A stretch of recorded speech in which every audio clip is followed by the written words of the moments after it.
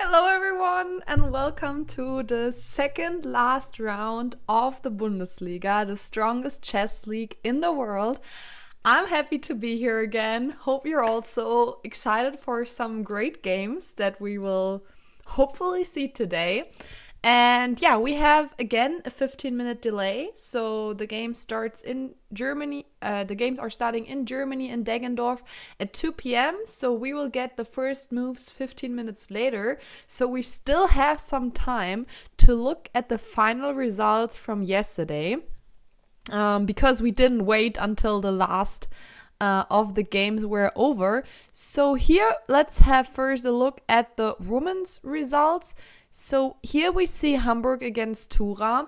It was a little bit surprising, actually, that Tura managed to win against Hamburg because before the round, Hamburg was the fourth women's team, and Tura was the seventh, but they had a really, really nice win.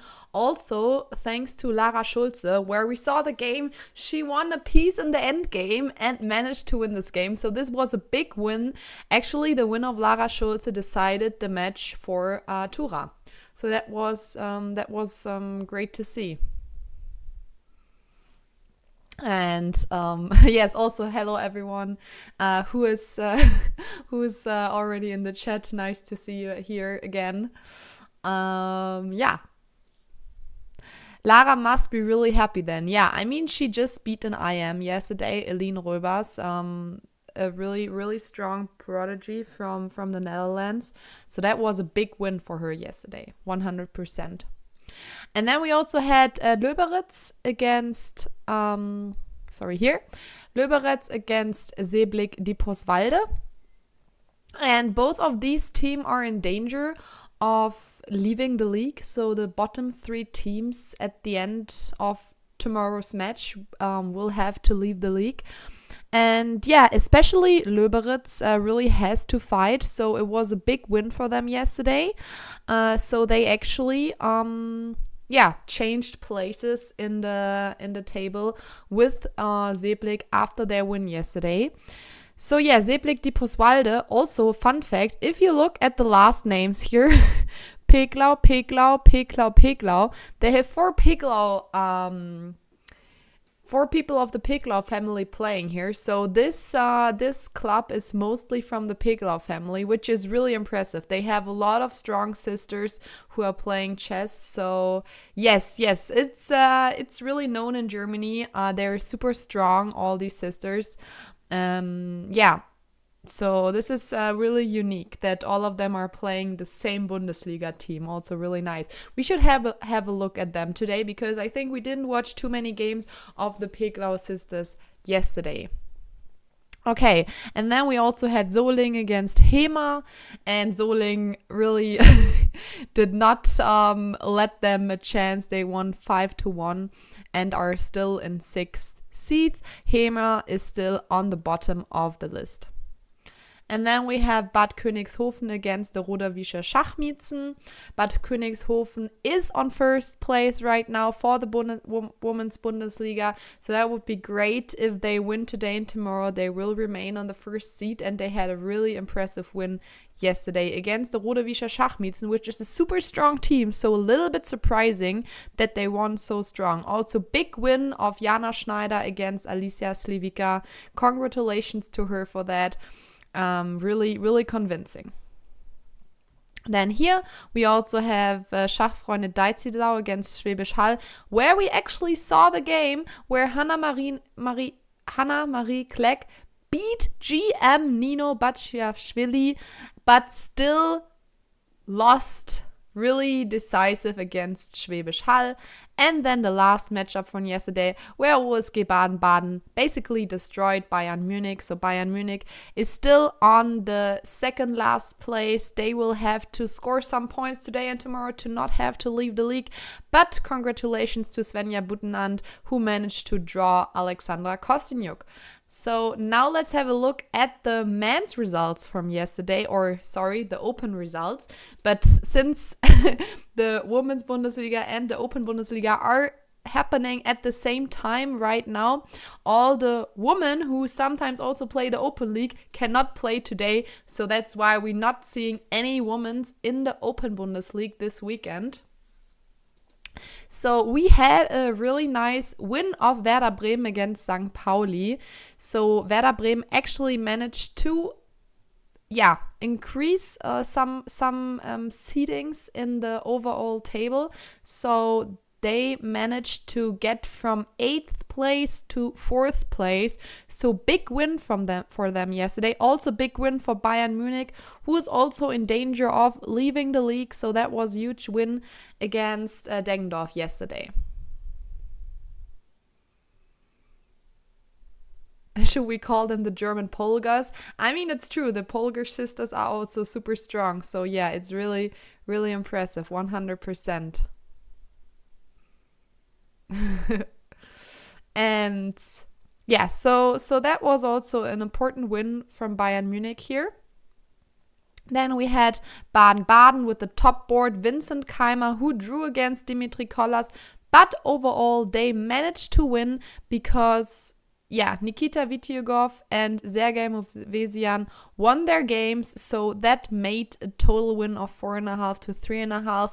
So that was an important win to secure the 3rd place for them. Still hoping for 2nd. They can still make the 2nd this year, OSG Baden-Baden. So yeah, we will see how that goes. Viernheim also won pretty convincingly against Heimbach-Weiß Neuwied with a strong win. And yeah, this was also interesting until the last second, because it ended 4-4, and thanks to Ikonikov, who won the final game, they managed to get away with a 4-4. I mean, Vincent is not only good in freestyle chess, he's also really good in in classical chess. And this is my favorite result of yesterday.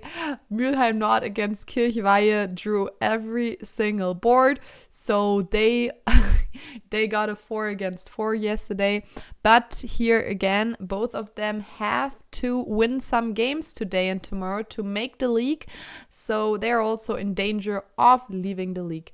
And then here again, Düsseldorf, they played against a really, really strong team of Solingen, but still destroyed them with 6.5 points. So if Düsseldorf is managing to win today, they will be the champions of the strongest league in the world. And if we just look at the first 8 boards, they have Arjun Erigaisi, Wesley So, Anish Giri, Zindarov, who had a great season. Van Forest, Esipenko, Sadvani, and Bologan. So this is really a star lineup here. So yeah, really, really convincing. They won every single match so far in this season.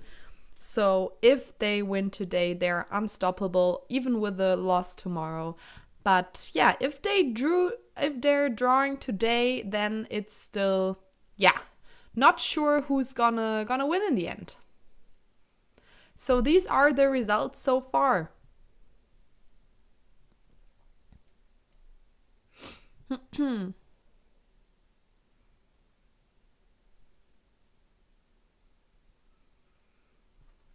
I will switch to the board so we can already look through some matchups of today. And again, same as yesterday, if you have any wishes of which game you would like to see, please let me know in the comments, because we have exactly 100 games today that we can possibly watch, so it's hard to keep track of all of them. So if you see any interesting game, please let me know in the comments. Yeah, we have, I think we calculated this yesterday. So we have 6 matchups with 6 board at the Women's League, because in the Women's Bundesliga they only have 6 boards, so 36 boards for the women. And at the Men's League we have 1, 2, 3, 4, 5. 1, 2. 8 times 8 is 64. Oh no, but it's -8 because Kiel is not playing. So Kiel has withdrawn from the league, so it should actually be 92 boards transmissioning. Ooh, I see. Yeah, so we miscalculated yesterday since we don't have the matchup of Kiel against Dresden today. So every team who is playing Kiel, they just have a free day. So today it's Dresden. They're not playing, which is also a little bit, yeah, inconvenient for the sponsors of the team. So they have to get the players for this whole weekend still, but they can only play 2 games. So that's also, yeah, a little bit unfortunate, I would say.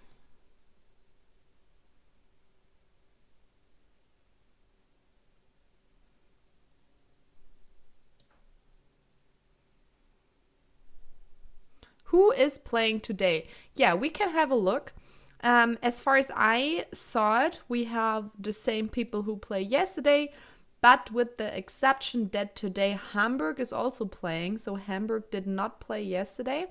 And not really surprising, but we have the top boards playing for them. So we have Frederik Swane on board one, who just had a great tournament in Grenke. He scored third place, won 20,000 euros, so a lot of money.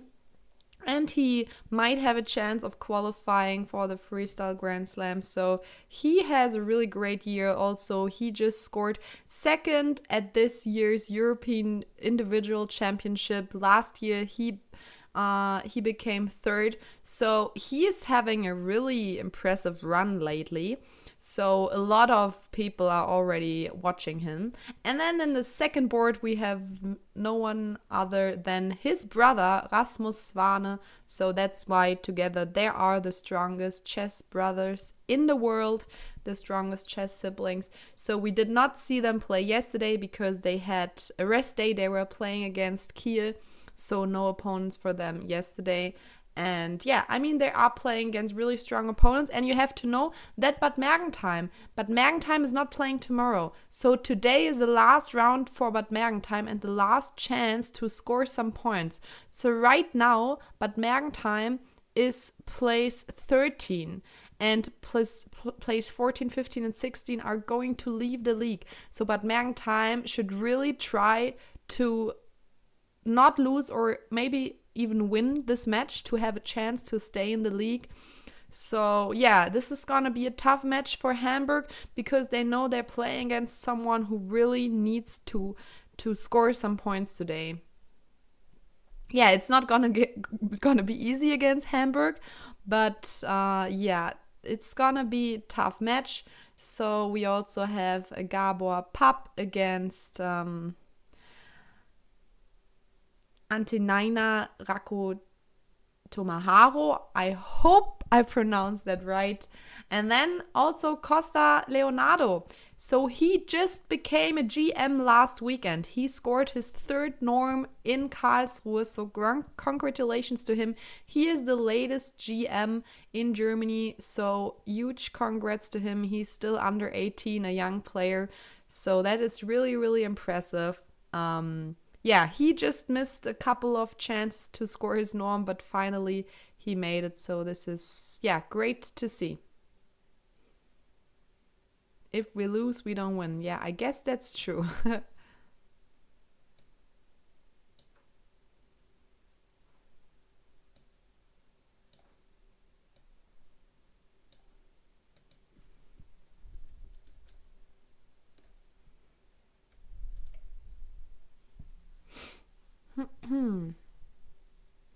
Yeah, and then we go on with Nicolas Lubbe against Ikonikov, who had a really important win yesterday. And yeah, then we already see the first board of the matchup Düsseldorf against Heimbach. And as I said, if Düsseldorf is winning today, they're making the league. And they have, again, a super strong matchup with Arjun Erigaisi on board one. So he had a really nice game yesterday and he was already white yesterday. So Arjun gets double white, which is really nice for him. And I'm not sure, but didn't they have...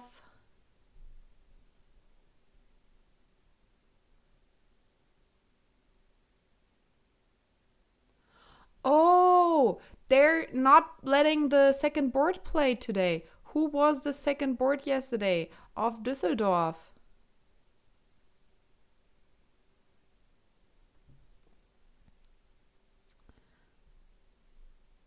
Wesley So. Wesley So is not playing today. Ooh, but they have their sponsor playing on the 8th board, Vadim Rosenstein. That is interesting. Vadim Rosenstein, their sponsor, the sponsor of Düsseldorf, is actually playing on the 8th board today. He's not gonna have a great time against Lukas Winterberg.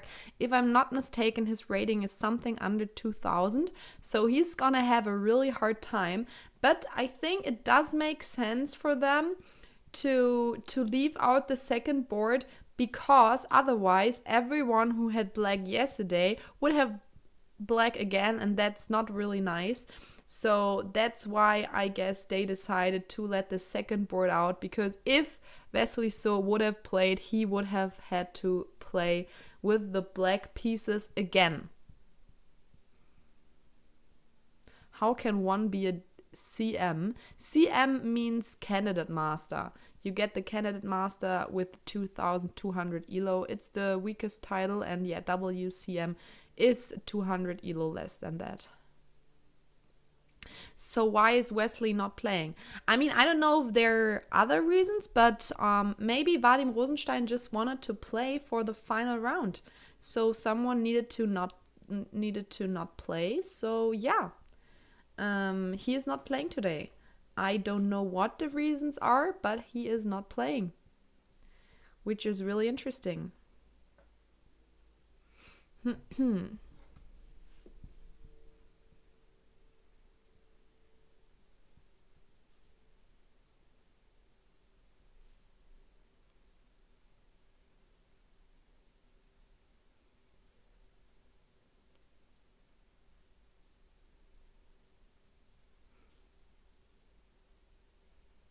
So I'm just checking if the games have already started at the local time, because we didn't get moves yet. So that's what I was just texting to see if they already started in Deggendorf. So we will get the information any second.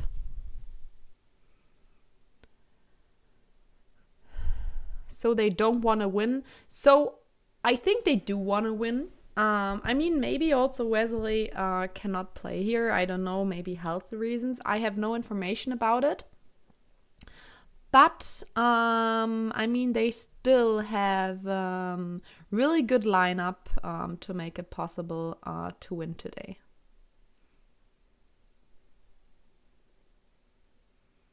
Yeah, maybe they are just confident enough to win. That's true. YouTube Operation Crossroads says, let's start with e4. I mean, that's always a good choice, but some people might also start with d4 or c4, or even knight f3. You never know, right? So yesterday we got the first moves half an hour after 4. So I would guess that today they should be a little bit quicker, because yesterday they also had all the announcement happening from the official people there. So today I would guess it should be a little bit quicker. So we're waiting to get the moves, and I think we should get them any second.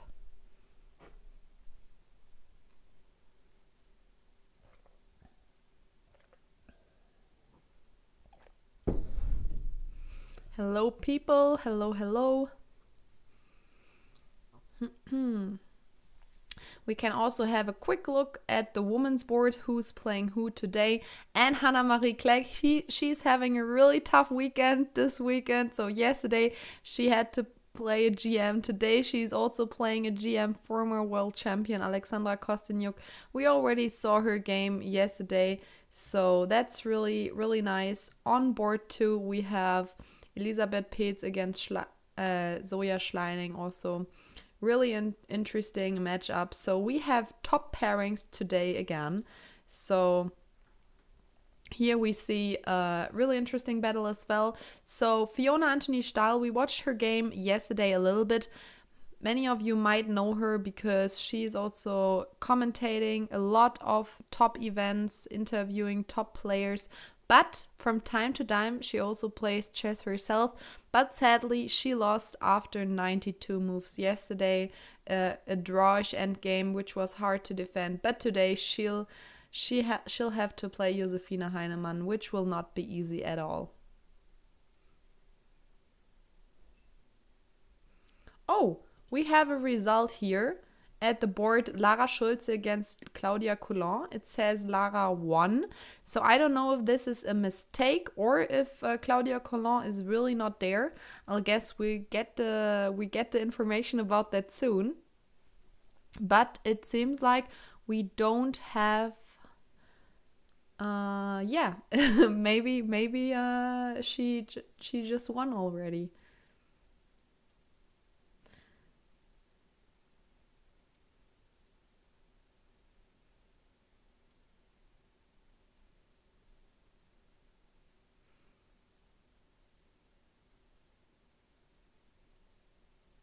And here is where the Peglau sisters are playing. Oh, and I see we got the first moves at the Open League. So this is just where the Peglaus are playing today. But let's switch to the Open again. And yeah, so we got the first moves here. So 26. So they started around 13 minutes later today. So we got a move at the board. Martin Kremer against Anish Giri, e4, c5. So Anish seems to want to win today with the black pieces. As I said yesterday, if you want a draw at top level, the Sicilian is not the opening you would usually choose for that one. So gonna be an interesting match. So now we also got some moves at the top board here. Arjun Erigaisi. Do they have backup players in case someone doesn't show up? So I would say usually they don't have backup players on location. So if someone is canceling last minute, it can be tough. I mean, for sure they have other people who they can contact. But I mean, I don't know about backup players being also at the location right now.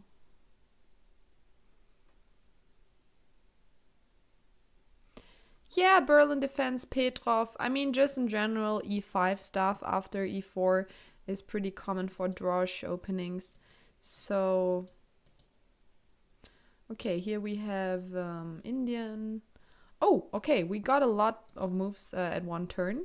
So, white, took the center. If if he can get the center, he takes the center. Why not? And black decided to take here. And Arjun actually decides to take back with the pawn. So this is not the main line. The main line would be to take back with the bishop. But this looks interesting. Opening up the G file. I don't know. Maybe he's...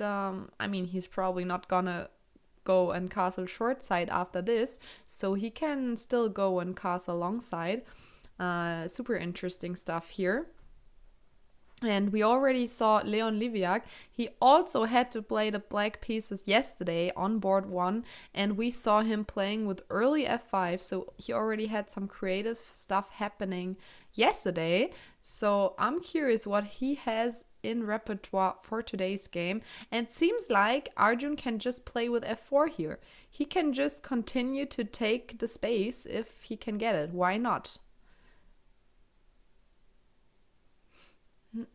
f4 and then even e5, because if black is not playing anything in the center, we can take the center, and I think we have a really nice position when we play f4 and e5 here.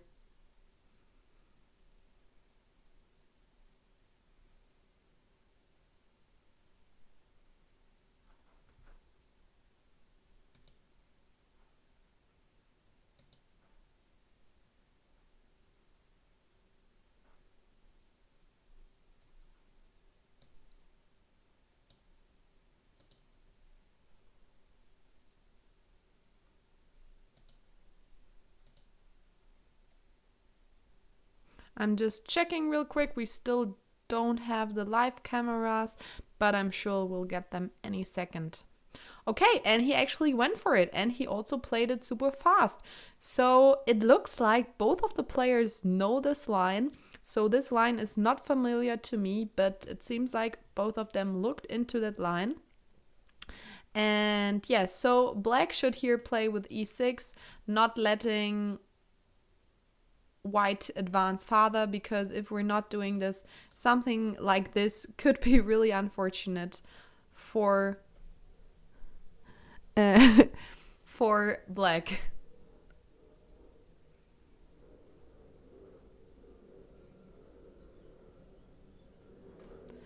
I feel like oftentimes in these structures you get the entire center, but one of your bishops will be bad. I mean, for sure, your pawns are mostly standing on one color, and the color of the bishop these pawns are standing at are not that great, but I mean, this bishop is not bad like forever. I mean, at some point you still have the chance to move these pawns somehow. And yeah, he's playing e6 really quick here, so he also knows this line. He knows what he's playing, and here it seems like white can even move another pawn, so just go with h4, trying to play h5 as well. This is interesting stuff here.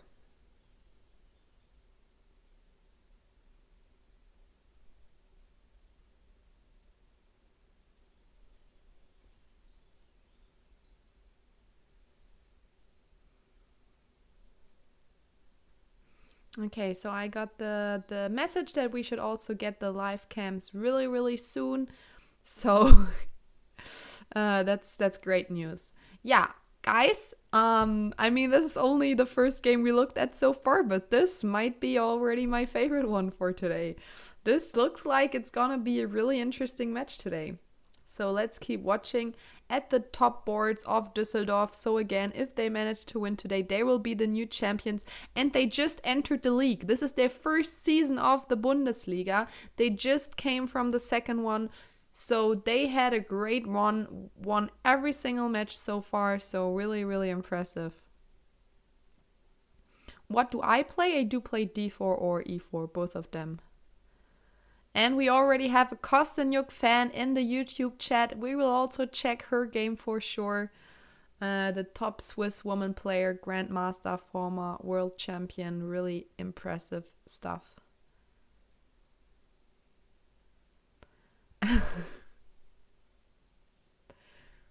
Why am I not playing? Well, none of the clubs asked me to play for them. I don't know. Okay, so let's look at the opening. Anish Gir with black against a strong German GM. Going for the Sicilian, open Sicilian. We've seen this stuff before. And going here with bishop g5, e6, definitely the main line here. You could also go with bishop d7, but e6 is the move we've seen the most. Queen d2 to, yeah, also play bishop e7 at some point, but this is not what black chose here to do. He went with a6 to prevent stuff like knight b5, which can be really annoying because the d6 pawn can also be weak from time to time. So yeah, it's nice to not allow white to play knight b5. Long castle, bishop d7, king b1. So this is the position we have right now. White didn't think at all black, so Anish Giri thought his first few seconds on this move. Bishop e7 still, yeah, main line here. Bishop e7 is the most played move. And yeah, here white can take on c6, and after taking back, just protect this pawn with f3. Then start the king side attack here with g4 and h4. So this might also be a really interesting game if we have opposite castles here. So again, I'm excited to see where this game goes as well. You have been a fan of Alexandra for about 4.5 years. You almost missed this tournament. Well, happy that you saw that she's playing here. Yeah, it's gonna be exciting stuff this weekend.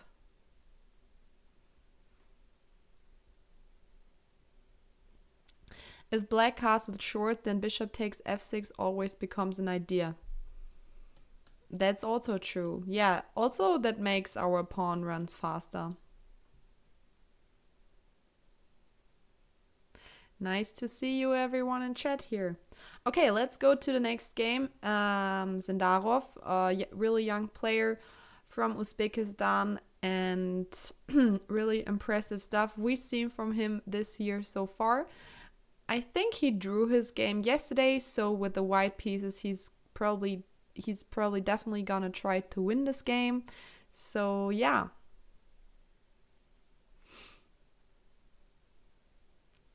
She was playing the exchange Caro. No, the advanced Caro-Kann. We will have a look at that in a second. So here we have, we have the Petrov defense, and we already said black chooses this opening. If they want a draw, that's really likely that they play like this. Zendarov, of course, does not want to draw, so he goes for d4. Modern attack, it's what this one is called. Yeah, here you play knight d2, taking, and knight d7. So this is the position now, and white has the first deep think, and it seems like c3 is a move they can play here. Also just developing bishop e2 seems like a good option here. So knight d7 was actually not the main line.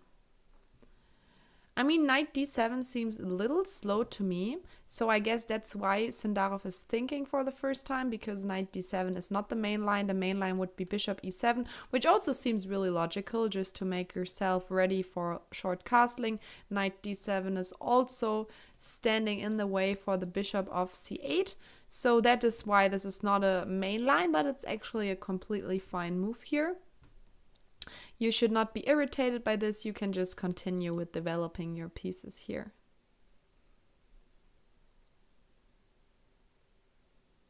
Yeah, after bishop d3, I think knight c5 is a little bit annoying, because you don't want to trade off your bishop against the knight, especially in this position.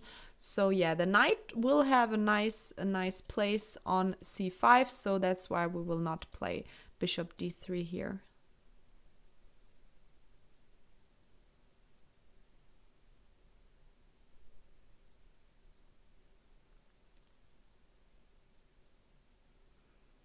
Yes, we have Fiona versus Josefina Heinemann today, so we will also have a look at this later. But now I want to have a quick overview of all the top boards, all the openings that are happening so far. And as I said, I'm really happy with what we're seeing so far. Knight f3, knight f6, c4, knight c3. We have the English opening here. We haven't seen that too much yesterday and today, right? So a little bit change in openings here that we're seeing. Short castle, a3, bishop taking, and we're taking back with the queen to keep our healthy pawn structure. But taking with the queen is of course a little bit slower than if we would have taken with a d pawn and already be able to develop. But the pawn structure here is really nice, so it makes sense to not destroy it if not necessary. d6, b4, taking all the space, and attention guys, don't play knight g4, you'll be checkmated on g7. So e5 happening here, and okay, so this is the position. You can just play e3, prepare to castle short side, at some point maybe d4 to get all the space here on the queen side. So yeah, black has this the space in the center right now. We have it on the queen side. Not too much happened here so far.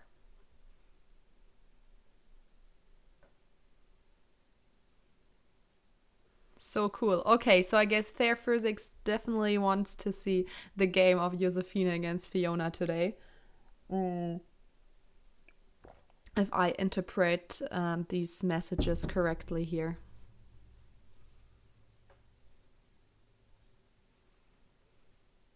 A tiny bit. Okay, we will do that. Let's go to the next game. Stefan Zilka against Andrei Esipenko. So Andrei Esipenko played a draw yesterday with the black pieces. So today he will definitely try to win, starting with d4. And okay, so this looks like a really normal opening here. Okay, he's not going for taking here, because this would be a Tarrasch, kind of. Okay, he's going for the solid e3, so knight c6, and we have a completely symmetrical position here. He's just playing really solid stuff here, nothing crazy in the opening. a3, a6, still symmetrical position. b3, preparing to play bishop b2, and this is the first move where Black decided, okay, you know what, I will not follow you, I will play bishop e7.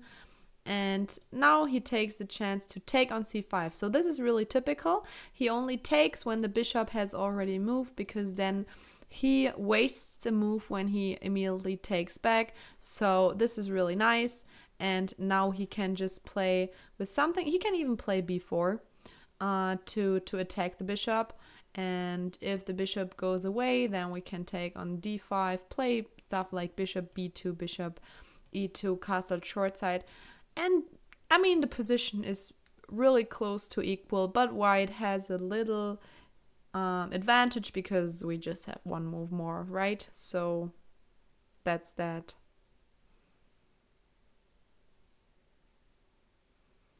Yeah, they have 10 players over 2,700.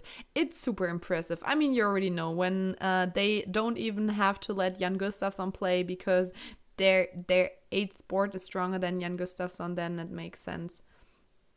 I mean, today the 8th board is not stronger because they let their sponsor play, Vadim Rosenstein, but in general. Okay, next position here. So Sadhvani Raunak from India, he won really quickly yesterday. And let's look at his game today, playing with the black pieces. And yeah, as I said, Heimbach will also try to win today. They on 11th position, so it would be nice to not lose. And also, if this match somehow ends in a 4-4, then we will not know who will be the champion until tomorrow. Because if Düsseldorf wins today, they are the champions. So this is also a really interesting point. And I always like if it's tension until the last round. So maybe it would be nice to see Düsseldorf not win today. So here we have e5. And we have the Rui Lopez. Knight f6, d3, bishop c5. The bishop goes not to e7. He's playing the active variation, and now after taking on c6, we take back with the pawn so we can develop our bishop really quick. And bishop e6, I mean, yes, we have a double pawn, but therefore we have the bishop pairs, so this is really equal here. Bishop d6, protecting this pawn here on e5. And white is going to open the center. And this is someone we've seen all day. So if our opponent is not castled yet, we're trying to open up the position to, have some counterplay. So that's really nice. Going back, taking here. And now we can also play with f4, everything with tempo. So going back, and okay, black now, so black knows this opening really well. He's not thinking, he's playing everything super quick. f5, and this is the position we have right now, both of them having their first think, and looks like after queen f6 we might also be able to castle alongside. So this is also something we can think about here as black, but we can also just castle short side. Also completely fine here. And we do have the bishop pair. So as soon as the position opens up here, we can also play against a white king. So also interesting stuff here happening. Okay, I want to have a quick look at the board of Vadim Rosenstein here, playing with the black pieces. The probably most rating difference in today's Bundesliga games. E4, C5, and white is going for a line that has not been played a lot. Bishop E2 here, definitely not a main line. I guess he just didn't want to step into any prep. Knight C6, F4, Knight F3. And I mean, you see also Vadim Rosenstein already have a thought on move 1. So he just is going for a really normal setup where he can just attack him if he wants to. Here, Knight A3 is an idea to be able to take back with the pawn. And if you're taking, we just take back. The bishop, the knight can go over to C2, maybe D4. So Knight A3 here is a nice idea. Okay, I also want to have a look at the game of Vincent Keimer, the German #1, playing today. Where is his board? 1 second. Okay, I will see him in a second, but for now I saw the game of David Navara against Dimitri Kollas on the top board of Deizisau against Mülheim Nord. And yeah, Mülheim Nord is right now at the bottom of the list, so they really have to win today to make some stuff up. You play this, you're rooting for Georgia now. Yeah, I mean, it's nice to see people win who are playing the same openings as you, I guess. Okay, so normal stuff here in the opening.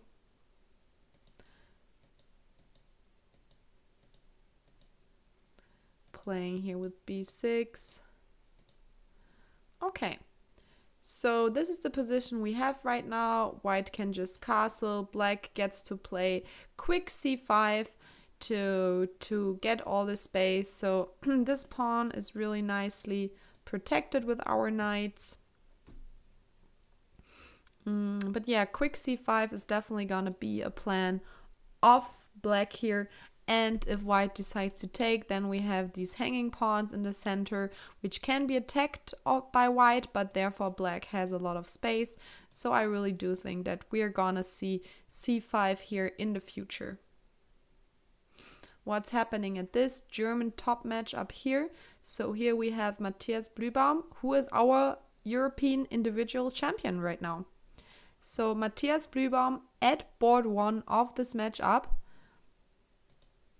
playing with 1 C4, going for a really solid opening as always. That's how we know him. And I would guess after his quick draw yesterday with black, he is probably gonna try to score a full point today with the white pieces. So he is choosing a really solid opening for this, going for bishop G5, okay, nice, guys. Here we have our first really interesting game. So just to show you, taking this piece here is not a free piece, because this is super dangerous for black. For example, if you go away with your knight, let's say knight to G4, we will just play queen D4 and attacking the knight. Let's say knight E5. We can take. Yeah, the knight doesn't really have somewhere to go, right? Okay, so here, let's say it goes to E8. We will still go here and just get our queen over to the H file. And this is already much better here for white. So the only thing black could have done here is going back here. And then we just play with queen D3. Actually really interesting stuff, because this position is close to equal. But nothing you want to play with black against, I would guess. So here, after playing H4, he didn't think too long. I mean, he thought for a bit, for about 4 minutes, and did not accept the sacrifice. The best move actually would have been just to play rook E8 here. But he went for taking on d5, and Matthias just took back, his bishop still hanging around on g5. Really interesting stuff. And we got our first live cam. Oh, and I'm just seeing today, did we get a new top board today? I think we did.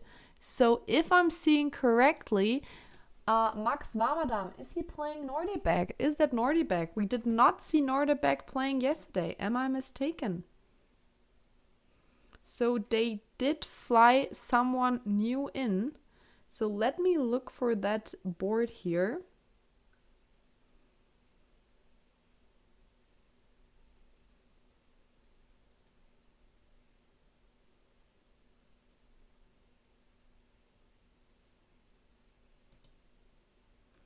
So Viernheim actually, got a stronger player today. I don't know why he was not playing yesterday, but he is playing today. I guess then he will also play tomorrow, and tomorrow will be the big showdown of Viernheim against Düsseldorf. So they got an extra player. Wow. He comes today. So I already said yesterday, I would think that we have some surprises coming for the final rounds, and we definitely did. So he did not play yesterday, but is playing today. So this is the first surprise. I just realized that now. So this is awesome. And he's playing against Max Warmerdam with the black pieces. So Max Warmerdam had a tough loss against Arjun Erigaisi. In general, Solingen has a really tough weekend playing the top teams after each other. So yeah, this is something special.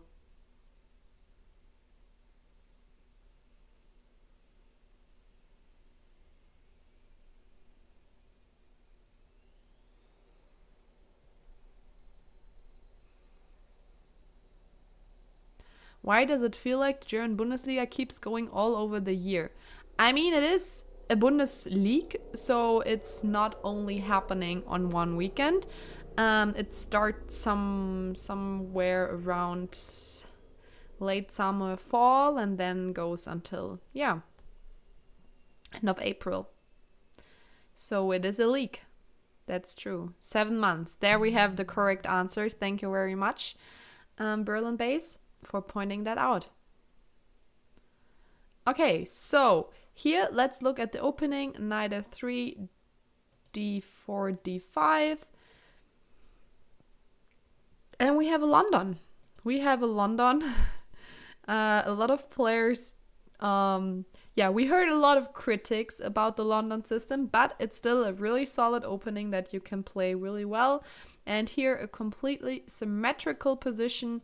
Bishop e2, and Nordibek decides to not play the same as white. He plays h6 here. h6 makes it possible that the bishop can go back to h7 if white would try to get the bishop pair. So this is something black can still do, try to get the bishop here. And we have short castle. So yeah, here black can just keep on developing. Bishop d6, try to trade off these bishops here like this, maybe also short castling. And yes, at some point the players want to play c4 or c5, but I have to admit this is not the most exciting position we have at all.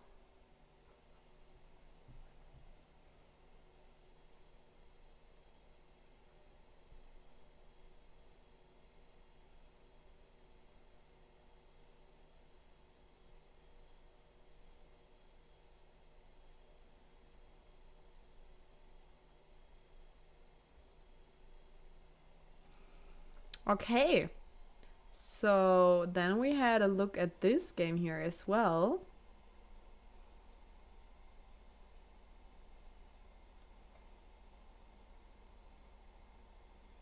So now, as promised, oh wow. Wow, guys, we don't have many pieces left on that board here. So let's have a look at this matchup here.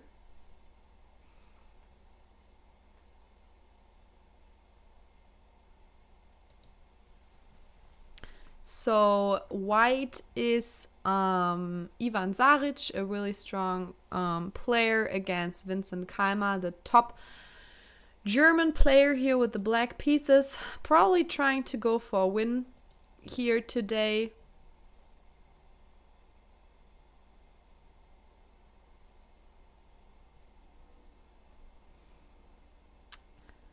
Bishop b5. Yeah, we have the Ruy Lopez here as well. a6. Here, I mean, in the other position, we saw bishop c5. Here we have bishop e7. And playing with quick e5 in this position. Taking, everything known. And yeah, so if we just count through, white is up a pawn, but therefore black is already really well developed, has all the pieces out, so this is completely fine. And as you see on their time spent, they do know this line, so they blitzing everything out here and going for some mating threats here. So white should play with g3 to make an end to all these threats. And yes, so here you should give up this pawn here at some point, because it's really annoying to keep protecting it. I mean, if you play something like I don't know, bishop c2, then it's already better for black, because you're just quicker. You get your rooks in and you have a lot of threats. You can get your bishop here in time. You cannot really play this, because this one is also hanging. Bishop c5 threatening here. Maybe also get the h-pawn into the game. So white shouldn't be too slow. So white played completely correct, giving up this pawn here and trading this one back. So white is up a pawn again, but therefore black has the bishop pair, and white also does have some weaknesses here on the king side. Queen g2, queen h5, so Vincent is not gonna trade queens with a pawn down, and this is the position we have right now. Interesting stuff. So they're already in move 20, so they're already really advanced.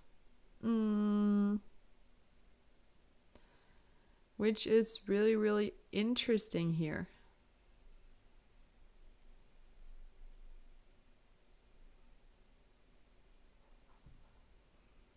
Let me real quick check here. It looks like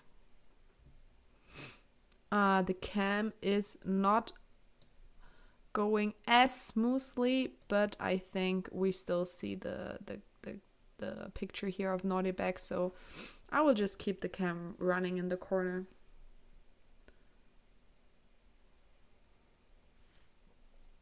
So yeah, interesting stuff. Let's try to understand what could be possible moves here.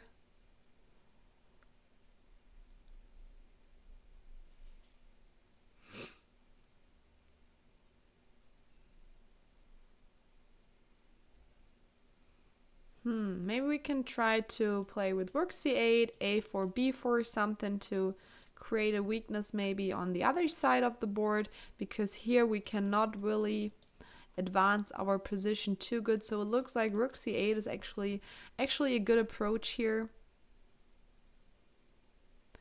We could also try to play with f6 and bishop e5. Because when you take, there's also a knight hanging on d2, so that would also be an option. You say queen c6 as an option for white, or you mean that's a threat? Yeah, maybe if we're not doing anything, maybe this can be annoying sometimes. But should be fine. Yeah, rook c8 also works against that move. That's true.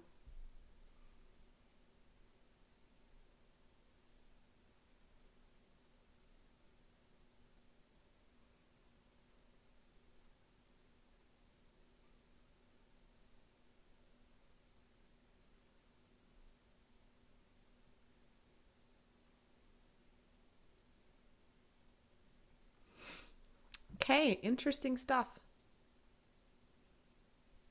So Which top boards have we not seen so far?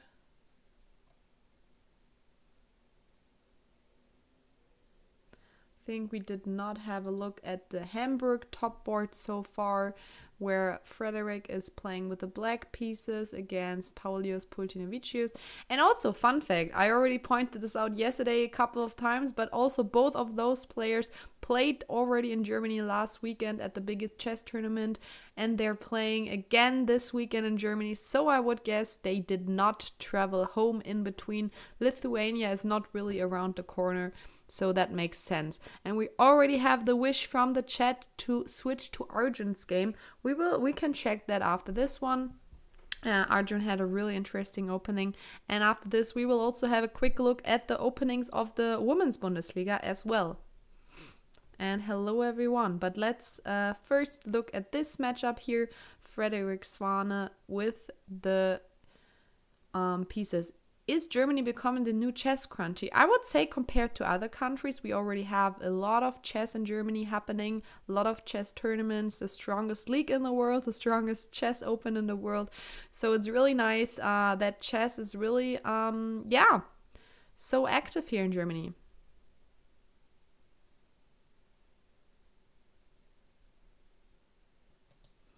Okay, so we have Indian opening here, playing with e6, d6, and b6, not taking the space. So white, if white has the chance to get some extra space in the center, he's going for it. And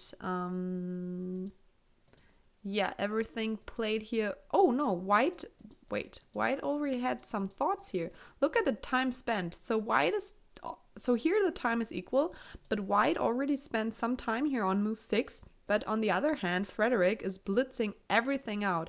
So this is also something we've seen a lot of Frederick. He has a really good opening preparation and he knows his openings really well. So here he already has a good 20 minutes time advantage after 11 moves.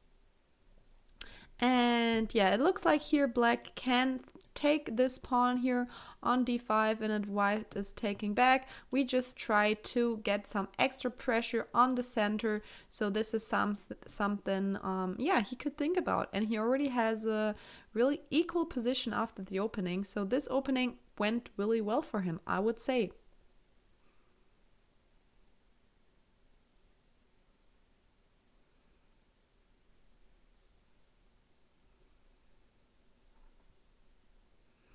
Okay, let's go on to his brother, Frederick Rasmus Swane, playing here with 1d4 and playing against the Slav defense here. When you play with d5 and c6, that's the Slav. Rasmus playing, as always, his solid openings here, h3, b3. So yeah, I mean, if black decides to take here, they have a really, really bad pawn structure, so they're not really doing this right now. And here, as soon as the bishop appears on b7, we don't want him to take here and play c5, so this bishop could get active. So on the other, that's why in this position we decide to play with c5, so this bishop will forever be bad on b7. Knight to e4, black also needs to play active somehow. And now we can just play b4 as well to make sure black is not gonna play with something like a5 here. And yeah, then we can also just take here in the future. These are the ideas Rasmus can play. So this is a position where white has more space, has a nice position, but not too easy. Keimer has 2 blacks in a row. Yeah, we've seen this from a lot of teams that they have the same color as yesterday, so that's a little bit tough. But he already had black yesterday against Dimitri Kollas, has black again today. So yeah, we'll see how this one will go.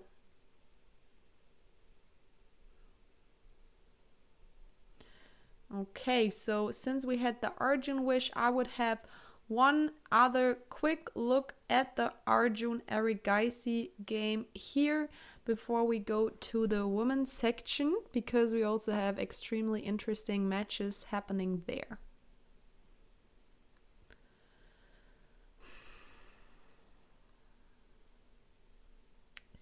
Okay, we still have no castle.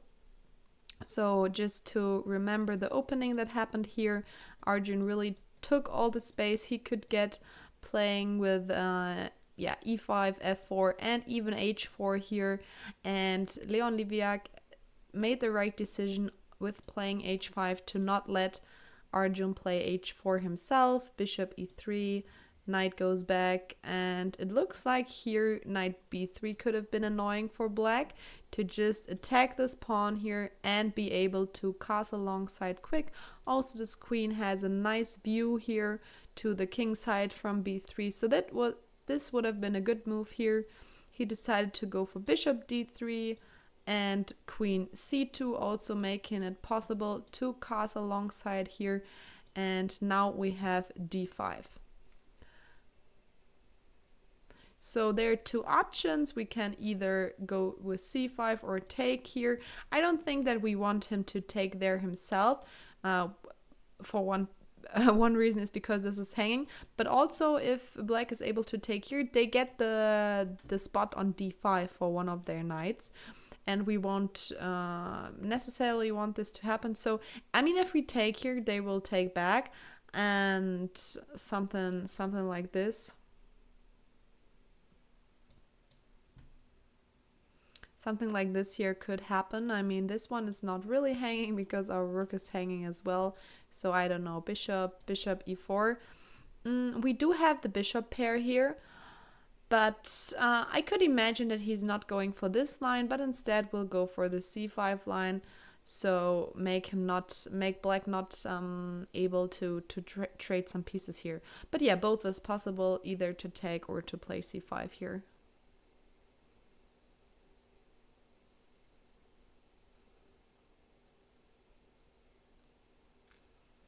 Okay.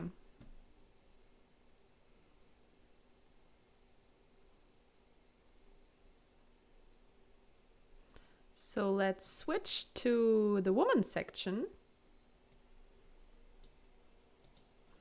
And first of all, I'm gonna go to the board of Hannah-Marie Clegg against Alexander Kostyniuk, and here already a lot happened. Wow. A lot of pieces traded.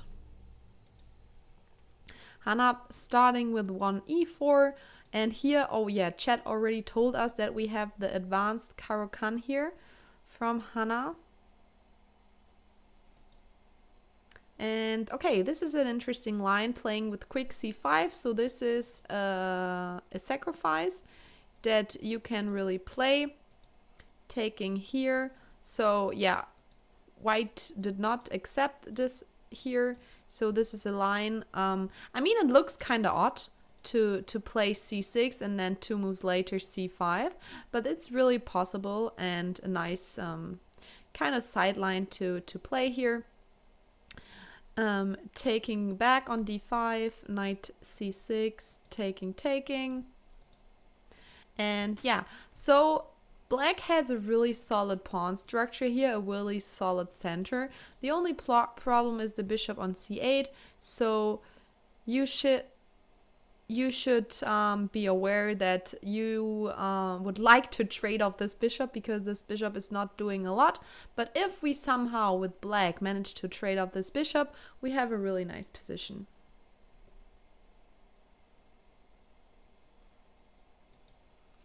Short cast, we have a really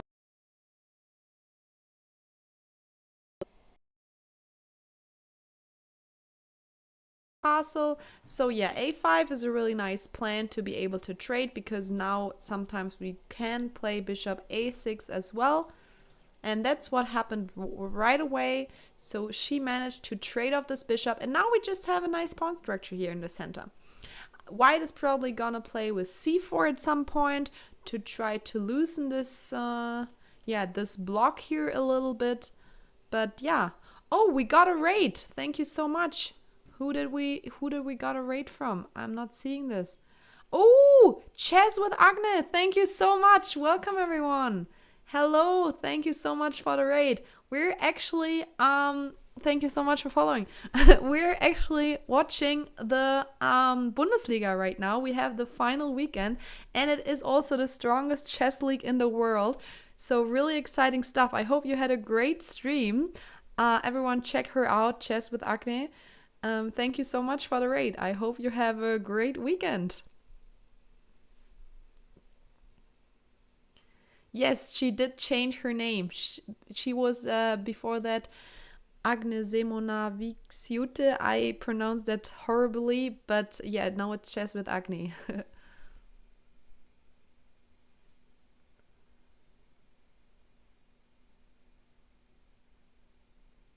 Ooh.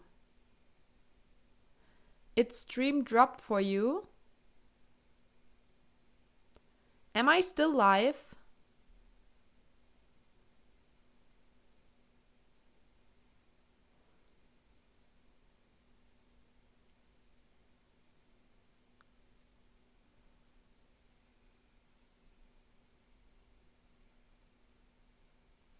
Can you still hear me, guys? It was fine. Was I only restarting at my channel, or where was I off at all of the channels?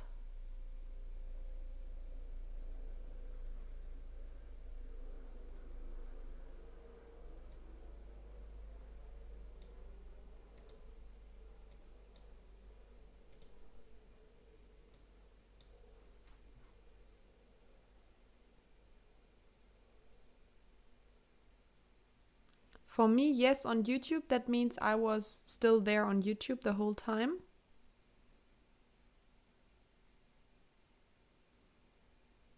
Okay, but nice that I'm back again.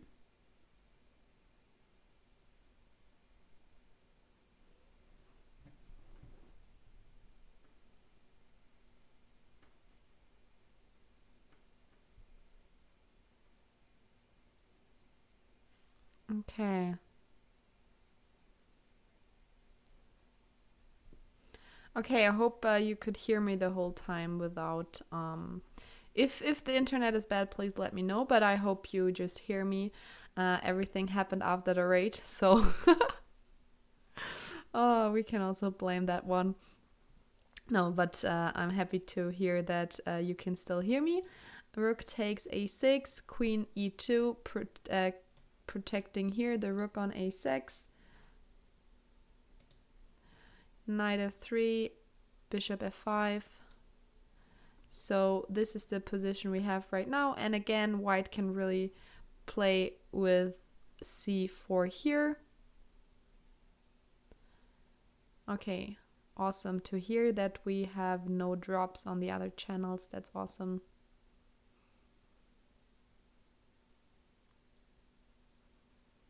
Yeah, so far it's a balanced game. As I said, black has a really solid pawn structure. They can bring a knight to f5, so nice position here as well. Let's look at the next board. So Elisabeth Peetz had a really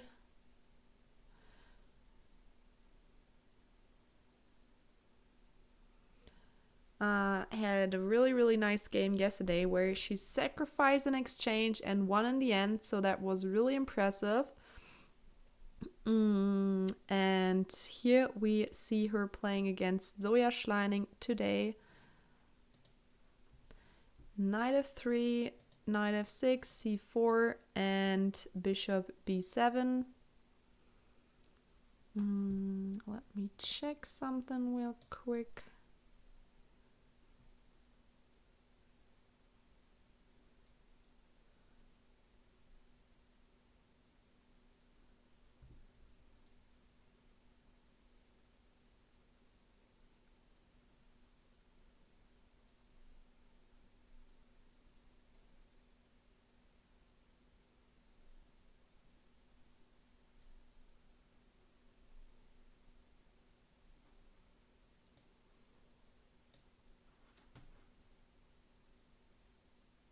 What stopped working?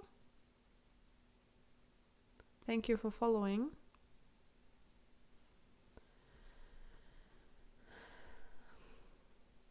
I stopped working? Oh, I was just checking, but everything should be fine. Bishop g2, b3, and we again see the double fianchetto. We already saw that yesterday at Elizabeth's game, so she seems to really like that one here. Just a really solid, solid position here for Elizabeth. And we have a completely symmetrical position here after 8 moves. So Elizabeth trying to get something out of this. And she actually can play d4 here. And yeah, make something out of her first move advantage. And she also should go for d4 here. If she still has the chance to do it, she should. Because if she's not, if she's playing something like rook c1, black can go with this move here. Okay, we have one top board after the other. We have on board 3 Dinara Wagner against Dulo Hanova. How is Olivia Lucas 10 years doing in the Frauen-Bundesliga? We can check. Do you know which board she is playing? If she's playing for... Oh, is she playing this weekend? I don't see her. Because board 6 of Daitzisau is Fiona Steil-Antony. I don't think that she's playing this weekend.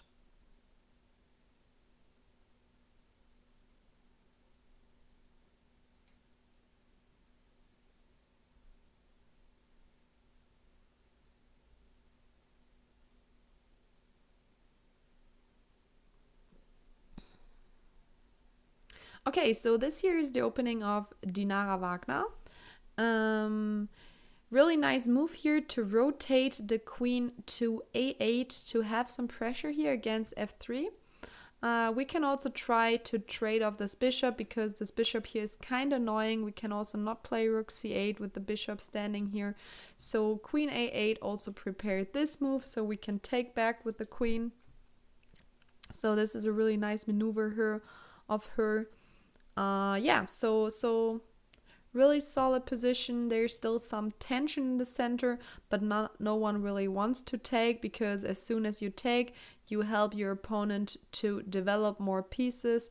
You can either take with the rook or the knight, and yeah, so you will just keep the tension in the center for now.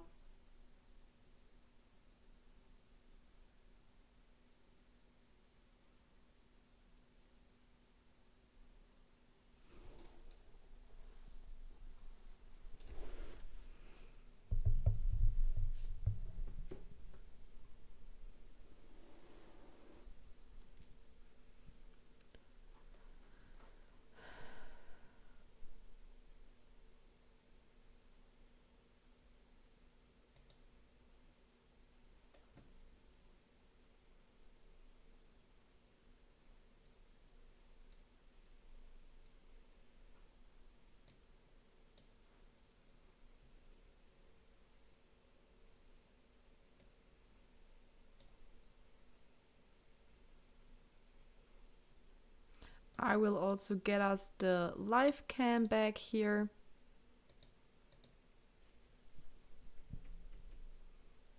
There we go.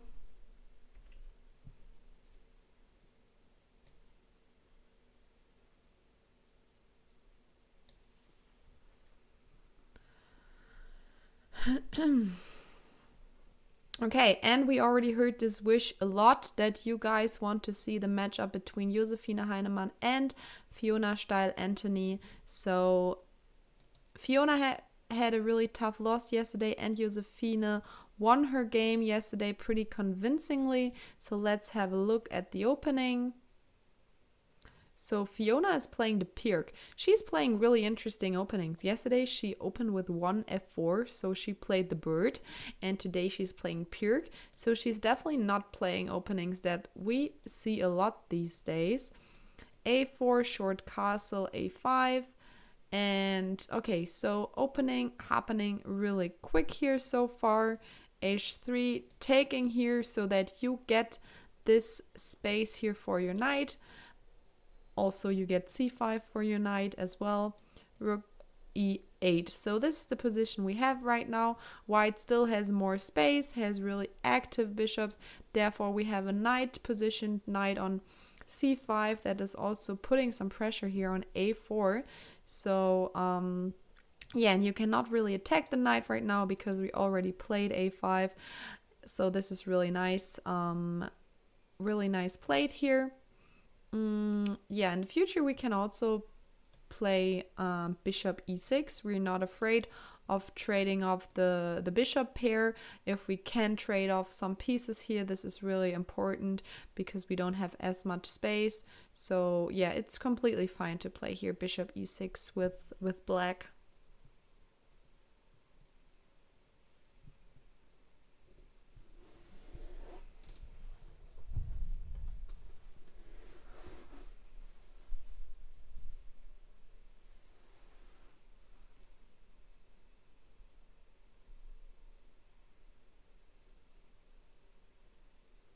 Yeah, bishop e6 here is completely fine.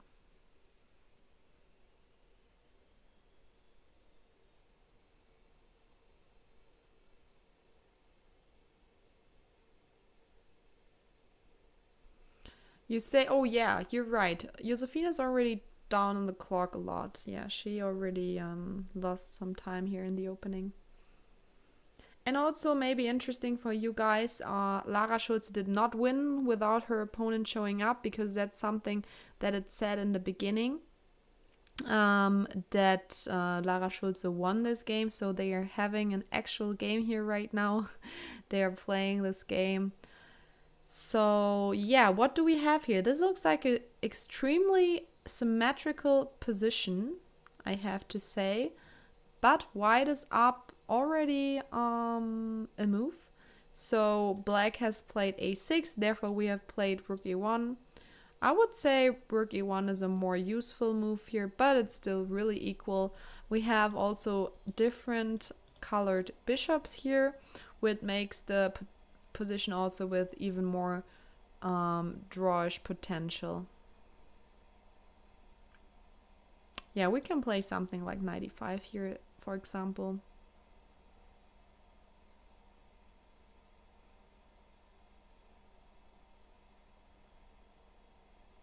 Yes, so we have the suggestion that after this, we could go with f3. And that's a really good point. We are up a move, and if black says, okay, I'm just doing everything that you do, we have a nice move here, and you can not keep doing everything that we're doing. Because at some point you will get the result for that, and that is here knight e7 check. This is protected, this one is hanging. So yeah, that's a really really nice point here, that you cannot keep doing everything that we're doing here.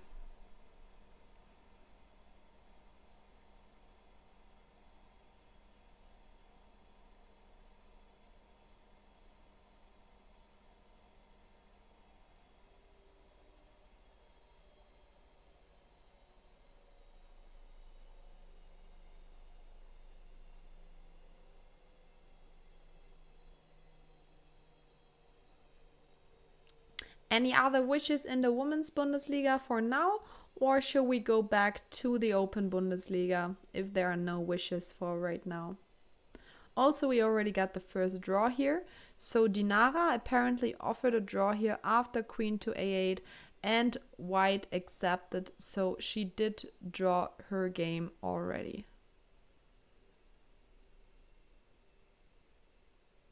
So this might be the first result of today. Dinara Wagner drawing after, yeah, round about an hour of playing time.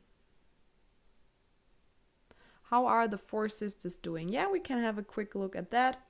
So we have Peglau Karis, the one of the Peglaus, here on board 1 of Seplik Depoliswalde, and it looks like we lost transmission because I do not think that white thought here for over 1 hour on this position.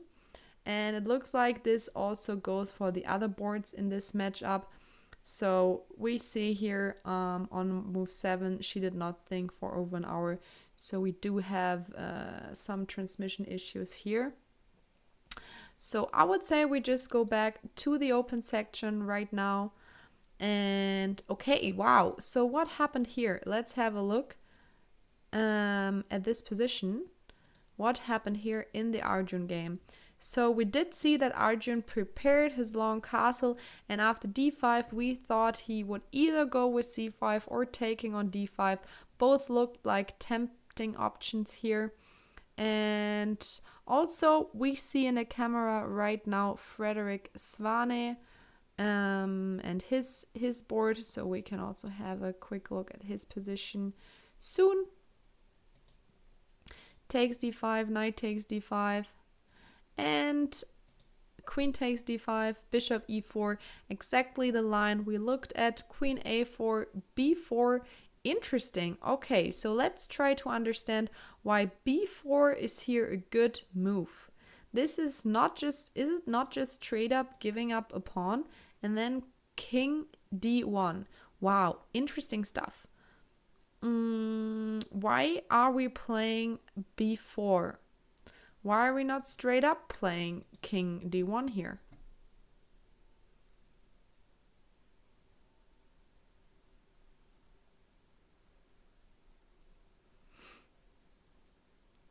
Okay, I guess with the queen on b4, sometimes this pawn is also hanging, and we can also attack the queen somehow like this, I would guess. So yeah, in this position we also have the move rook b1 and some immediate attack. So b4, a really nice move here actually, to just give up this pawn right away, but have the chance to play rook b1 and attack this here. So this was really nice played by Arjun so far. Yeah, also this here is not possible for black anymore. The knight will never make it to b4 in the near future. So yeah.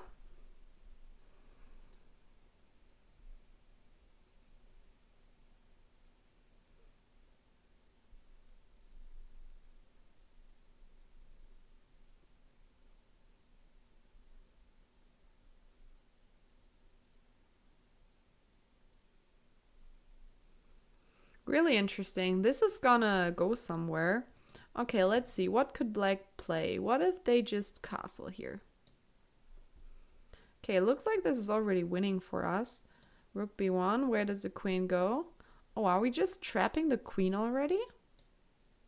Is the queen kind of trapped? I mean, it cannot go here. It also cannot go here. It also cannot go here. So it only has those two squares left. Okay, if it go to a6, we can take here. Queen a5, bishop d2. Okay, we can just trap the queen. Wow. Okay, so in this position here, we are threatening to trap the queen. Actually, we are threatening to trap the queen here. So that is nice. What could black do against it? Knight f5 to have the option also to take here. Like after this and rook b1. Maybe at some lines that's an option. But also we have the option here to just go back to e7. But yeah, this looks like a really good position for white already. So Arjun is doing Arjun things here.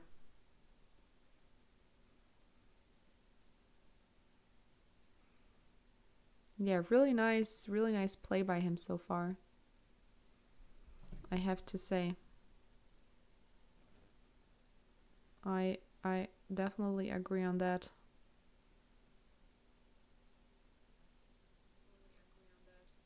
Hmm?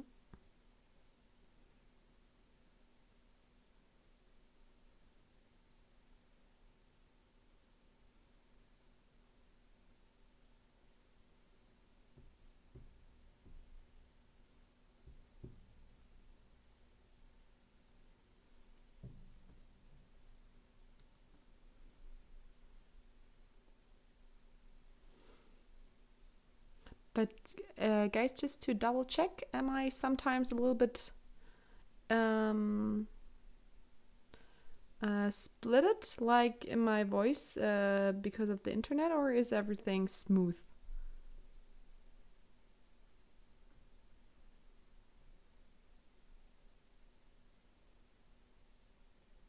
Yeah, like a lag. Do I have a lag?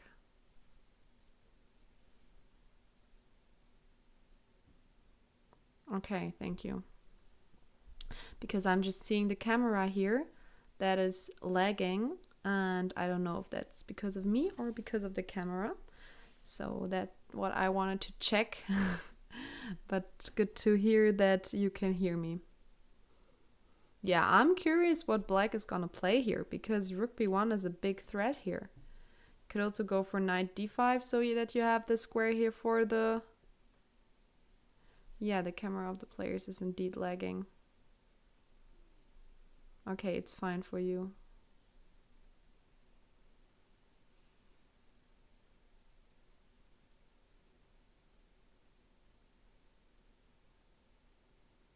Okay, well then I hope it's not me.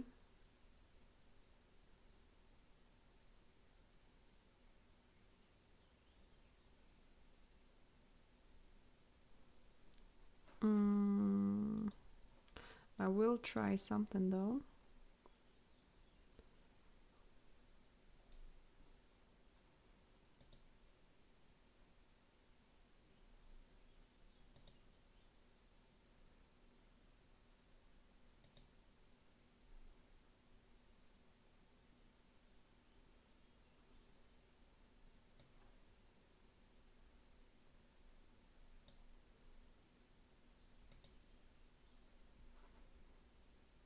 Okay. Yeah, and it seems like Leon Levijak also has to think about this move. So really, really weird position so far.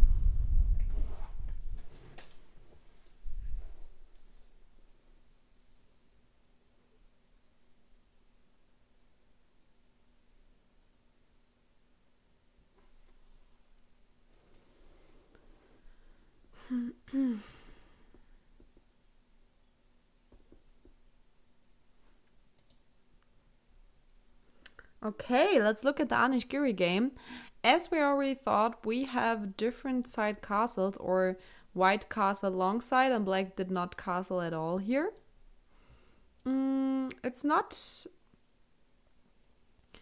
Okay, so it looks like we could try to go to the b file here to make it possible to play b3 at some point.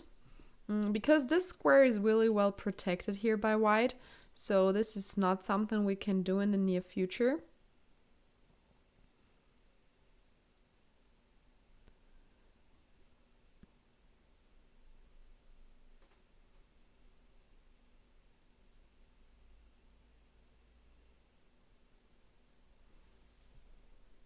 Okay, okay, here you can even play like c3. Because if black decides to take here, we can just try to trade off pieces.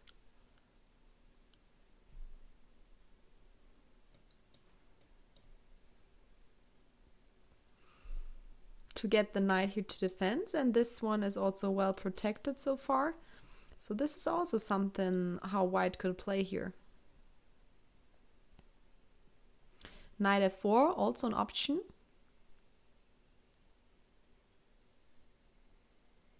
But yeah, so there's a rule that you should not move the pawns where you've been attacked, but here it really looks like c3 as a solid option here.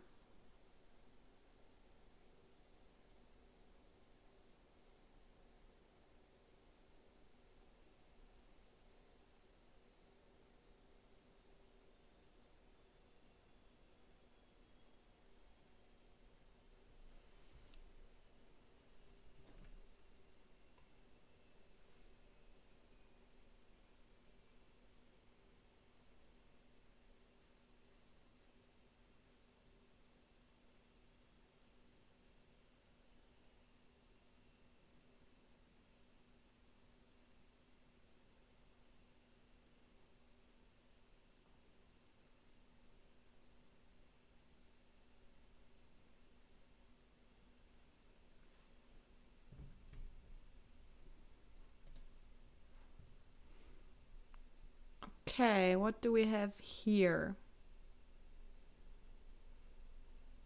Zindarov playing with the white pieces, and we already saw that in the opening Black would be fine with the draw here, so he went for the Petrov. But yeah, Zindarov did not want the main line. He chose, I mean, d4 is still really often played, but he's definitely trying to win here with the white pieces today. So that's why he chose to play like this. Bishop e2. Okay, I think this was the last time we watched this position, and here we said Black can just play with bishop e7 and try to castle as quick as possible, and that's also what happened. And yeah, the knight to d7 went to c5. It made its route there, arrived finally, bishop g4, trying to trade off the bishops. And knight f5. Okay, so the knight is really nice here on f5. We also have the option, if we want to take the bishop on e7. So then we have a really nice bishop. This pawn is not in danger of being attacked. We already have 2 pieces here behind it. So that's really nice. Thank you so much for following. So yeah, for example, let me think. Are we even threatening something? Maybe after g6 we can even play knight h6 and try to play against the weak black squares here. Would also be an option. If you try to go away with your bishop, we will just keep developing our pieces that we have not developed yet, because every single piece wants to be a part of the party, right? So that's also something we can remember. Thanks for the raid, Master Chess Dojo, and welcome to this channel here.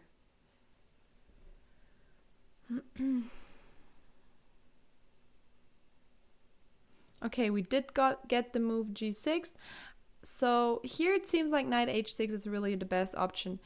Taking here is also an idea, because now you also have the weak squares, but it seems better to keep the knight on the board to provoke black a little bit more, because black does have some slight problems and it's easier to annoy him when we keep the knights on the board here.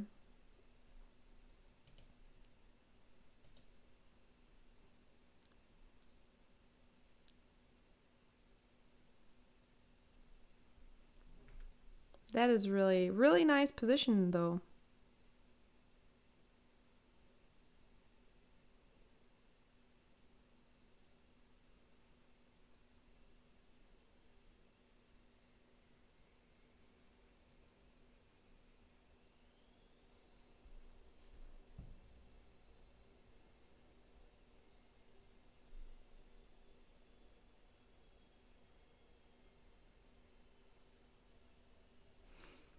Okay, let's keep on watching at the Düsseldorf matchup. So yeah, Düsseldorf seems to have good position on all of the boards. So looks like they can also make it, even though Wesley So is not playing today.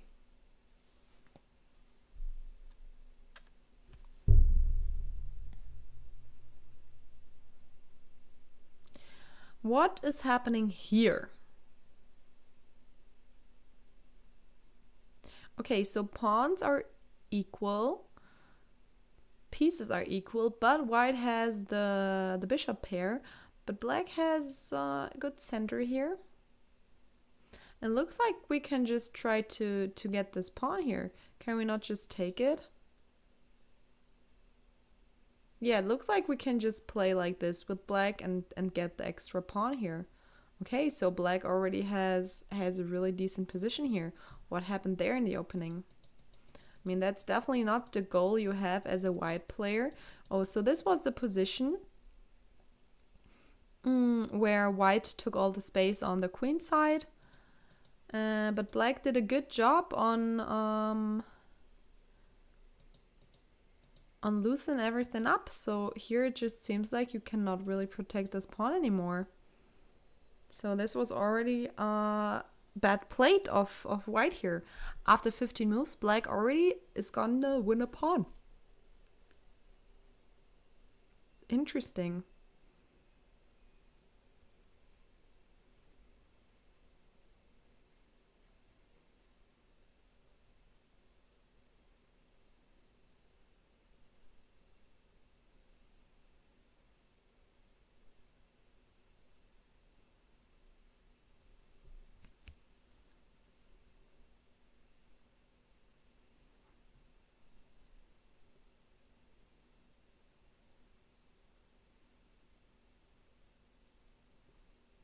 Yeah, looks like this is gonna be a smooth sailing here for him.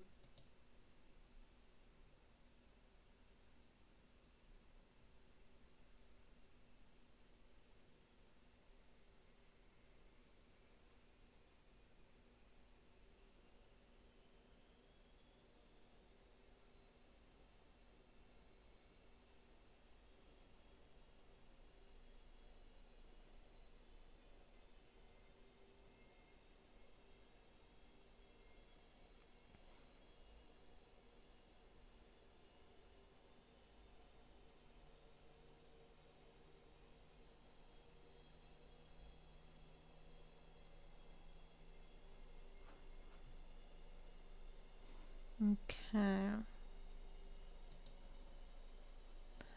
I will...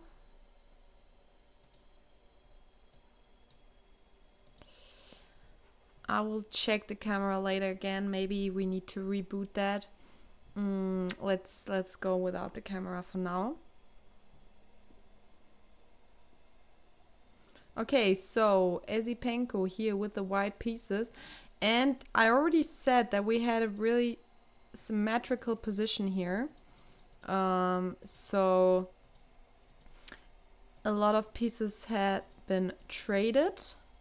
And this is the position we get right now. Interesting here that he chooses the F rook to go to C1. But I mean, the rook on A1 can still do some stuff. Maybe if we're playing with something like A4, so rook F to C1. Yeah, and black is probably gonna move the bishop away. Rook C8 looks a little bit weird because then we can play with A4 and open up the position here. Black is still a little bit uncoordinated, so this would make a lot of sense here to play yeah, to just go back with the bishop and then develop the knight and get the rooks here in action.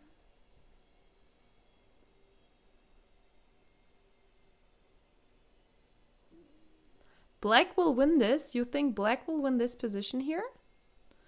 Or were you still talking about the previous one? Bold choice of you saying that, because right now it looks really equal.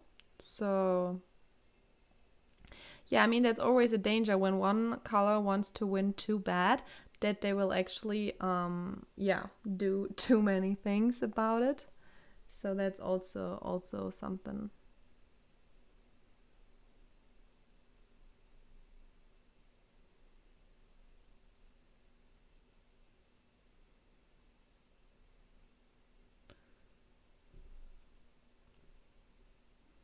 Okay, and let's see how Vadim Rosenstein is doing. The sponsor who has a rating under 2000 but is playing on the 8th board today of the Bundesliga. And it looks like white already has made some progress here. So what is happening here on board 8?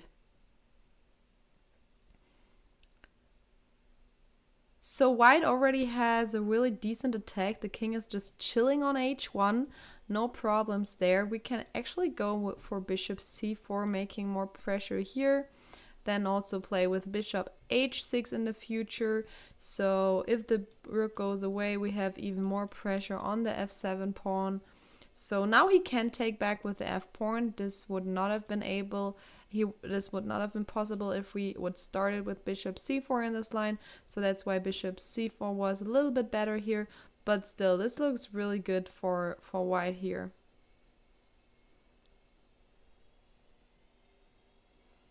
Black does have some problems. Also, this pawn really nicely prevents bishop knight to d4 as well.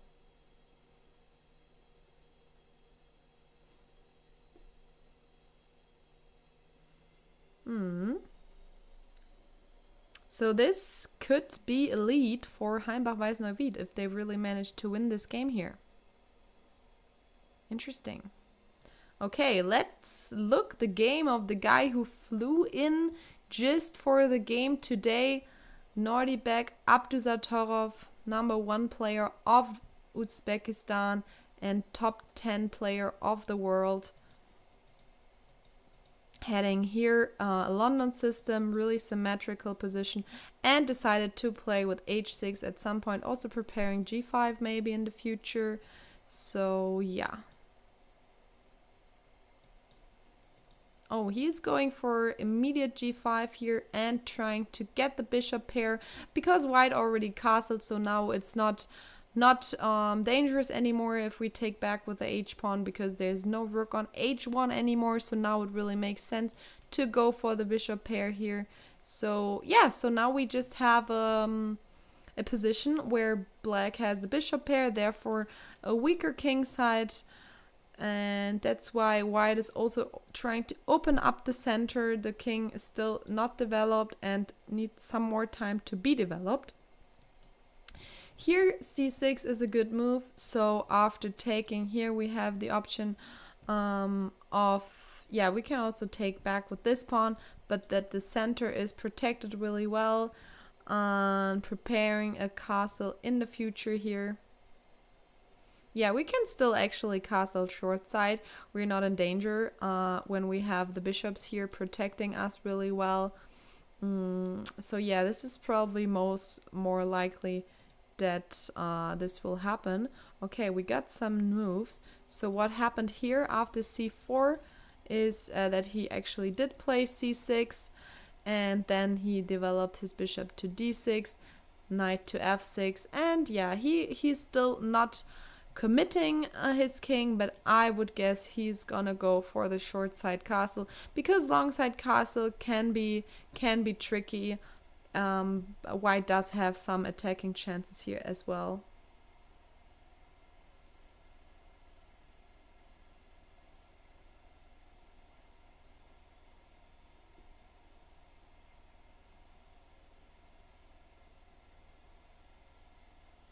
Interesting.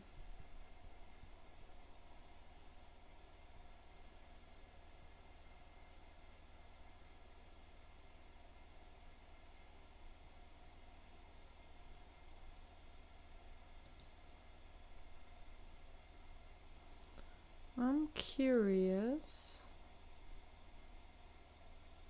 How did this game end yesterday? Okay, so Bennett Hagner, who had 7 out of 7 so far in the Bundesliga, drew his first game yesterday. I just wanted to check to not give misinformation. Okay, let's keep on watching. Frederick actually played what we were thinking of. He did take this pawn on d4 and went for c6 to attack the center and yeah, make some weaknesses. And if white is deciding to take here himself, we do have an isolated pawn here, but that's not too bad. We can play maybe d5 in the future, or I mean, we also have some nice squares for our knight here. Thanks to this pawn. This pawn is protected right now, so that's not a big problem.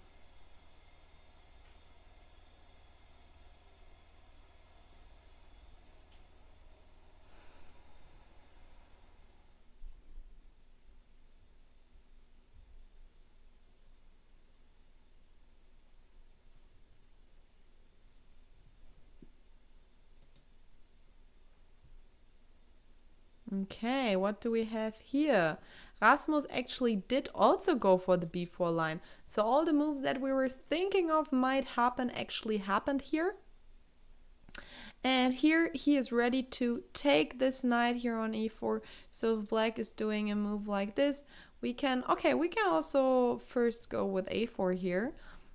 To really close up the position here on the queen side, and then have all the time to open up the position on the king side, so that we really eliminate this piece here. So we're just playing with one piece more than our opponent. Okay, here we have Timothy Rosafin Dratsima against Leonardo Costa. And this also already looks like a lot happened here in this game. So this also looks like a Sicilian to me. With this pawn here on d6. But why do we have, is that not like an extra pawn? We're 2 pawns up, are we not? What happened here? What happened here? Okay, we did have the Sicilian taking here, c4. We have this Maroczy bind here, kind of. Yeah, just a c and d4 pawn to prevent d5 from happening. Knight c3, everything normal so far. Taking the first pawn here. Okay, so here it seems like the best move is to maybe go with knight h5, also having some queen h4 threats. The knight can also possibly go to f4. So knight h5 would have been a good move here. This did not happen.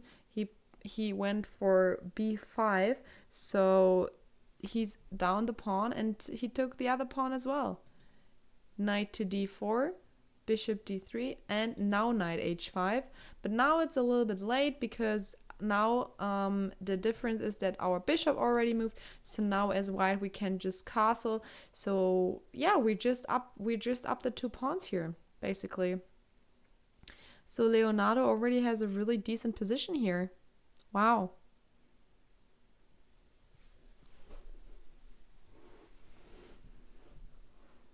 Thanks everyone so much for following. Thank you, thank you.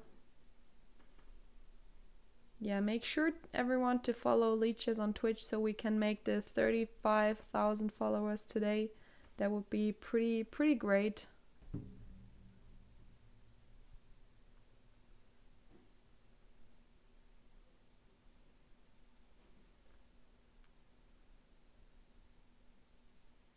It's not dangerous to castle if queen h4. I mean, we need to castle now because queen h4 would happen with a check. If we're not castling, then queen h4 is a threat. If we do something like, I don't know, knight c3, queen h4 is really annoying because we cannot really play g3. You can just take, and the rook on h1 is hanging. And if we go away with the king, knight g3 even is happening. So this is not something we really wanna allow here. So that's why we should be aware of this check. Also, g3 is not not really a great move. And actually, knight f4 is working here. Knight f4, and if you take, then we again have queen h4, and the king is in big trouble. King f1, bishop h3. So, I mean, white needs to understand that queen h4 is a threat, but if he understands that, he will just castle short side and is just up the 2 pawns. And I think he will play like this.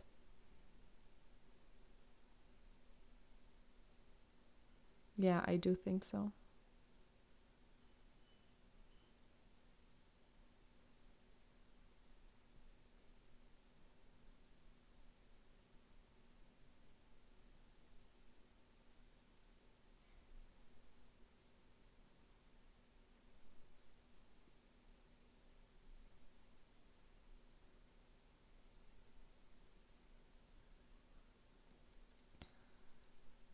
Okay, I want to have a quick look at the board of Vincent Keimer again. Because this was a really interesting position. He was down a pawn, but had a really decent attack there. And yeah, so let's have a look at the top German board today. Where is he playing? Who's his opponent again? Let me check.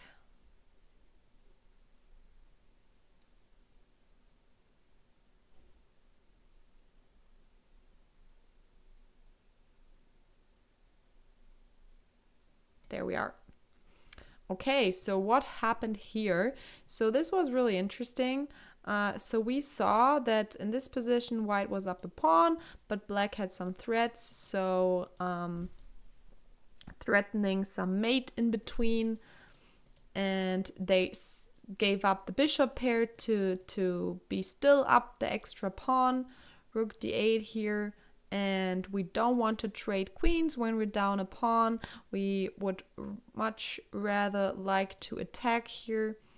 So that's why we keep all the pieces on the board. And yeah, here we could try to go with h5, h4 to keep the attack going. I think that looks like a good plan. We should not be afraid of letting him take here, because the queen is really far away now. So that is something that we can let happen. That is fine to let him take there on a6.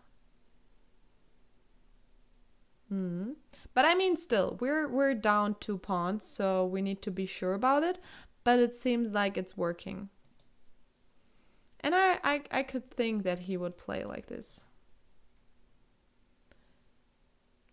because it looks really, really convincing here with the 2 bishops as well, I would say.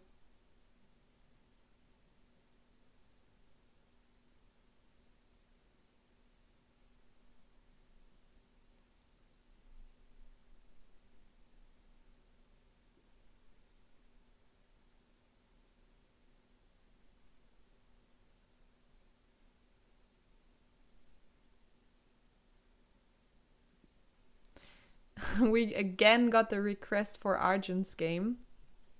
Yeah, Arjun had a really interesting position, so we can definitely do that. There he is. Oh, wow. Okay, so guys, I mean, I already called it after move 5 that this might be my favorite game today, and we did not get disappointed here. So black went for a long castle, and as we already saw, this queen does have some trouble of being trapped. So we will go here. If black is just going away, we already saw that we can trap the queen here. So black decided to go for rook takes d4 and sacrificing the exchange, because after, so this is the position right now. Bishop takes d4 did not happen yet, but I think it's really likely that this will happen. And in this position here, white is up in exchange, and black also got 2 pawns for it. But I think in this position it's just better for white, because we also have a decent attack and our king is not in big danger yet. If something like knight f5 happens, okay, I mean, we cannot let this happen, I guess. Okay, maybe knight d5 is more likely. We can also take here after queen takes, just get our rooks in game, and our rooks are just so much more powerful than this bishop here, because our pawns here as white are really restricting this bishop here. So this is already a big advantage here for him. So he needs to take here on d5, take the rook, and then we go. We go and we attack here. The rooks are really powerful. They already have the open lines, so the position is already kind of open up. So yeah, that bishop is really useless right now. Never underestimate what could happen in the future, but for now, you're right, it's not the greatest. It's really not the greatest one.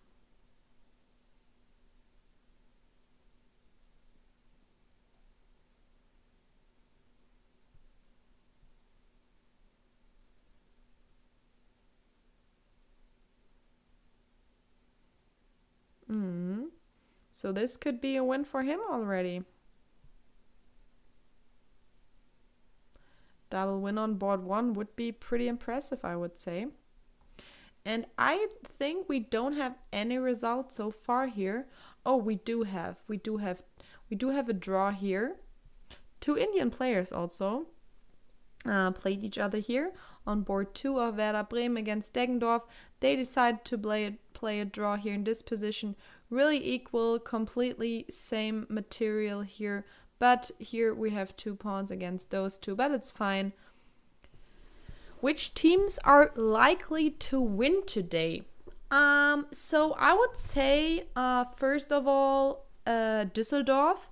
If they win today, they're gonna be the champions of this strongest league in the world. I cannot say that often enough, because it's so impressive how many strong players are actually playing here. So yeah, Düsseldorf, and for the women's Bundesliga, Bad Königshofen has a really good run so far. So yeah, we saw a draw here, and Vityugov Nikita also already drew his game here with the black pieces in this position. But this looks like a really interesting position, but I guess they just repeated moves here. Okay, that makes sense. Black cannot really do anything else. The queen is kind of trapped. I mean, you can go here, but then also bishop d2. Like, black has no other choice but repeating the moves. Interesting.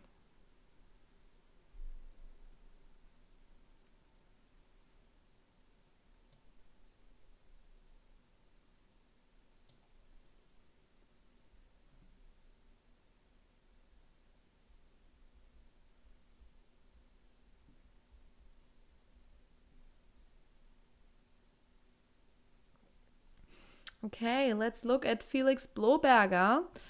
I think he drew his game yesterday, if I'm not mistaken, for Bayern Munich, but let me double check. So Bayern Munich had a big win yesterday, and yeah, he drew his game against Martin Petrov. And yeah, I mean, most of you probably know him because he's also a Lichess commentator and really strong Austrian grandmaster. So let's look at his game, what happened here so far.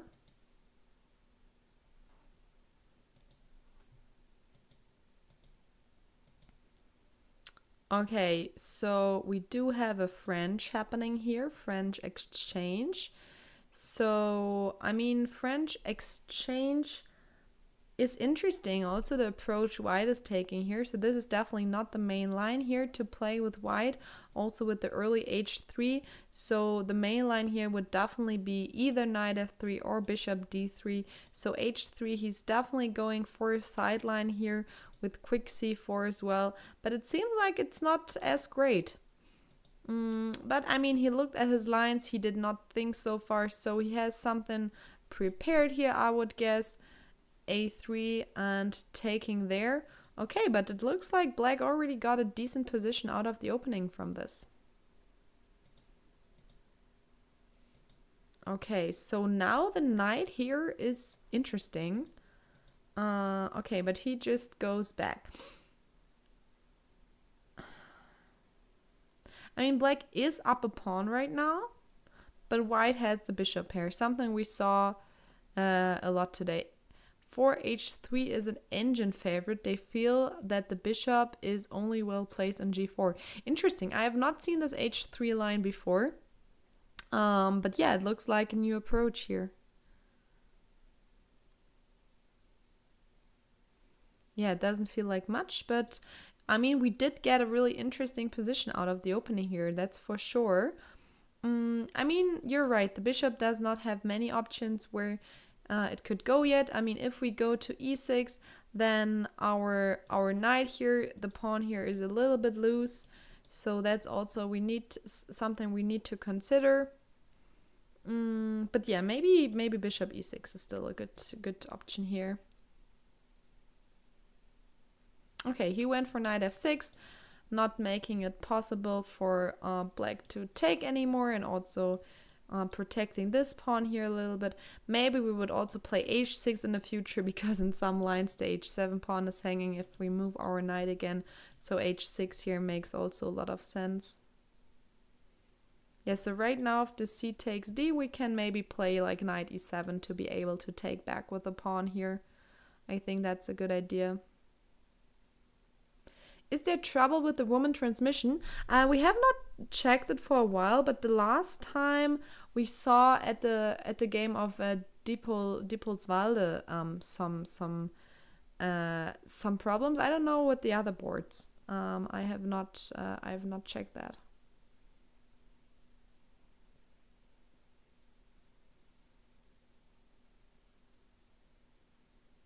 Okay. So we did not check this first board here of Deggendorf against Bremen yet. So let's see what happened here so far. This looks like a really wild position. I love that we got so many interesting games today so far. That is awesome. Okay, so we got e4 here, c5, and again an open Sicilian here. So open Sicilian always tells us we're gonna see a fight here, and we like that. Queen e2 and quick long castle. And g4 as well. Getting ready. Okay, a3 is here just to prevent b4 for now. For sure, you always need to think twice if you really want to do this, because every move on the king side where your king is also weakening a lot. But here a3 is a really good move because it is really slowing down the black's attack right now. Rook b8, f4. And b4 is still happening. We take here. And okay, so I mean, I guess this also to maybe free the rook a little. Okay, let's see what was the next move here. Knight b3. Yeah, so now the knight is preventing rook takes b2. But I mean, this knight is not safe here forever. Maybe something like this could happen in the future. But right now we are also super quick with g5 here. So we also have some counterplay. So maybe black should also develop at some point. Bishop e7 seems really logical. So that the king is not so undeveloped here.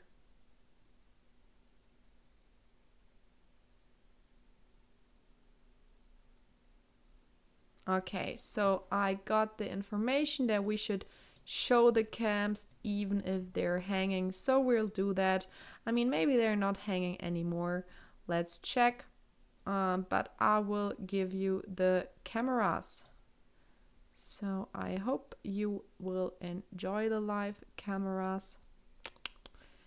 And I hope they're working better than 20 minutes ago. There we go.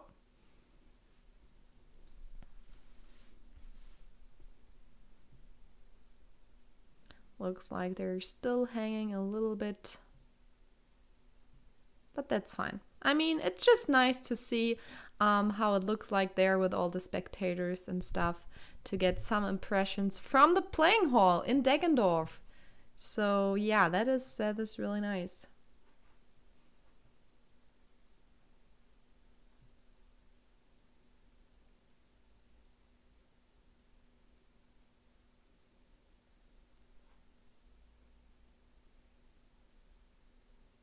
So this is the first board of Deggendorf against Werder Bremen.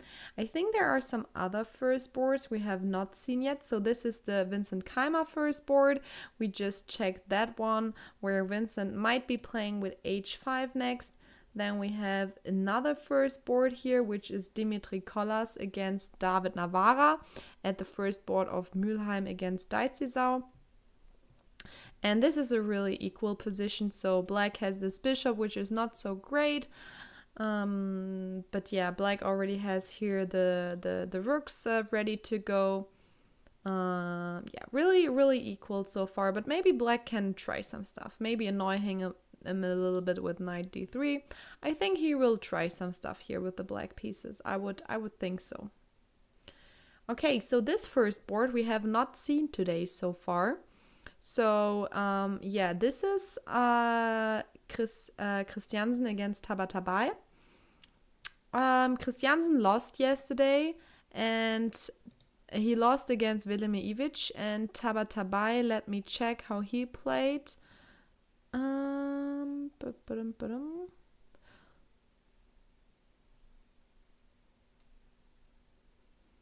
He won yesterday. Tabatabai won yesterday. So they already go, like he already goes into the game with a good confidence, I would guess. And this is also interesting move here. Knight g4, attacking the bishop. Okay, so it looks like, okay, bishop takes d4. And if taking back, we have queen e4 with a double, no, with just an attack. But can the bishop not just move away? Oh, double attack with mate on one. Ah, I see. Okay, so this is a nice tactic here. We can take here to be able to play queen e4. So this is the best move here. And after bishop takes d4, bishop d6 would happen, so this is not a double attack anymore. This is also really annoying here. Bishop takes a2, so h3. We can still play this one here. And then take back. Taking here and bishop going back. I mean, white did win a pawn in this procedure, but therefore we do have the bishop pairs. Have some ideas maybe with queen h4 at some point. The g4 pawn is also really weak. So this is also still like giving up this pawn might be smart for black here. Really nice variation here.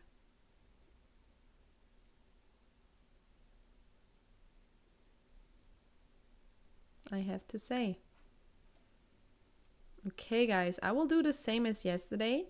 So we already got this for 2 hours, and I want to do a quick break before we get into the time travel. So I will be back in a couple of minutes. See you in a second. I hope everyone can grab a coffee in the meantime. I will be back. Let me know also in the chat if there are any games I should look at where something crazy happened. Where we should be aware, so let me know and see you in a second. Yeah, I'll be right back. Arjun won his game? What? No, he's still playing. He is still playing. This is his game. He has a really good position though. He's up in exchange. But we will also check his game again. I'll be back in a second. See ya.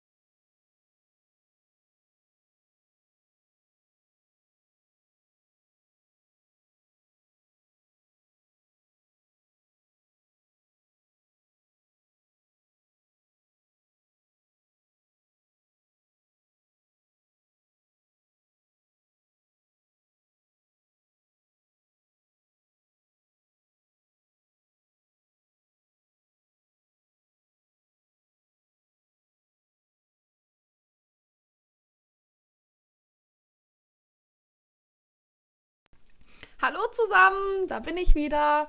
Ich hoffe, ihr hattet auch eine schöne Pause. Oh, sorry, English. Oh my God. I'm back again. Hope all of you had a great break. Yeah, I just read something German in the chat, so that was my brain not braining. This also happened the last time after a break. But this time I realized myself that, yeah, we should speak English today because we have so many top international pairings. So we have the Arjun Erigaisi board open here. There are so many requests for this game today. I can understand it. I also think it's super exciting.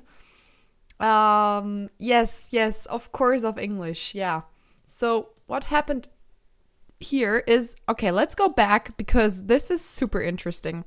Arjun played here with b4, distracting the queen to have the trap to actually trap the queen. The queen doesn't have many squares where it can go.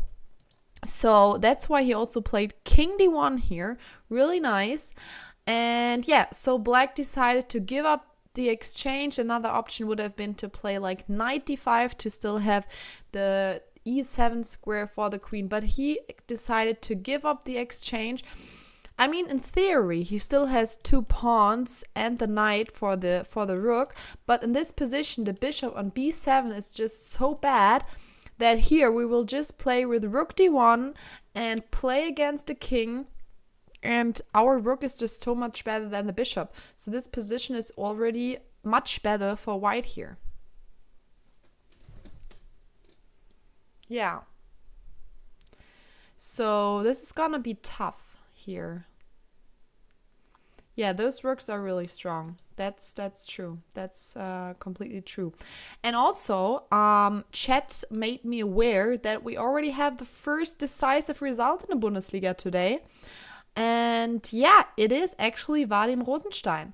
Vadim Rosenstein, the sponsor, lost. And this might be the first time that Düsseldorf is not leading. They're actually behind. They're 1 point behind. Heimbach-Weiß-Neuwied won their game against Düsseldorf. So yeah, they already got 1 point. So, I mean, I already told you, I would love to not see Düsseldorf win today, so that then we have more exciting games tomorrow for the final round. Tomorrow is the final round at 10 a.m. if I'm not mistaken. I'm doing great. So yeah, let's look at the final tactic. What happened here in the game that this ended so fast? So we already saw a big sideline here on move 7, on the second move. Bishop e2 is definitely nothing you see every day. I guess he just wanted to play something different to surprise him here a little bit, to not run into any preparation. Playing with f4 here, d3, and just going for a nice attack here with the pawns. King h1, just preparing here to let the g pawn run. And yeah, I mean, the center is well guarded, so now we are ready to let the pawns roll, I guess, and that's what happened. That's what happened. Taking here, going for the c7 pawn, f7 pawn, I'm sorry. Oh, and here we can already take here. This is a nice little tactic, because if you take back, we have knight to g5 check. Okay, I mean, if you take, we take here. And if you go back, we can also just take here, and then we have g5.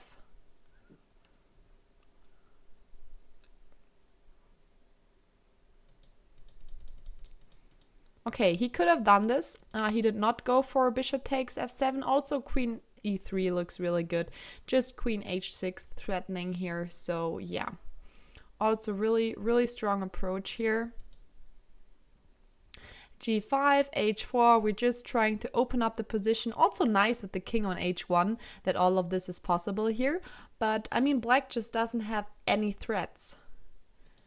Bishop takes g4, queen e4 check, and he resigned. So he actually won after 20 moves. So Düsseldorf is in a little disadvantage here. So this is really exciting stuff happening. Yeah, I mean, like, I guess he just blundered the piece that after queen e4, this bishop is just gone. So in this position, you're not only down a piece, you're also down a king and everything else. So this does not make fun to play. So it makes sense that he resigned. Maybe he just wants to enjoy his team play. He wants to enjoy to see his team play, though. That's also possible. So yeah, we'll see. We'll see.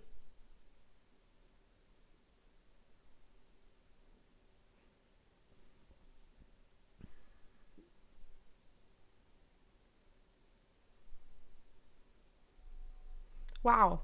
Okay. Let's keep on watching. Here we have the game of Abdusattorov Nordibek against Warmadan Max. And it really looks like Black is trying some stuff here to get out of the equality of this game. So again, here we saw the London system where Black tried to, get some not symmetrical positions, playing here with g5, grabbing the bishop pair, taking some space, and also here allowing to take back here with the pawn. I mean, this is not necessarily a weak pawn because we also do have control over this e4 square here. So, okay. Now we do need to do something because both of these pawns are hanging, but we can actually play like this. You cannot take here because your knight is also hanging, and if you take like this, we can just take back here and win a piece. So yeah, this is also actually what he just played. This has happened, and rook f to d1 protecting this one. And now we should protect the pawns, like queen e6 really makes sense. And then in the near future, maybe he will finally castle. We've been waiting for this for a while now, but I think we can see it in the near future here.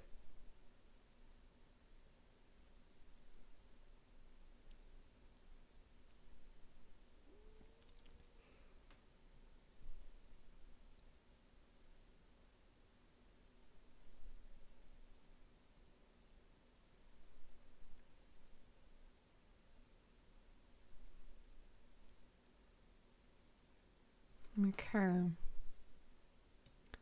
What if I'm doing like this?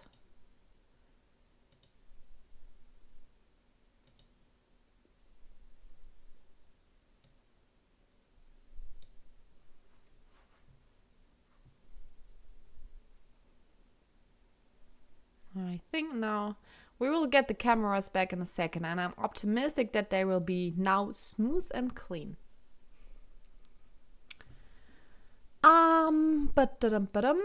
Okay, so, oh wow, this is not what I expected, or what we expected, or what the engine expected. So queen e6 is what we just looked at, but this actually happened like this. So he's going for an active queen, but the problem is that white can just go away. We don't need to trade the queens.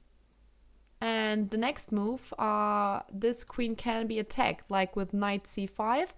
And this is a really strong knight here as well. So this would be a good line for white to play, to just go back with the queen and be able to attack the queen in the next move.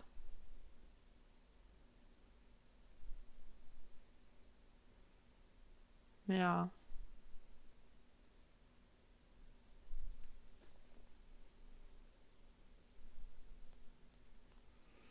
Interesting stuff. Okay, let's go over to the women's section. We haven't been there for a second. So let's see what happened here in the top boards. So, okay, let's just stay with this one here for now. We got new moves. This is one of the Peglau sisters, really strong siblings in Germany. And this looks like a really drawish endgame. We have completely equal material.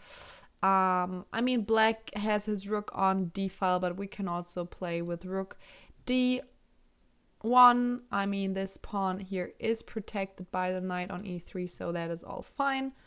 We have a lot of young players actually playing here against each other. Also Katharina Reinecke, a young German girl against Tamila Trunz, who is the woman youth under 16 German champion right now. So both of them also really strong players here. What is happening here? So it looks like black is annoying white for a little while. So this knight here is hanging.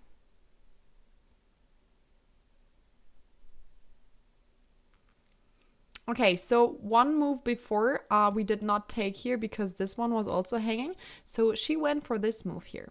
Also threatening to take here with a check, but then also this is still threatening. So if the knight goes away, I guess we can take here with a check.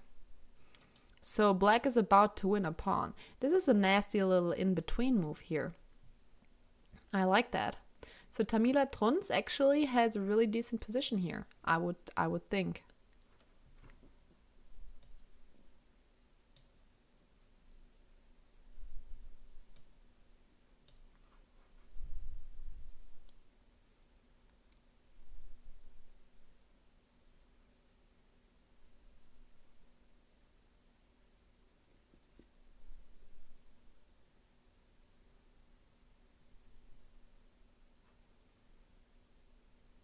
Yeah, this is really interesting.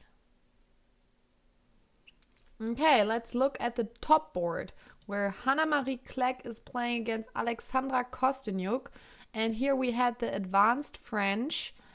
And it looks like white is trying to attack a little here, with the knight here standing around on h5. But the queen on f8 is protecting all the important squares so far. Last move was rook to d7. I think rook to d7 was just that the queen is freed again, threatening to take on b4. So white is maybe doing something like a3 now. But then we can also think about playing c4. If we trade this pawn here, we're in a good position here.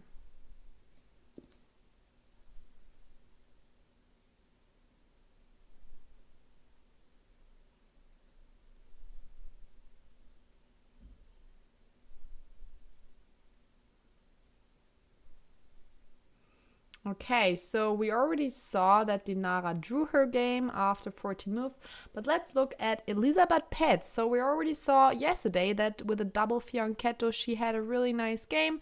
Let's see how she's doing today with the double fianchetto. She's playing against an isolated pawn. Her pieces are really active, looks promising. I will get you the evil bar as well, so let's see. Oh, it looks like white is already a lot better here, so there must be a problem for black, apparently. What is threatening? I mean, we cannot really take here, because after taking back, we just threaten to take here. And, I mean, the rook is still hanging. So, I don't know, rook c7, we just go here. This is really all super annoying for black to play.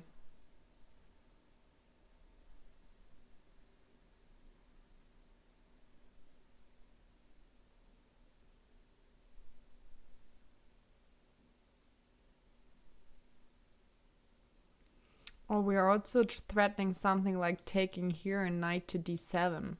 Protected there. Like a fork. Wow. Nasty stuff here. Bishop h3. Really nice move. Really nice move here. Yeah, I mean the rook is hanging. If you just go away with the rook, we can trade the queens like this and just put our own rook here on this file, and we just have a really good advantage here. Okay, it looks like Elisabeth Petz is doing a good job here.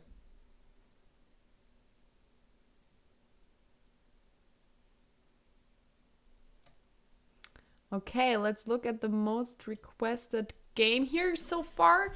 So you wanted to see how Fiona is doing against Josefina. And this looks a lot of pieces here standing next to each other. A lot of pieces here.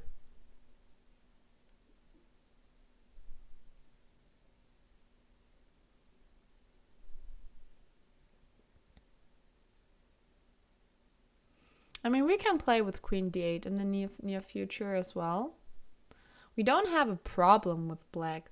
Like, white doesn't have anything to attack. Like, this is really solid here. She has a decent position.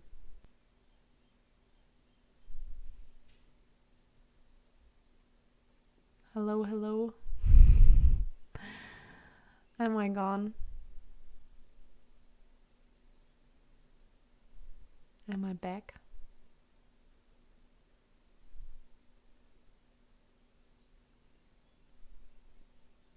Okay, looks like I'm back.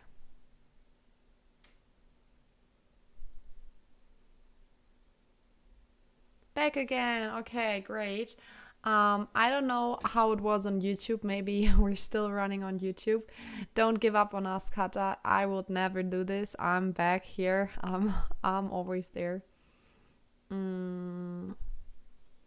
I don't know why we have problems today. I don't understand it. My internet is good, so yeah, you can never rely on anything, I guess. But I just wanted to say that this is a really interesting position here. Yes, hello everyone.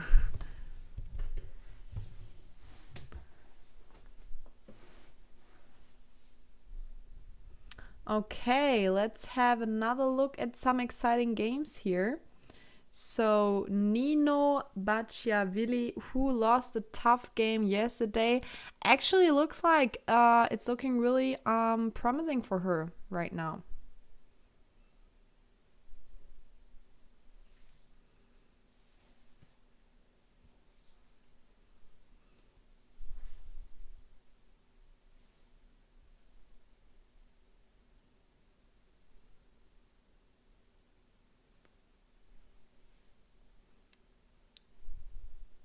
So I just got the message that YouTube is running strong, so we're still live everywhere.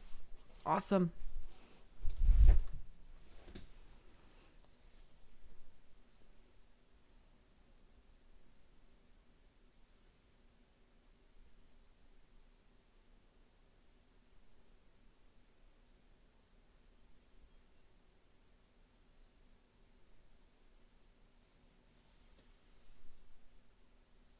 Yes, Vadim Rosenstein really played today. We don't know the reasons why Wesley So was not playing today, but yeah, maybe Vadim wanted to be a part of the win of Düsseldorf. We don't know. Yes, we're also streaming on YouTube for Lichess.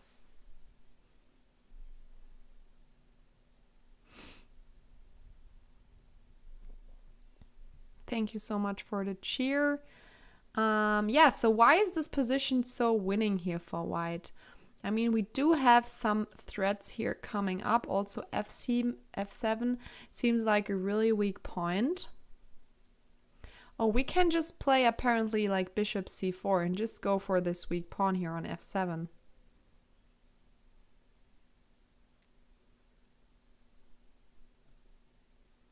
That's interesting. So that's something we can do here.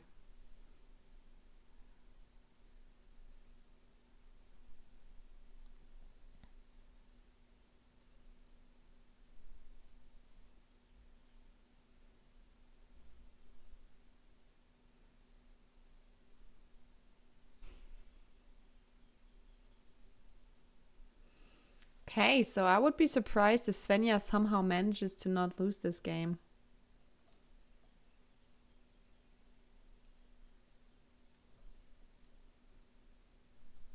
Okay, let's see. what happened at the Open Bundesliga since our last check through. Any decisive results so far? I don't see it like this. So let's just go to Dimitri Kollas again here. Let's see how he's doing.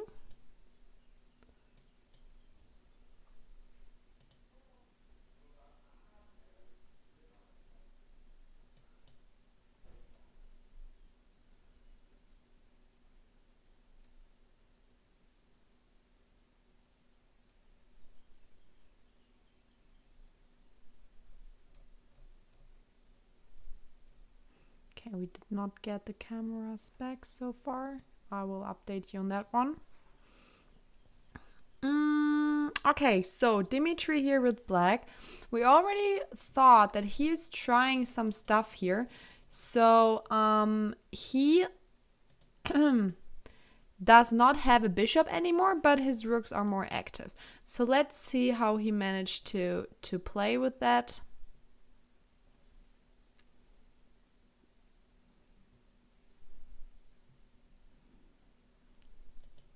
Okay, he actually offered a trade of queens, but I'm not completely sure if I would have played like this, because now you also have a big weakness here.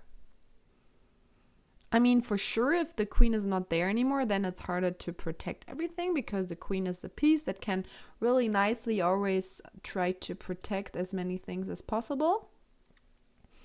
But you also don't have the bishop anymore, and you have a weakness here. Okay, we're taking the first pawn. Wait, we were down a pawn. Where did we lose a pawn? Oh, we were pawn down here in this position, guys. Now I understand. Okay, now we're not down a pawn anymore. And this is the position we have right now. I see. Yeah, Düsseldorf is back, because Düsseldorf did not let Wesley So play today. Instead, their sponsor played, and he's not a pro player, so yeah, they had a tough pairing on board 8 today.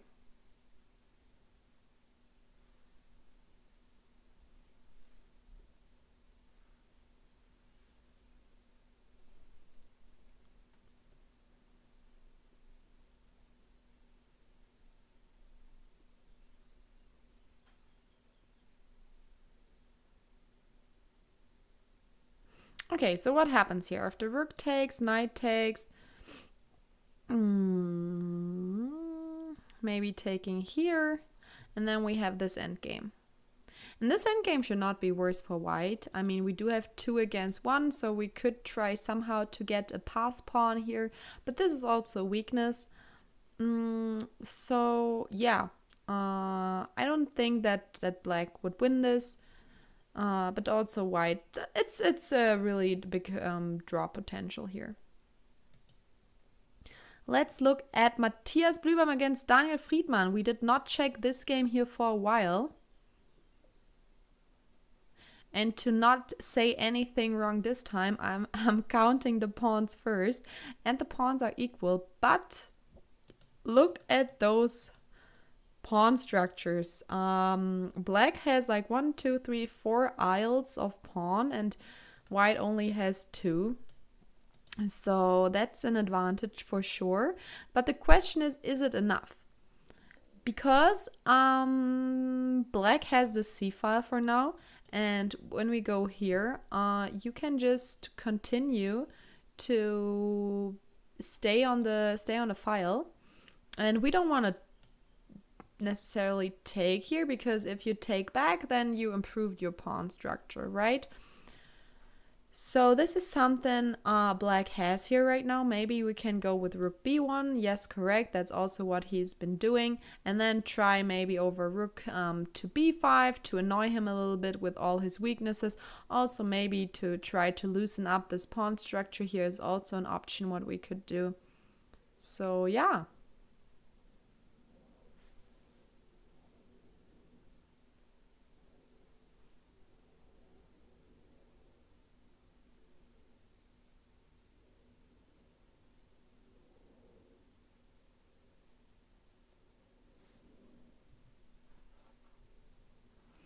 king f3 here. You mean in the next move to attack this pawn here? I mean, for now it seems logical to play a6, so we don't have this move here. And I mean, if you play something like d5, yeah, we can go here. We can play like this.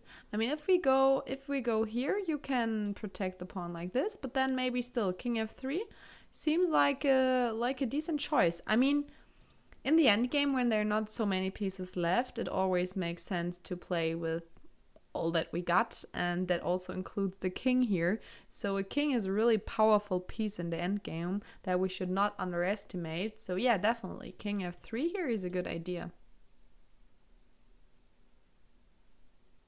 I agree.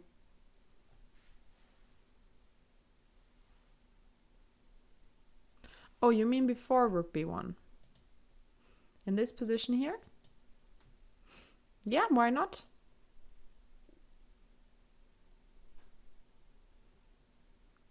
I mean, we're probably still gonna play rook b1 at some point, because the king is not gonna do it alone, and the rook is not really doing too much on d1. But yeah, that's an option. So this is a position where we have many options.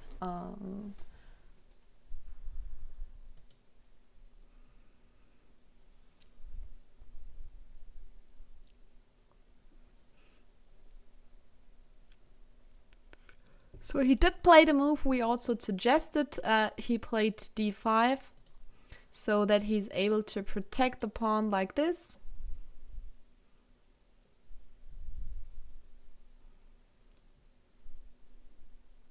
And now, yeah, we can just go for king f3. I think that's a good choice.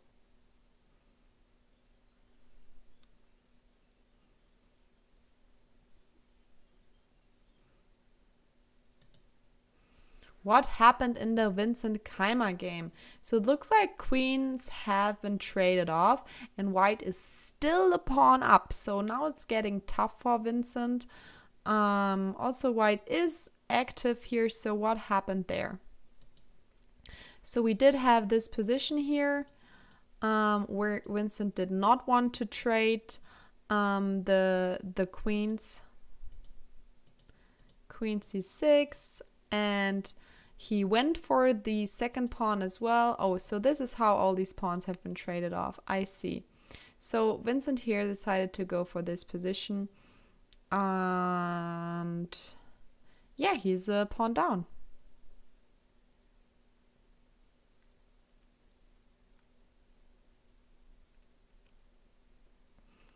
I mean, he still has the bishop pair, so it's not like bad or anything. But yeah. Okay, we did get the cameras back, so I will give you that as well. This is really nice to see. Yeah, I hope this works. Let me know if I'm hanging, lagging again. So yeah.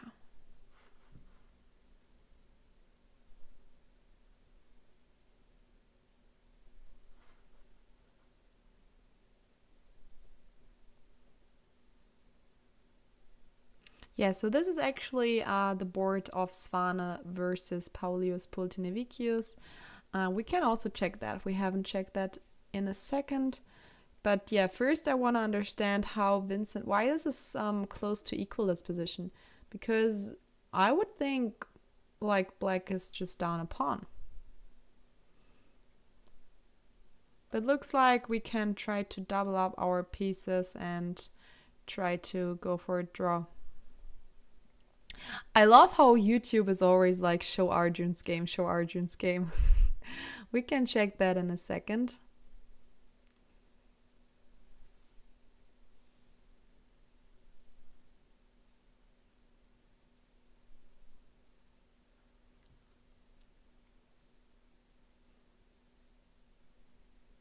Okay, everything is still looking good. And YouTube also did not stop when we stopped on Twitch again. So it's one go stream. That's interesting. That's really interesting. Gukesh is not playing, but we do have a lot of other Indian players here. Okay, so we did just see, I mean, as we're talking about Indian players here, also another strong GM, Gupta Sankalp against Zahar Efimenko in Deggendorf versus Werder Bremen.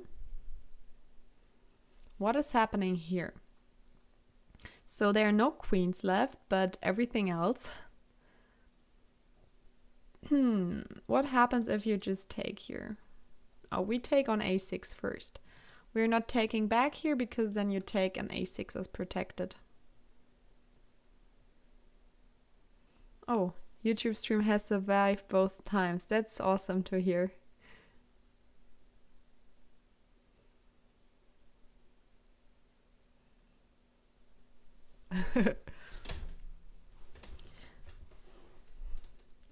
Yeah, interesting to see how it's different at the different platforms, I think.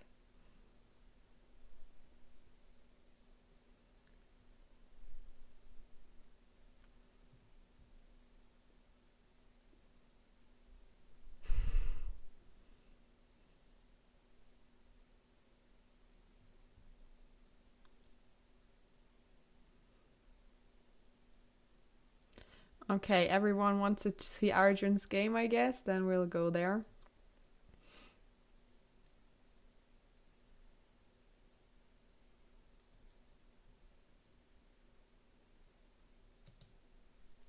Okay, so for everyone who did not remember, here Arjun's opponent, Leon Liviak, sacrificed his exchange, but he still got 2 pawns.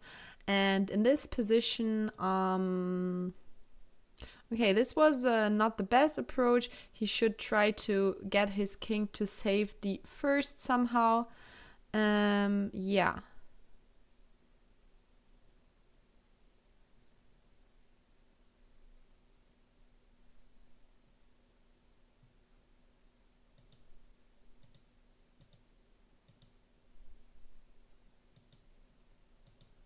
Okay, so he's not going for a perpetual. He could have gone for a perpetual. So here we see Arjun's really trying to win this game with the white pieces.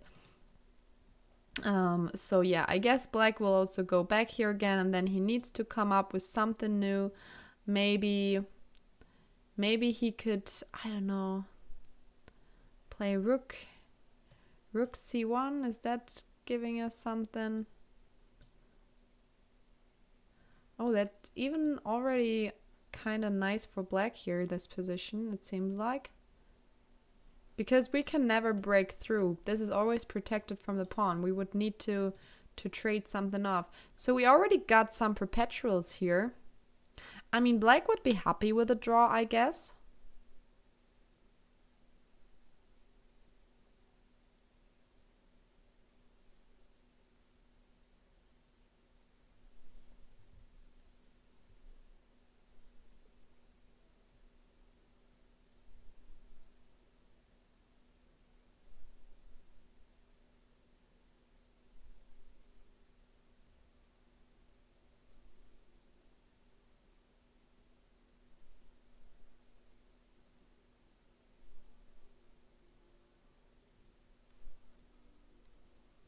So I'm curious what he will come up with, because I think black will just play queen a5 again. What else to do if he's not doing this? He will not get the perpetual.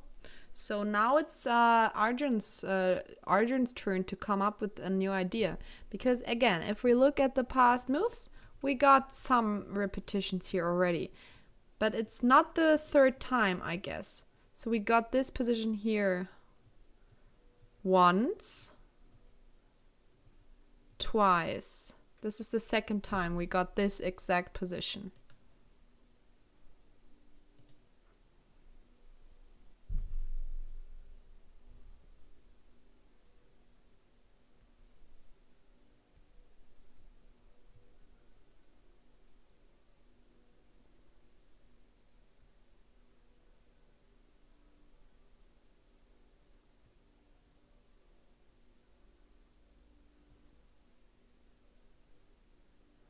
Okay, as long as he's thinking, we'll watch at the other Düsseldorf games because Düsseldorf is behind with 1 point today. And here we have the game of Anish Giri against Martin Kremer. And we do see a draw here. Did they repeat the moves? No, a draw offer was just given and accepted. So who decided to offer a draw? Anish Giri decided to offer here a draw on move 26, and Martin Kremer accepted it without a really long thing here. I mean, I guess he's still playing against the top GM with the white pieces, so it's not easy to make to win this game at all. And I mean, as I said, Heimbach Weiß Neuwied is in the lead right now, so they're taking every point they can get. If they even get a 4-4 in the end, that would already be a great result.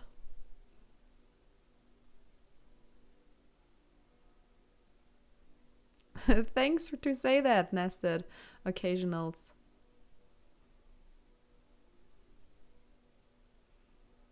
Yes. I mean, we just switched the whole time between the women and the Open Bundesliga. We will also check more games here. If you have any wishes for specific games, let us know in the chat. I love to commentate what you wish to see.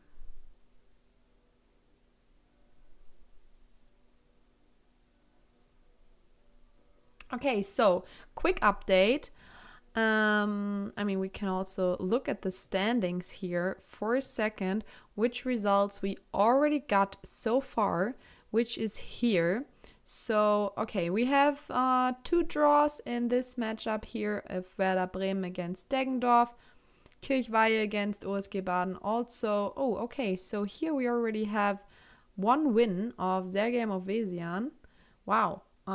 We did not see that yet. Maybe we should check that game. A quick win here for Black. But yeah, Düsseldorf. Okay, here also this this is 1.5, 2.5. So all the other games are still going, but it is really, really important for Heimbach to score some points today. So yeah, this is the results we have so far. So as you can see, most of the games are still going on.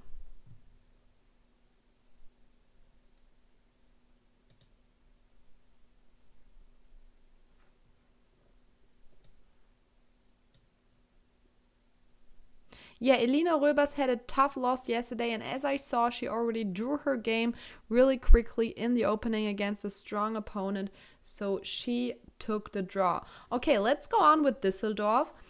So here Düsseldorf has a better position, same as the first board, but we don't know if Arjun Erigaisi might go for a draw here. So this is the position. I mean, Black will take back the queen somehow, most likely with the bishop.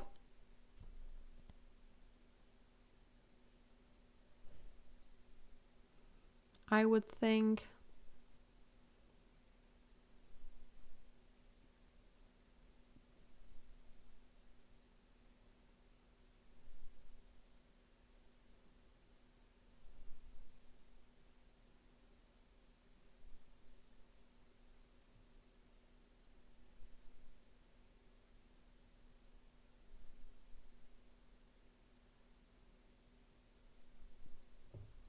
Okay, why is this position so much better for white? We go here, attacking this pawn.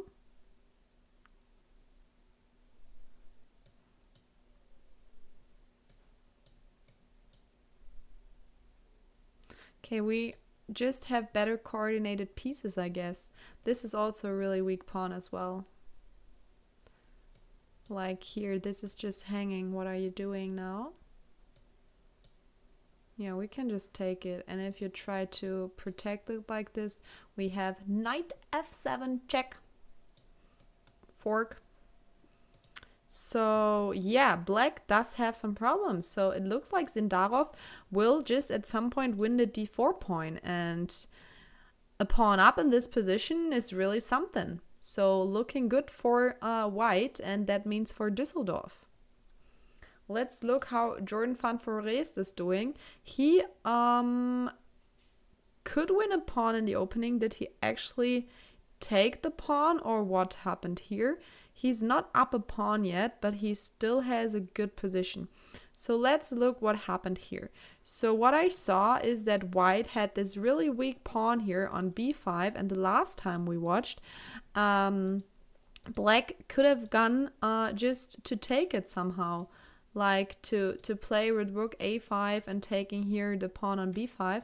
But it seems like he did not go for that line. He much rather just improved his pieces. And yeah, so this pawn is still hanging pretty much, but we don't even bother to take here. I mean, the pawn on b7 behind there is also super weak, right? We don't necessarily want that.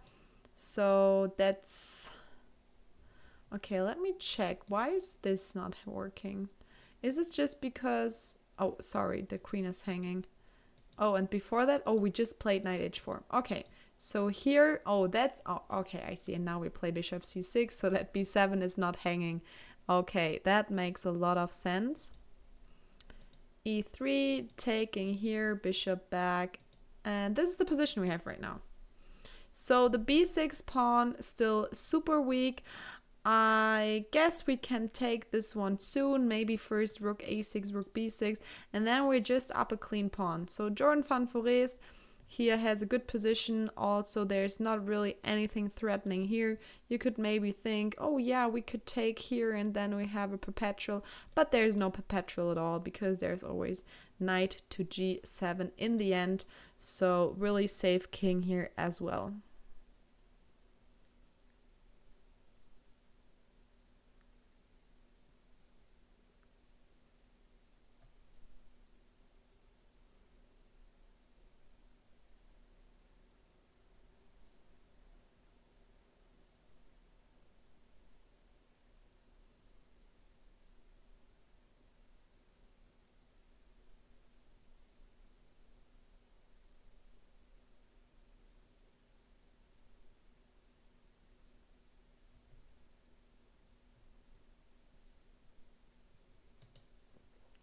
Let's look how Andrei Esipenko is doing here. He had a completely drawish position, but he managed to get something out of it, I guess. So he has a bishop against the knight. He has some space at the king side of the board.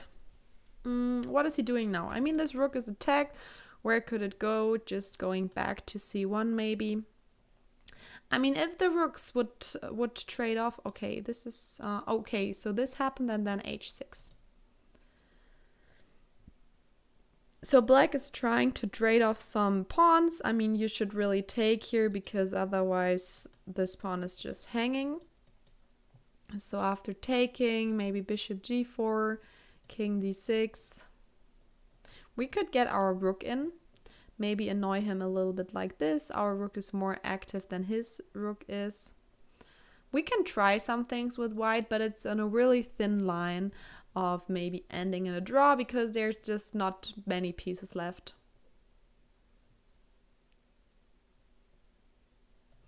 But yeah, we can look if what would happen if black tried to trade off the rooks, because this endgame is really drawish. Even though white has the bishop, there's not much happening here. So this might also be ending in a draw.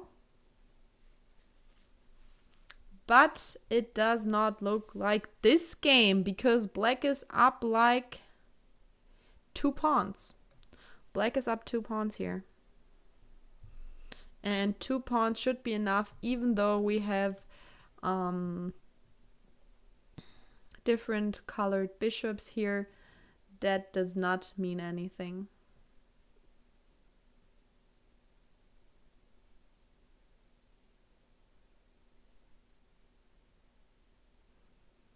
Oh, and the cam we see just ended. Was that the board of Frederick Svane? Did Frederick Svane win his game? Is that what this tells us? Or is that a draw? Oh, it looks like a draw. It looks like a draw there. Okay, let's check his board as well. But before we check his board, let's go to the 7th board of Düsseldorf, because this is also really exciting for the matchup. If Düsseldorf will maybe not make it.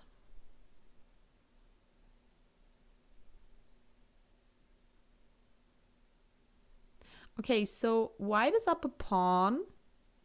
Black has the bishop pair. Okay, bishop on f6 is not doing much, I have to say.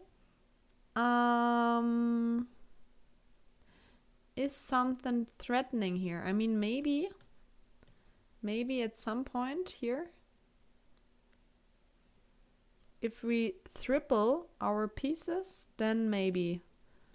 But yeah, this is not a threat right now. Okay, what happens after knight takes a4? Check. And taking here. This looks wild. Rook c3 has to be played. And after rook takes c3, knight takes c3. This is actually a drawish position. Wow. Yeah, typical 0-0 position. Not sure why. White is up in exchange, but has a terrible king. But looks like this position is just equal. Yeah. That's how we know it, right? Just equal position here.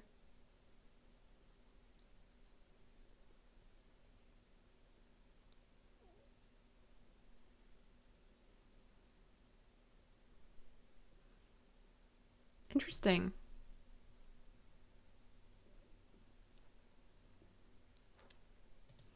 So let's see, because it looks like some games have been decided. We have here a decisive game. Ooh, that looks like a pretty ending. White is down a rook, so white sacrificed a rook to get a nice ending here. So this was still pretty normal position. And then white could take on f7, followed by a nice check, attacking the queen, sacrificing an exchange. And here it looks like rook f5 is just really brutal, and also queen f7 checkmate. If you take here, then we will give the check. You will have to go here, and this position is not fun to... Yeah, we can also take here first and then take here. Not fun to play with black. Wow. Yeah, that's a nice win here for Movsevian. That's a really nice win here.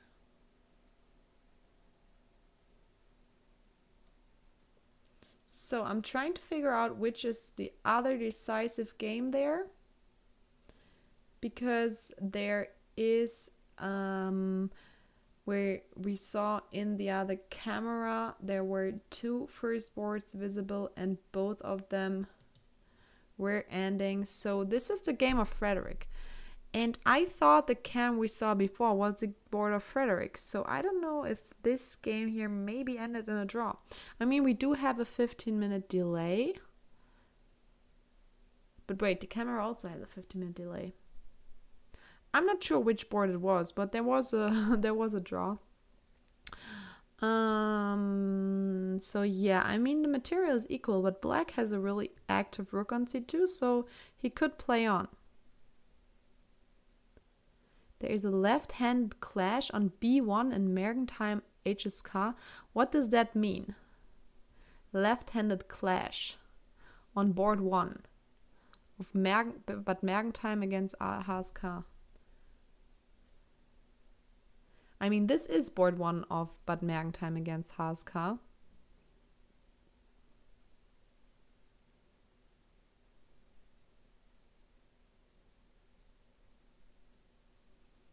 You need to explain me more.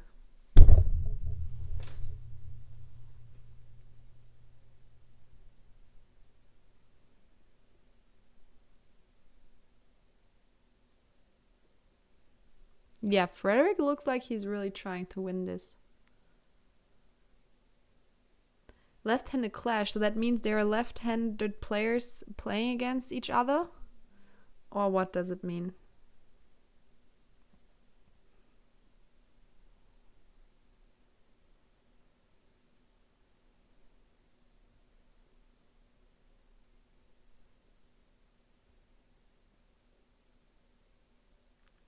Oh, this is not the first board. That's what you're saying. This is the first board. Oh, why has no one said that to me? I thought it was the first board. We did not look at this board here before. Niels Candelius. But the camera we had was of Frederick. So I thought they always only show first boards. Thank you so much for pointing that out. No one did before. Okay, so this is actually the first board. Playing here. Okay, so what happened here? We have Niels Candelius on board 1, really strong player from Sweden. So that's why we have all the IMs in the chat. Thank you so much for pointing that out.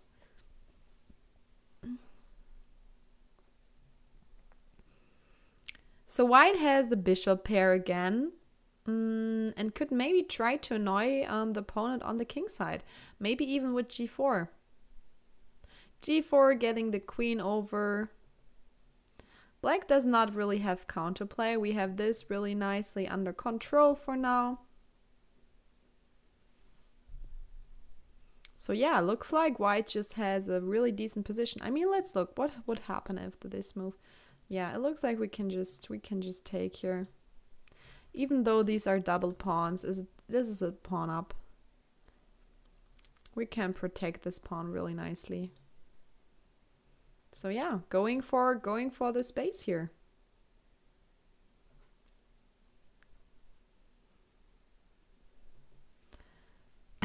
If I had a clue, I could have helped. But yeah, you have, but I don't have a clue.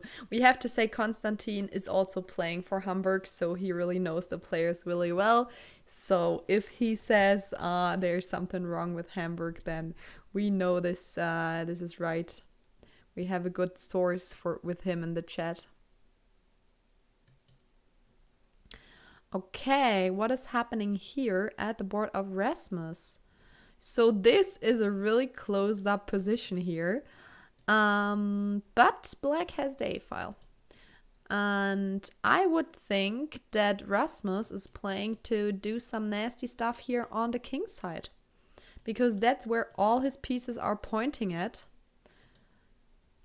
The question is, how is he gonna do this? Okay, what is if black is gonna... Okay, he played bishop c8. Okay, maybe first we can also get our knight here, right? What if he's doing something like this? Okay, we play like this, I see. Or maybe also we play with f3 and g4.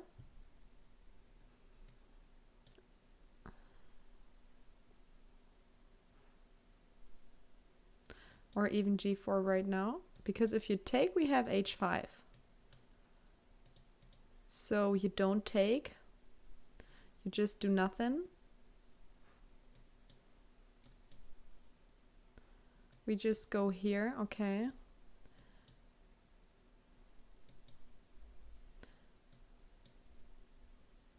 Something like this.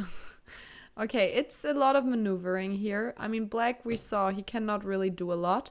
His pieces don't really have a lot of options. Also this knight, he can go here and then go back, but nothing else, right? So this is why I just moved the queen back and forth. There's not many other things he can do. Typical Rasmus position. I like it a lot. Yes, that's true. I mean, he's known for being good in maneuvering and stuff. So 100%, I agree.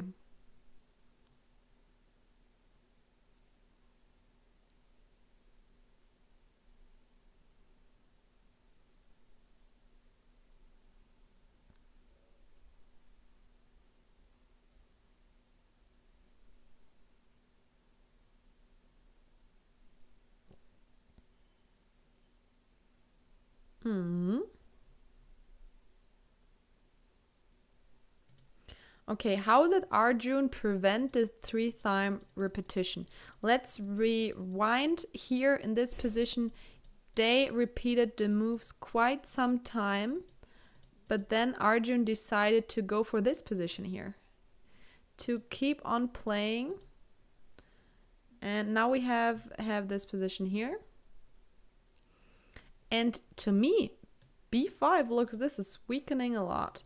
But what was the, yeah, that was not really another option, right? b7 was just hanging and there's no other way to protect it. And b6 is not working because, yeah, ouch. So b5, wow, this does not look something you really want to do. I guess now we just try to get in here somehow.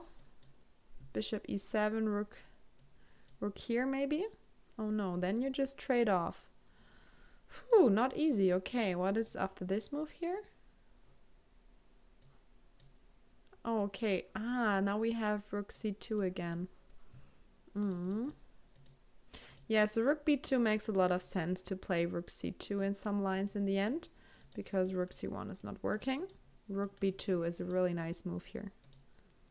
So rook d4 followed by rook b2 is something that could happen here.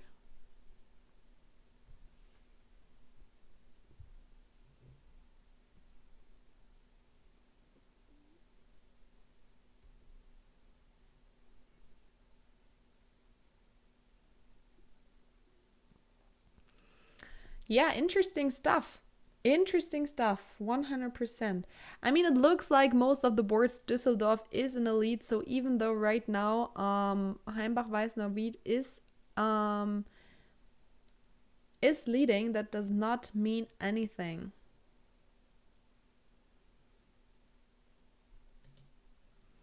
Okay, Viernheim will face Düsseldorf tomorrow, so this will be the biggest matchup of the league so far. So super exciting stuff.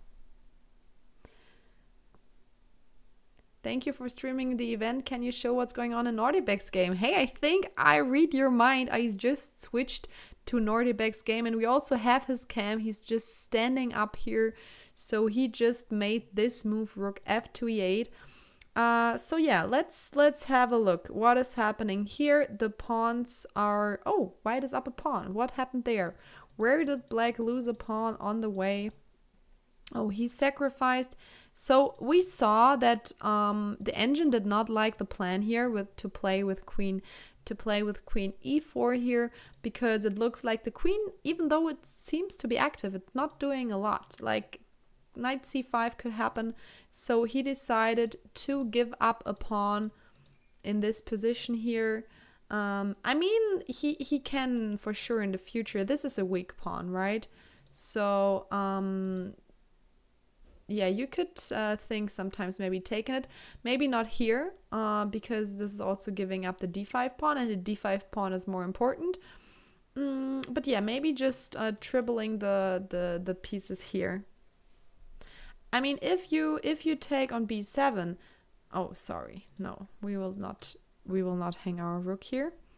Oh, this is already, oh wow, a lot of moves are happening here. So this is the position right now. So actually black did dribble the pieces here. Can you Arjun game? I don't know how Arjun will proceed.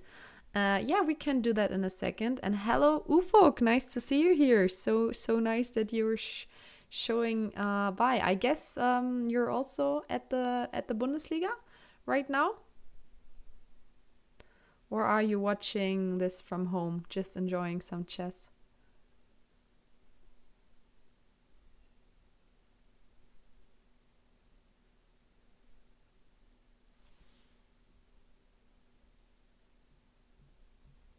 That's the question of the questions.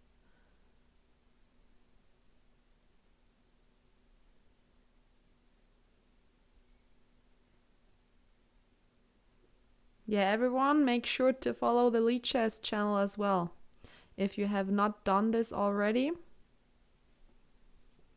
Hello.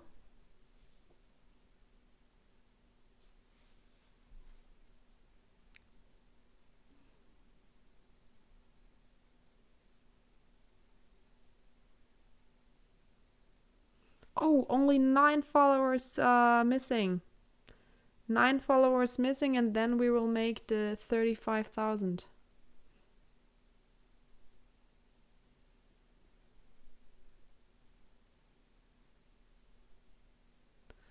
Oh, you have lessons. Okay, that's a good excuse.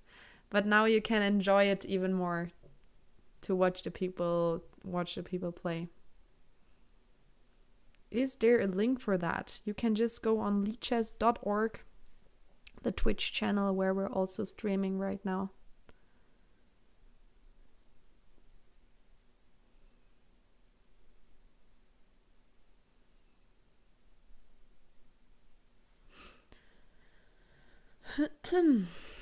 Okay, so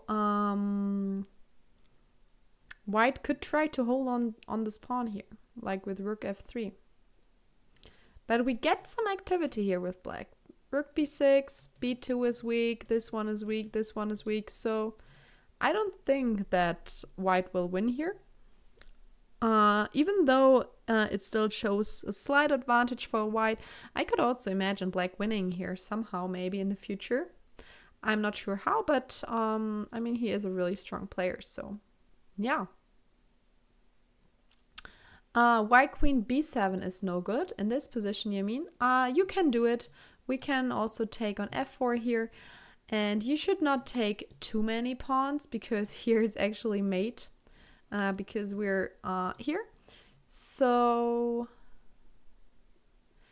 Oh, we gotta wish that we have not seen so far. We people want to see the Mamedyarov game.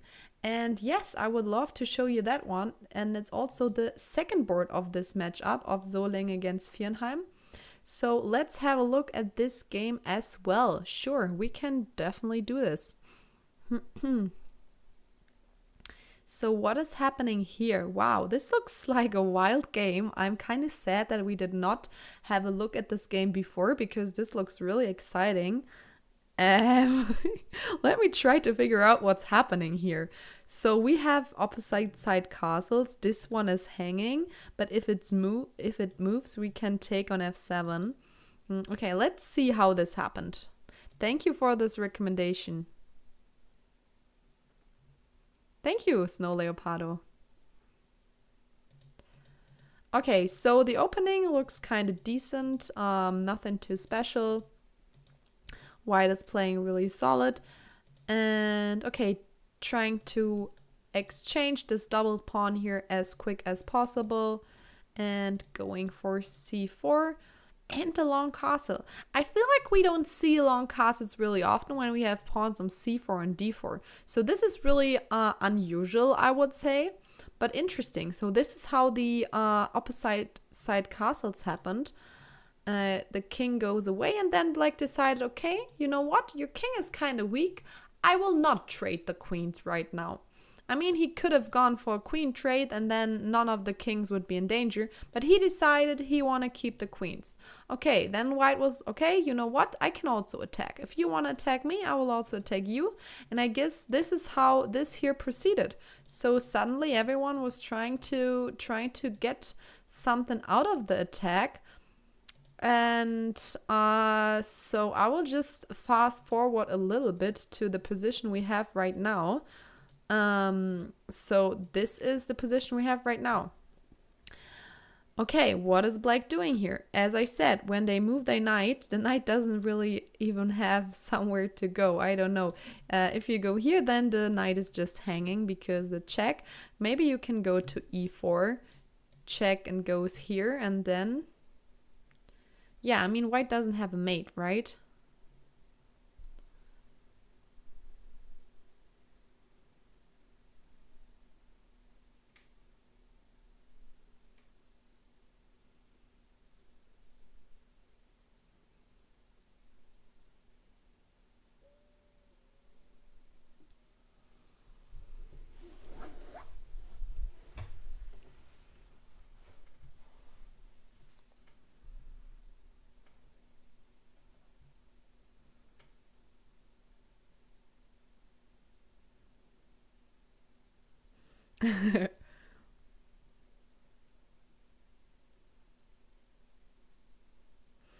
Yeah, this is a complicated position here. I don't know what's even happening.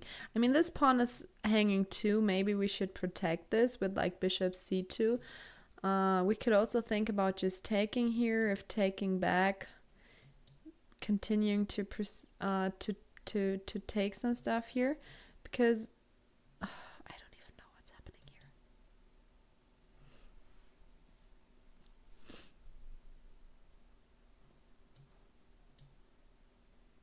Oh, this one is hanging. My bad. So this is not working then.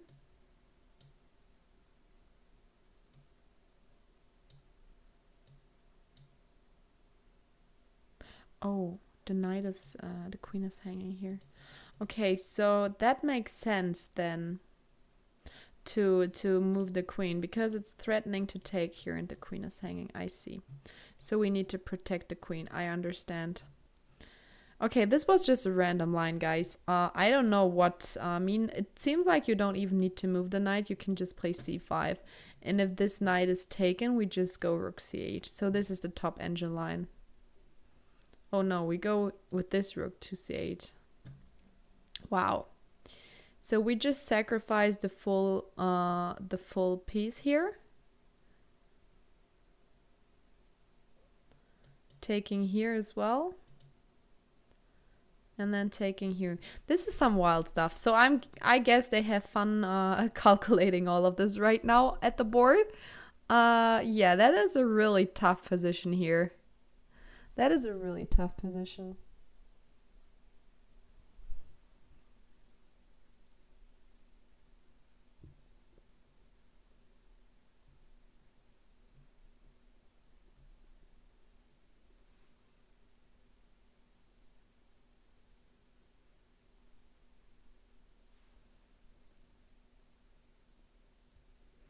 Okay, let's go to the second board.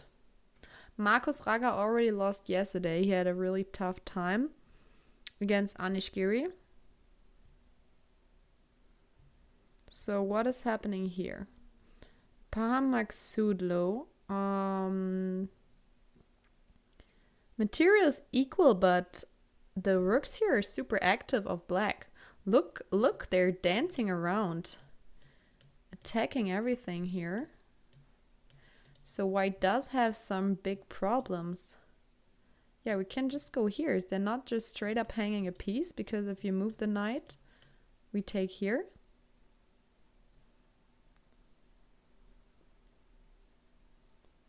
Yeah, looks like this is just completely winning for Parham here. So, yeah, this will happen, and then there's time to resign. What happened there? So this was a completely normal position until it wasn't. So that's always the story.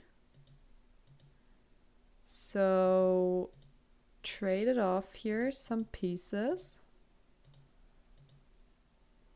Okay, I guess here it already showed that this knight on h3 is no good.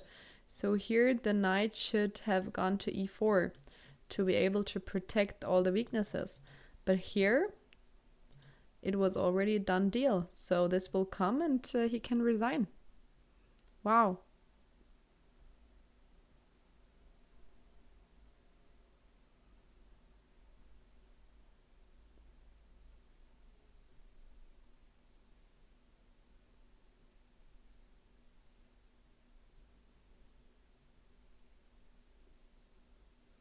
Okay, so we got some results. Oh, now the results are flying in. We also get to a phase where a lot of people are in time trouble. So guys, we're getting to a really interesting phase of the game. So I hope all of you are awake, because the next 20 minutes are gonna be super interesting. So Jordan van Foreest actually won his game here. His opponent resigned after knight d5. He realized, okay, what is happening here?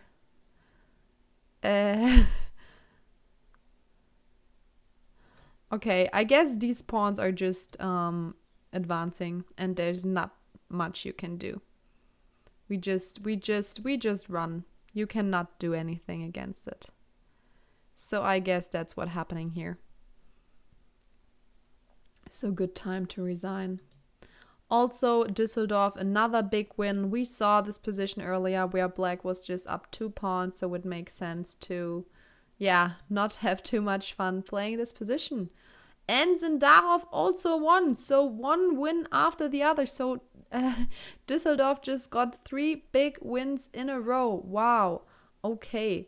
So now the remaining boards will have to fight. There are not many boards left here. So it's a 3.5 to 1.5 lead for Düsseldorf. So they're only 1 win away from winning the league this year. They're only 1 win away. Okay, so Arjun Erigaisi. If he wins, then the league is gone. What is happening here? So you said earlier you don't really know how he should advance here. So after something like rook to d2 looks logical. We're threatening a check here. Yeah, maybe rook. Why not rook d8? Okay, so this is one of the positions where it's good to trade one rook pair, I guess, because we just get in here in the next move. And that looks really nice. So yeah, I guess we can go here.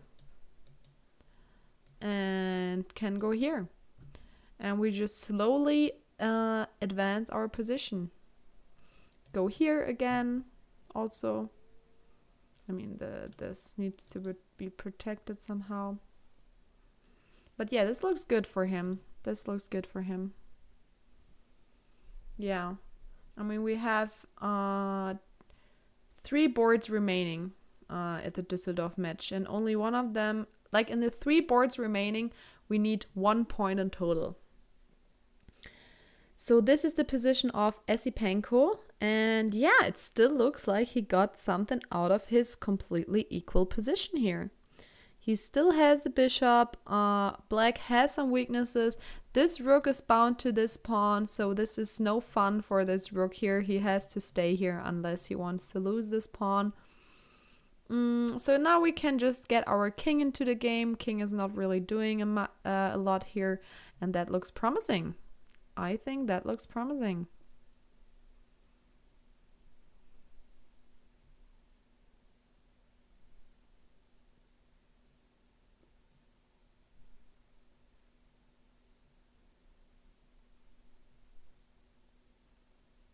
And then the third board still playing is this one. Oh, it actually happened like we looked at it, where black sacrificed in exchange to get this position, which is completely equal. You know what the best move here is? That is funny. Why? Queen takes g2. No.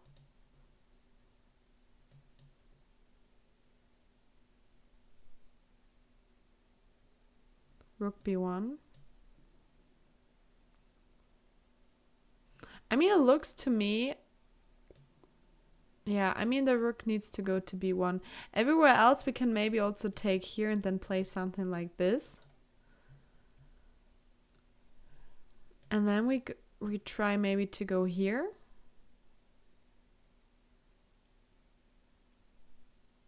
Completely wild position. I could also imagine this will not end in a draw here. This is completely insane, this position here. Okay, so we saw 3 positions from Düsseldorf still playing, and they only need 1 point remaining to get the extra point. Okay, so here it also looks like we have a big advantage for black. What is happening here? Werder Bremen against Deggendorf. And yeah, so Deggendorf is really in danger of not making the league. And this is also really sad because they're actually all in Deggendorf right now. So it's a home game for them. But yeah, so right now only draws have been played so far in the matchup. But this looks really good for black here. Black is up an exchange and up a king. And also d2 is a big threat here. What are you doing after d2? Going away with the rook? Then I can go here. Oh, this is nice. So we're not playing this here immediately. I mean, we could, but then you have the chance to maybe sacrifice this, I guess. If we play like this first, I mean, we can also just take here.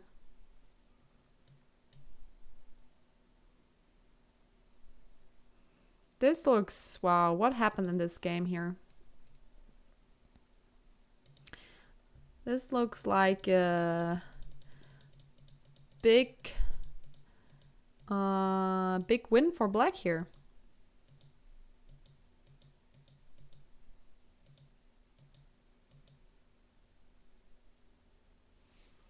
Okay, so white attacked on this side, but he already has some weaknesses here. And yeah, so black just attacked here. Did not care about the queen coming in.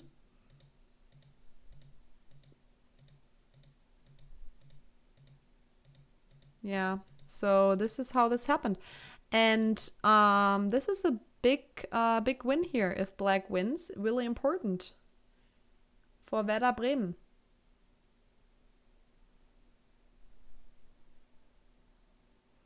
We don't have a new Bundesliga champion yet, but it's really likely that we will get one at the end of the day if they're not messing this up.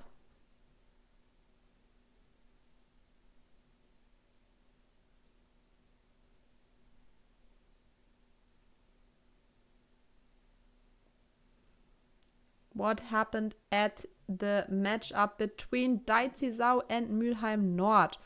So Dimitri Kollas here with the black pieces can take on b4, and if everything is traded off, we have this endgame 4 against 4. This might be a weakness. King d3, knight d6, but it seems like we're in time here to protect everything with black. But this is not gonna be winnable with black, so this is really likely gonna end in a draw here. Pat's in trouble. I thought she had a good position. Okay, we need to switch to the women Bundesliga in a second as well. Let me just finish this run through real quick. Blühbaum Matthias here with the white pieces still has the rook end game, but earlier it seemed like he had something. This seems really drawish. Even though he has a passed pawn, black also has one. And yeah, rook end games tend to be always a draw. But he can play this on. He can play this game on for a while, I would say.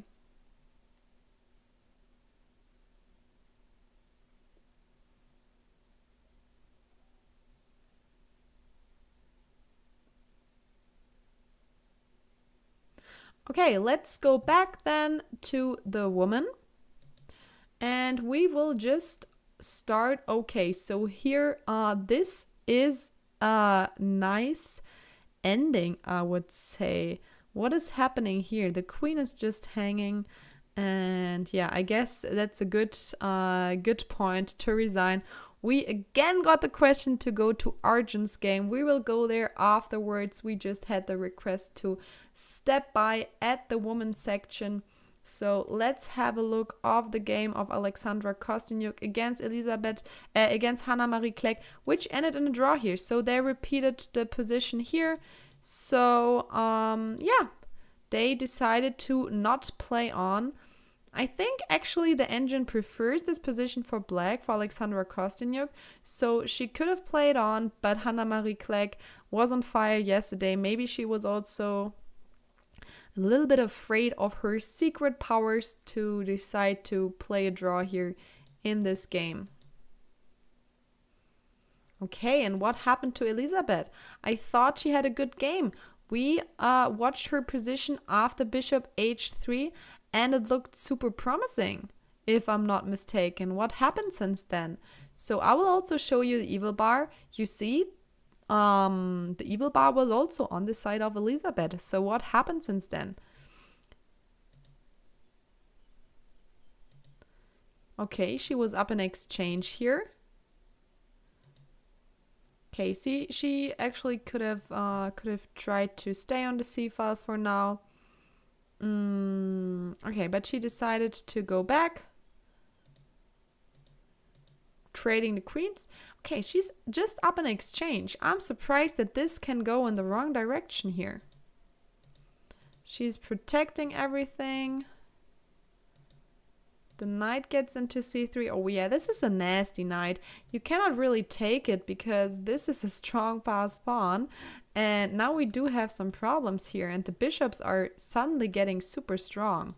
Okay, so this is a nasty knight. Wait, is the knight just gone? Did she just give up the full knight here? Why would she play this?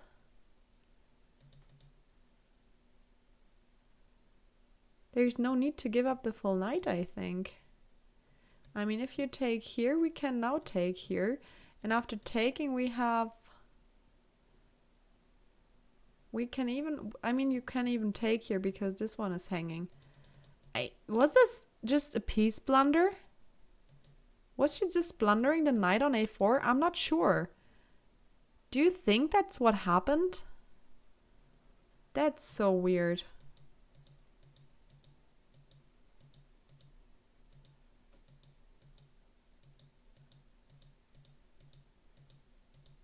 Wow. Did she really blunder the piece in one move? That would be heartbreaking.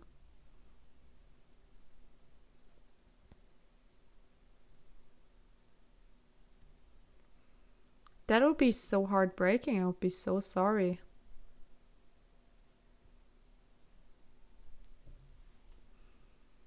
Who am I? I mean, I think my name is on the screen under my picture. So that's my name. That's who I am. YouTube chat always so nice.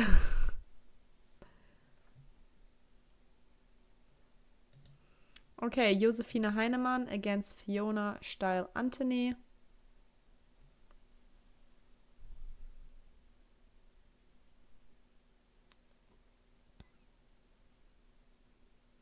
Okay, it looks like there are some loose pawns here.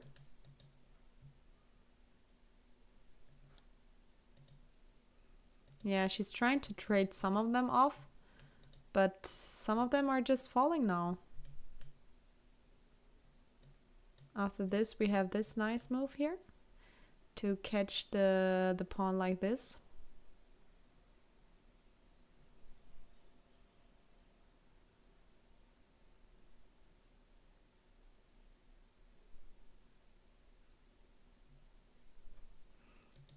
Okay.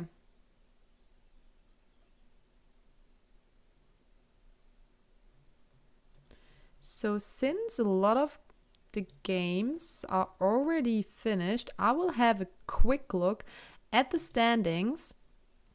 So we will start with the women's standings. So Baden-Baden versus Deißisau, they only played a draw so far. So everything can still happen here in this matchup. Here in this matchup, only draws so far.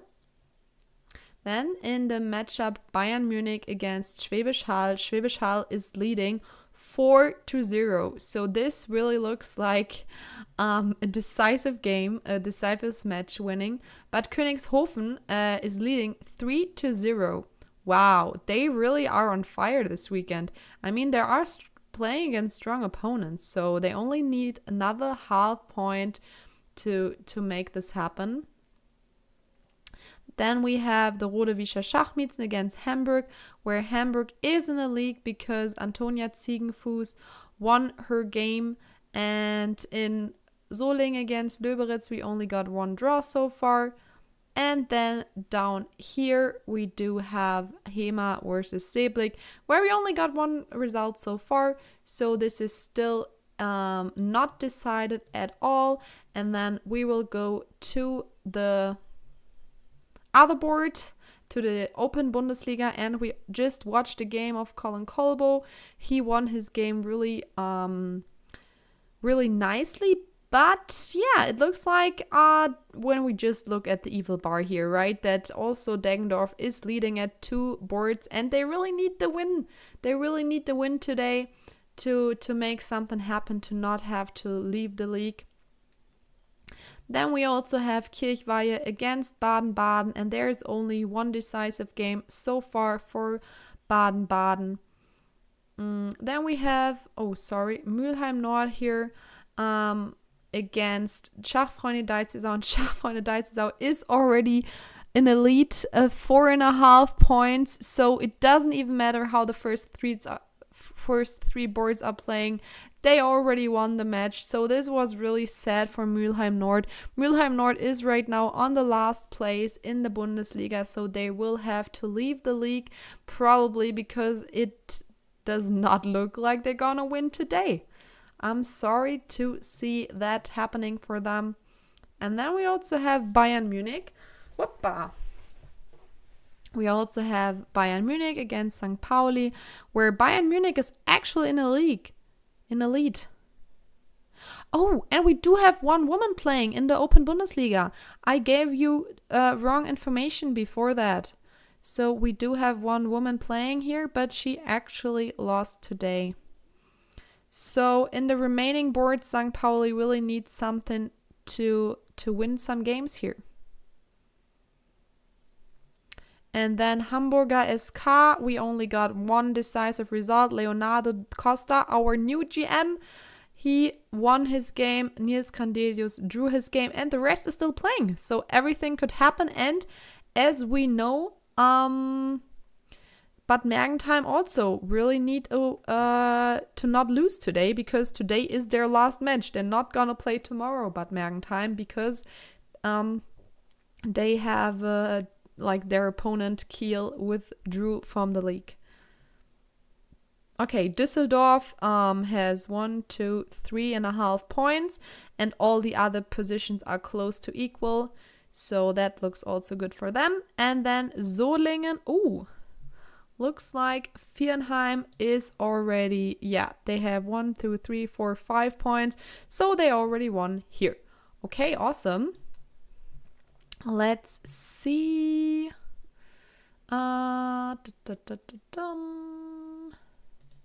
Here we go. Okay, so now we got a quick overview of both leagues. 4-0 is impressive. Yeah, we'll go back to the open boards.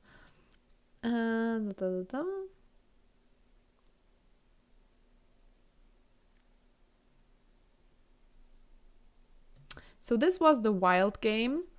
This still is pretty equal, even though white is up in exchange. But yeah, this king is super weak here on the A file. So I'm still not convinced that this game here is gonna end in a draw. I don't think so.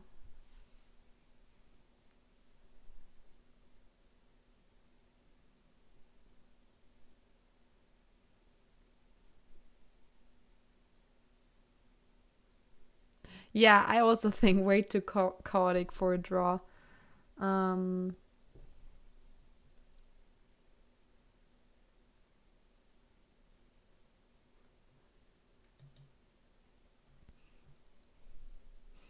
Okay, he actually rerouted his knight to protect the pawn so he can activate his rook. Stefan Silka here with the black pieces.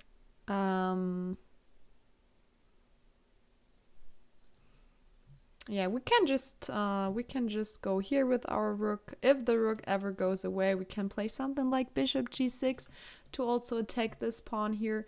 This is just annoying to play with black. I'm not surprised if white is gonna to win this somehow. I guess king e2 right now. Okay, I mean, first we do need to move our rook here.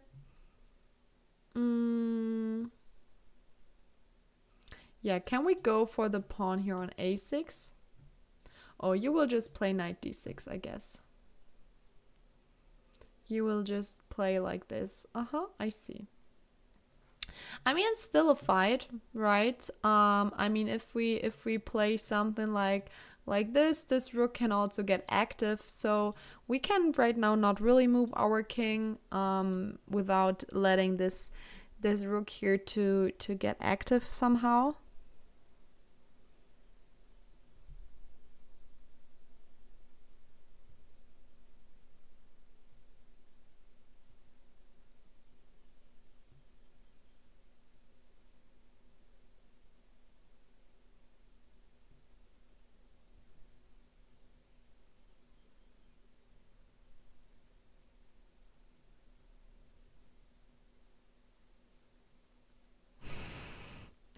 I love how like 90% of the YouTube messages are Arjun game, please. But yes, I see you guys. I will switch to the Arjun game. So it looks like the king went on a little holiday here and is now on b5. And it looks like this king is actually fine here. This is really interesting. Okay, how did that happen? Let's have a look. So Arjun did not want to repeat moves here. One rook was traded. Okay, so he did take this pawn. So now he has 3 pawns for the exchange. Okay, this was a wrong check. He should have gone king f3. Get the king to safety.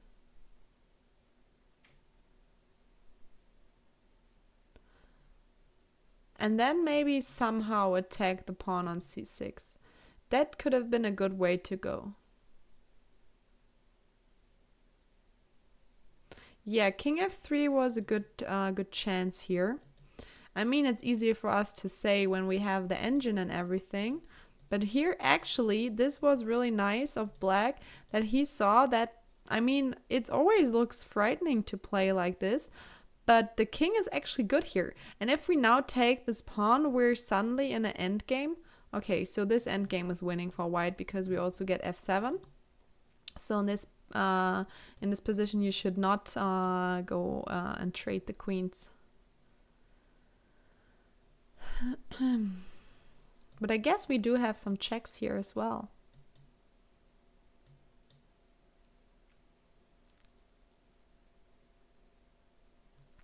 And now after this, we can actually go for this endgame because our king is already so active. Because if you now go here, we can take here. And you're just super slow. We do have 2 passers here. So this is... I'm not sure if Arjun will still win this game.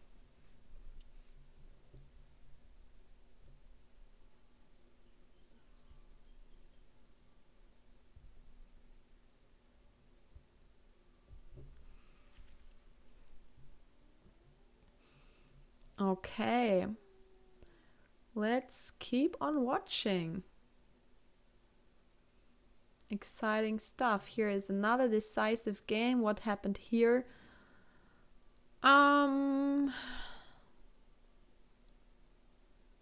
Okay, so this is just falling and then we have 2 passed pawns. So here, big win for Egor Kriborodov for Deggendorf, actually. So we saw another win for Bremen here earlier, and Deggendorf also made a point. So they're actually right now at a 3-against-3 position here. So there it all comes down to board 1 and 3. And it looks like on board 1, Bremen is also losing.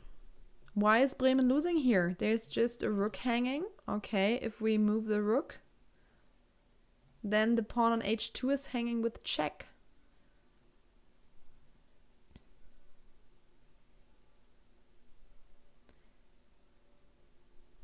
We can take it with a check and then go here, and then b2 is also hanging.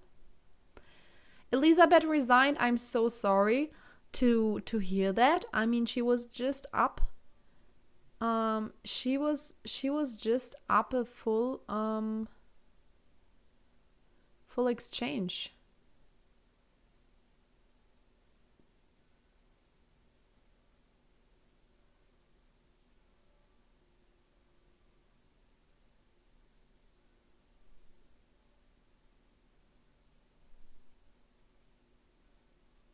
That is really heartbreaking.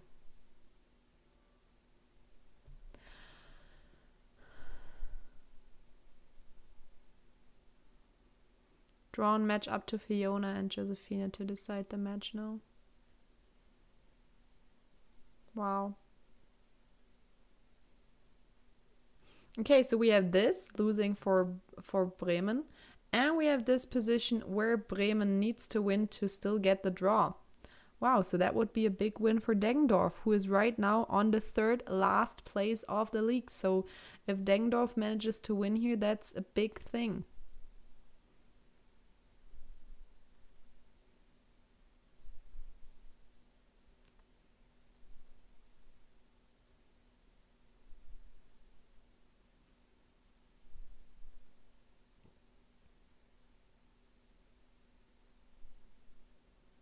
Like them both? You mean you like Werder Bremen and Deggendorf? Yeah, I mean, it's hard. They're all great teams.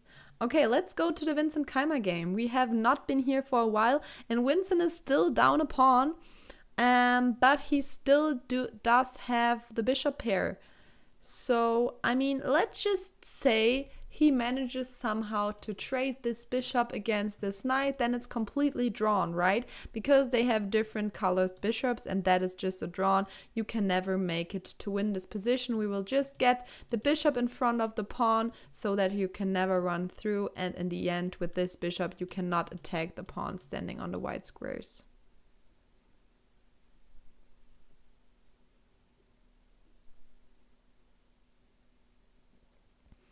Yeah, so this is some exciting stuff here.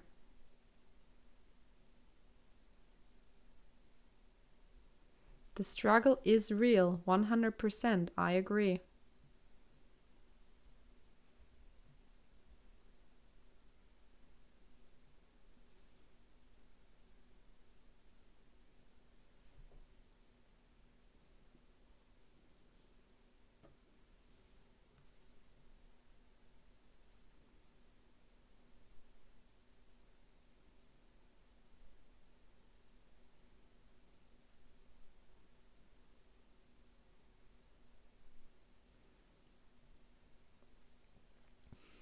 Okay, so looks like most of the other matches in the OSG Baden-Baden against Kirchweihe matchup are already gone.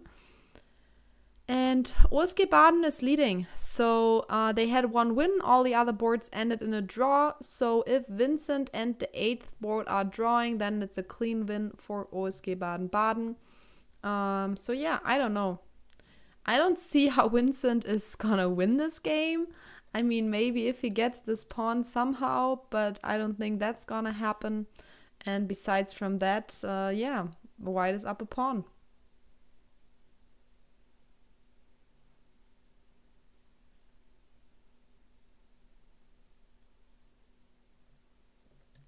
Let's go back to the first board of Bayern Munich against St. Pauli. And here we see that Tabatabai is up in exchange. And I guess we can play d3 because when you take, we take here and then we just have still the exchange. So that looks like a good option here. Yeah, you cannot take on a7 because I will just play like d2. Winnie should draw is fairly easily. Yeah, I also think that he will play a draw. I agree. I agree. Thank you so much for the sub and for the follow.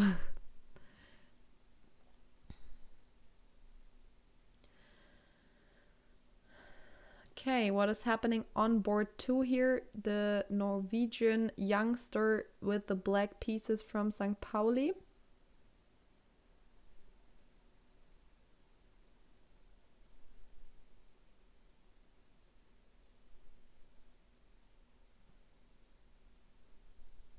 Okay, they have different colored bishops, but you know the rule that it's always better for the person who is attacking the different colored bishops. But looks like both sides don't have a crazy attack here, so that's why the evil bar is showing something close to equality. I mean, we could try to somehow attack the b2 pawn with black, like retreating the bishop back to g7.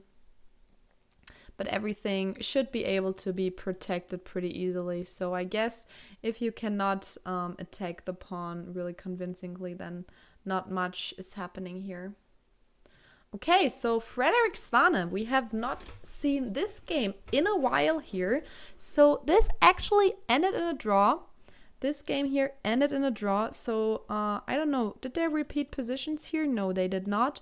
They just decided to go for a draw here. I mean, there's not much left. They have 3 against 3 pawns on one side.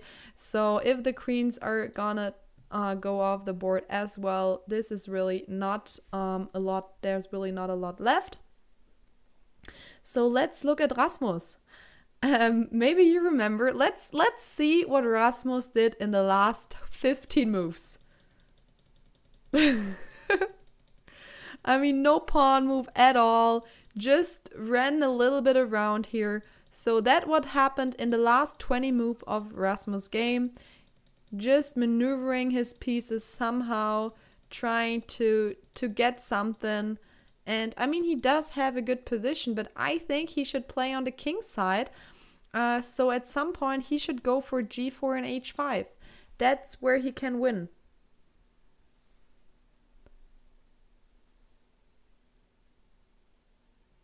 You saw my Lichess. That's great.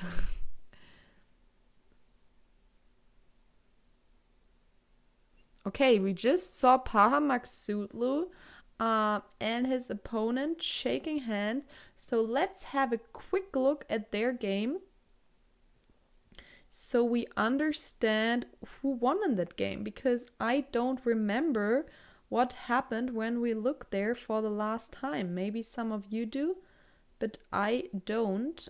There's so many games here.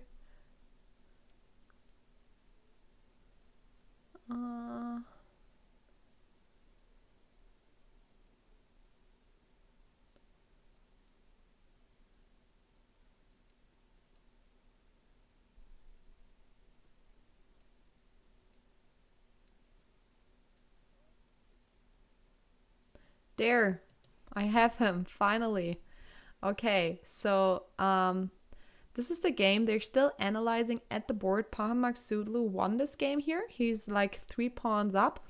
So looks like a really convincing win. Oh yeah, I remember this game. Markus Raga was not doing great here.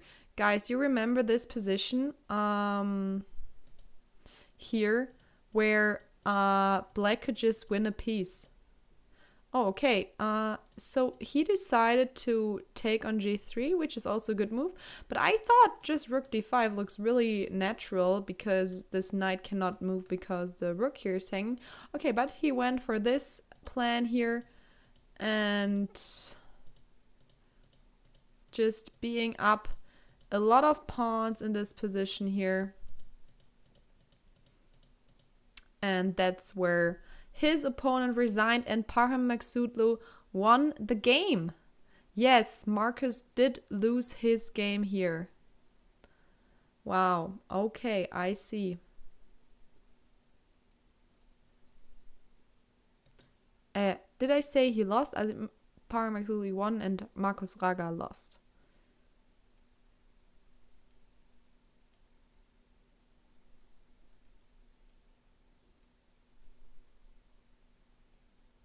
Yeah, it looks like Fjernheim is really beating Solingen today.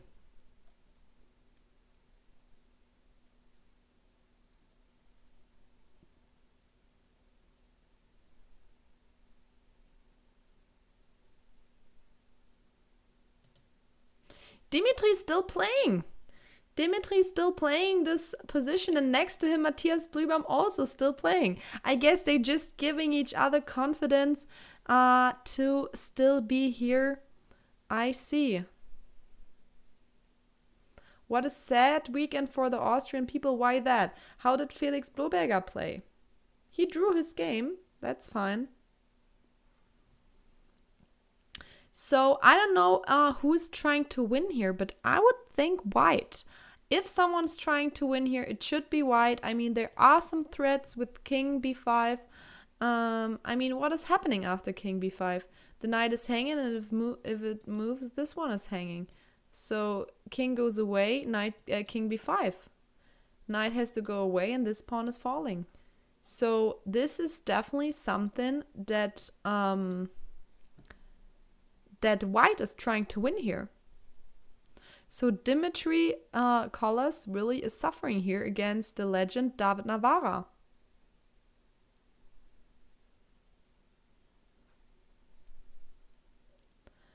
I think Arjun is still playing, if I'm not mistaken. We can also have a look at that one in a second. But first, I want to also see Matthias Blübaum, who is still playing this rook endgame. And I mean, now he is getting this pawn here in a trade to the H pawn. So he still has this pass pawn here, but it's still in a really drawish scenario here. Because, yeah, black can just prevent this pawn from queening and in the meantime also try to advance their own pawn. So, yeah. Yeah, so this is also actually what happened here. This is the actual position. But we know Matthias, and Matthias, the European champion, is trying to win all of the positions.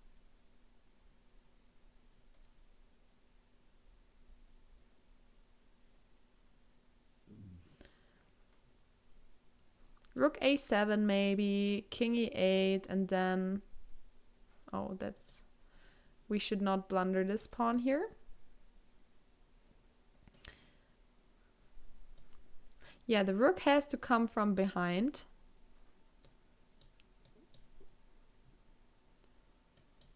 Something like this, so that we cannot advance here.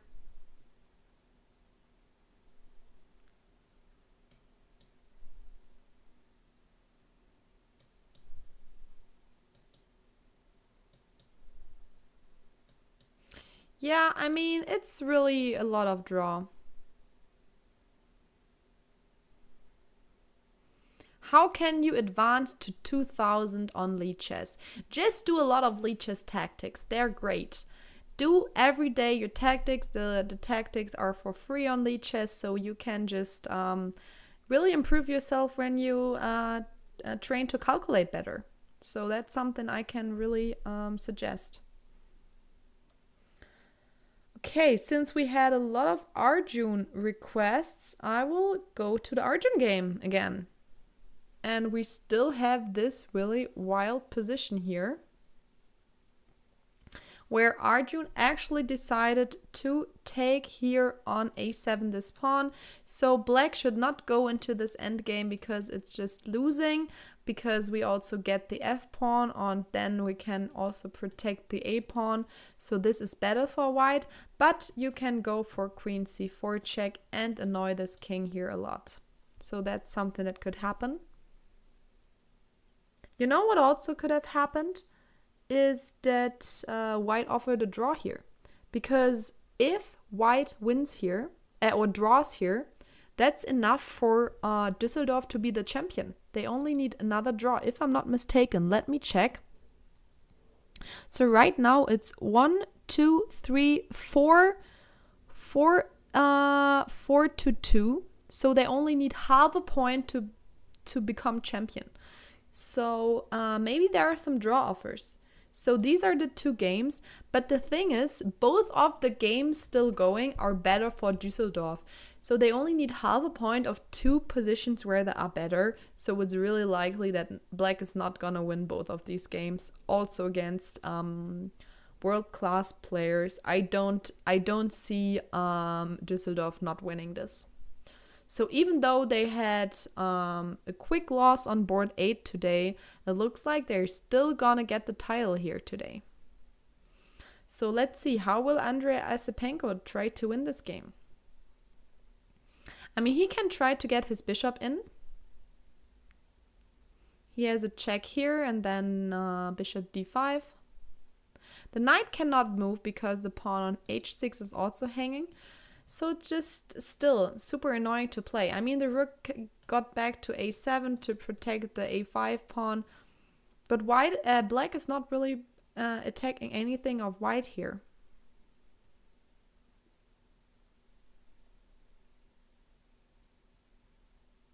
Ooh, we get a camera switch. Which board do we get now?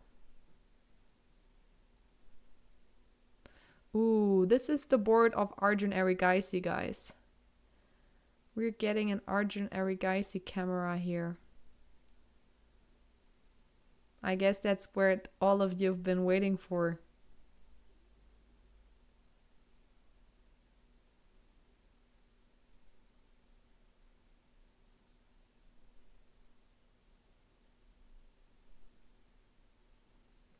Okay, let's go to the women's section again.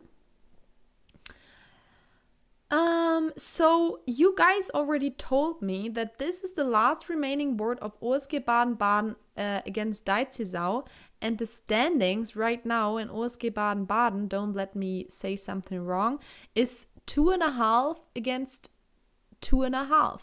So however this board ends decides the match. And white is up a pawn.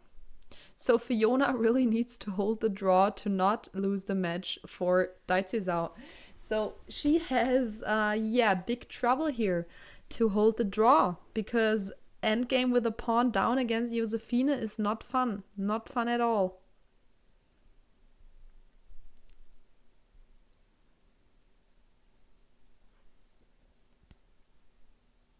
No pressure, Fiona, no pressure.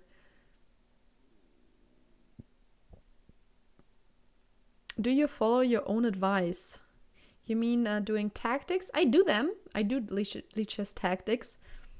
Actually, when I do them, I take a lot of time for the exercises, so that's why my rating is really high also compared to other ratings, because yeah, when I do Lichess tactics, I take a lot of time to get them right. Okay, we also here have Lara Schulze still playing. Oh. Okay, we have different colored bishops. She's down a pawn, but I think this should be a draw. I think this should be a draw. This is... You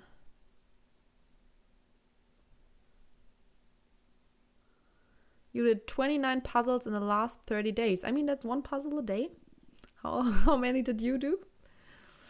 Okay, I'm just thinking how could black possibly proceed here, but I mean we did control this. I mean, even if you're playing like this, we take here, black takes here, you do have a pass pawn here, but I guess we can just go back with our bishop. And okay, but is it so easy drawn? Because this pawn could be annoying. Don't you think?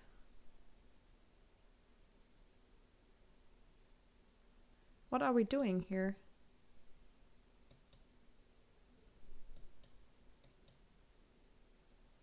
Okay, we have to also give up this pawn here. Okay, and then we need to protect this pawn. And then we go here. Oh, and then we have this to go here. Okay, so it is draw, but this h-pawn could get dangerous. Yeah, you need to be a little precise, but I think for Lara it should be no problem. Now she can take here, and if taking here happens, this pawn is easier to get under control. But yeah, black can still try to win this for sure. Okay, what do we have here? Tatjana Melamed against Inken Köhler. I know Inken Köhler really well. She is my age. I played her a lot of games already in the past. Drew sometimes against her. But yeah, she's a really strong player. But this position does not look fun for her. She's down a pawn in this endgame.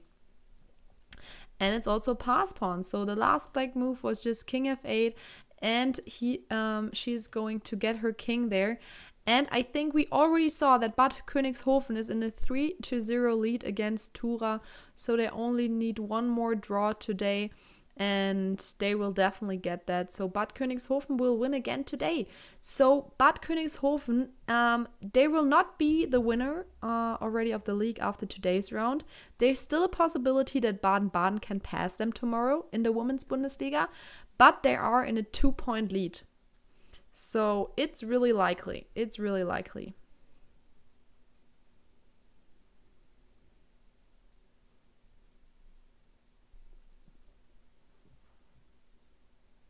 Okay. We have Sarah Papp here, and this is another rook endgame with equal pawns, but here white is winning because these pawns are so advanced, they're also protecting each other. This king is super active, and we also have sometimes some mating threats, and black does not have any dangerous pawns. We can just prevent the pawns from queening really easily. So this is actually an endgame. So example f3, we just play rook f7. And if you try to protect this, we will just continue with something like a6. We will just queen. If you go here, we will proceed with king b6. Going here. This is no fun to play here for black. So Sarah Papp is gonna win this against Alicia Sliwicki, which would be a big win. I mean, Alicia Sliwicki is a strong player. She's a WGM, so that's huge.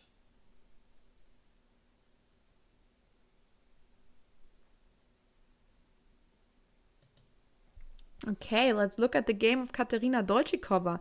Super strong German player. I don't know. She's probably like top 5 in Germany of the women. We approve connected pass pawns 100%. Okay, what do we have here? Also, we have to say Ilse Bertsina, also really strong player here. Not only the these ones. Okay, I'm trying to figure out what's happening here. So there is a pawn chilling on d7, but there is no danger of it becoming a queen. And I guess rook h4. Just rook h4, rook g4, and there's a queen hanging. There's nothing you can do. If you try to protect this, we will just go for the h-file instead. We will just go for the h-file.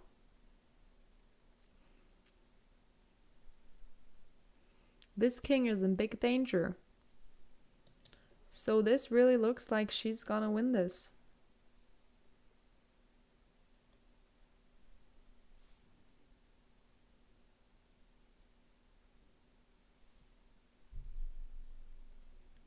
Not much you can do. Not much you can do.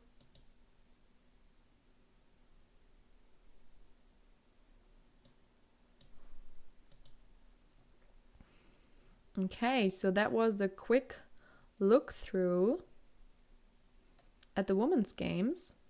And again, so Fiona needs to draw this position to save the match. But I guess she's not gonna do it because Josefina is just too strong of a player. She knows how to secure her games. So I don't think that this is gonna happen.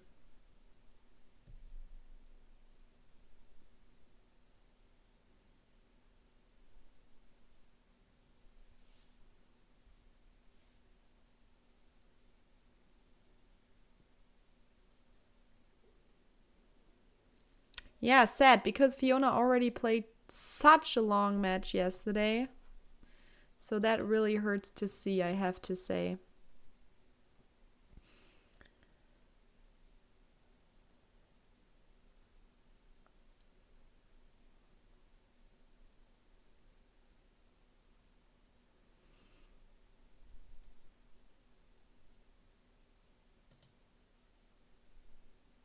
Is there a game who did not make the 40th move yet? I don't think so. They're all in the 40th move. And okay, so we did get a queen trade at the Arjun board. We did get a queen trade, but 1, 2, 3, 4, 1, 2, 3, 4, 5, 6. Black still has 2 pawns. Black still has 2 pawns, and black needs to try to win this somehow. To save the match. I don't know. He does have an H pass pawn, but I don't see Arjun losing this game, to be honest. Yeah, Hannah has a really strong weekend so far. Yes, Löberitz is the Women Bundesliga. So we just watched the Women Bundesliga and now we see the Open Bundesliga here, where Arjun Erigaisi is on board 1 for Düsseldorf.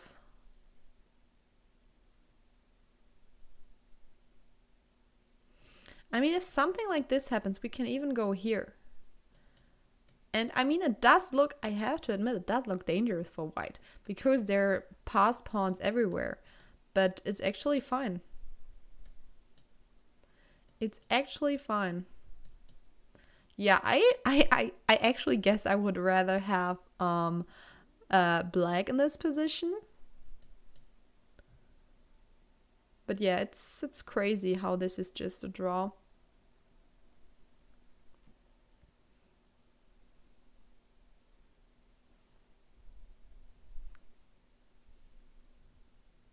I think that's really impressive, to be honest.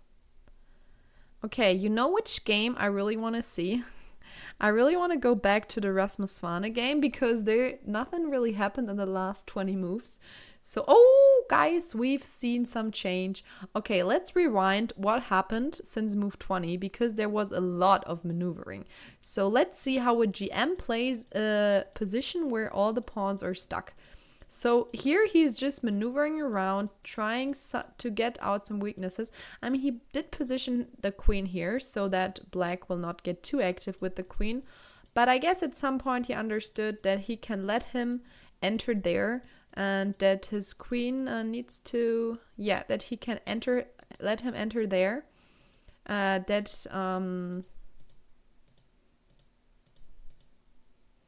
That he needs to he cannot go forward here without the queen being there. So that's totally fine, the queen standing on a3. So at some point he does need to play g4 because that's where he's playing. He needs to play on the king side. I mean, there's not really anything else he can do, right? Everything else is closed, and also this knight cannot go anywhere. It can jump around here, but then it has to go back. Like, there's basically, and this bishop also cannot do anything. So yeah, this is what white needed to do. So he waited many moves to play g4, but in the end he did play g4. So here we saw this move happening, g4. King goes back and h5 as well. Yeah, these super close positions are really weird. I completely agree. So here trying to loosen that up, because if you take here, this pawn is falling, right? Because that's where our queen and bishop are pointing at. So he decided to go there, but now we can take here. Can we not? I mean, yes, this is also hanging, but if we get our queen in here, that looks good to me. Taking here. So this could happen.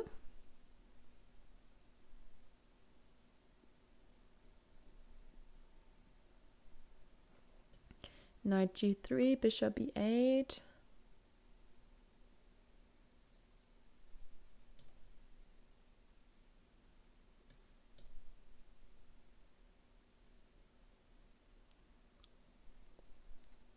Oh, we can go here so our queen can enter. That's pretty.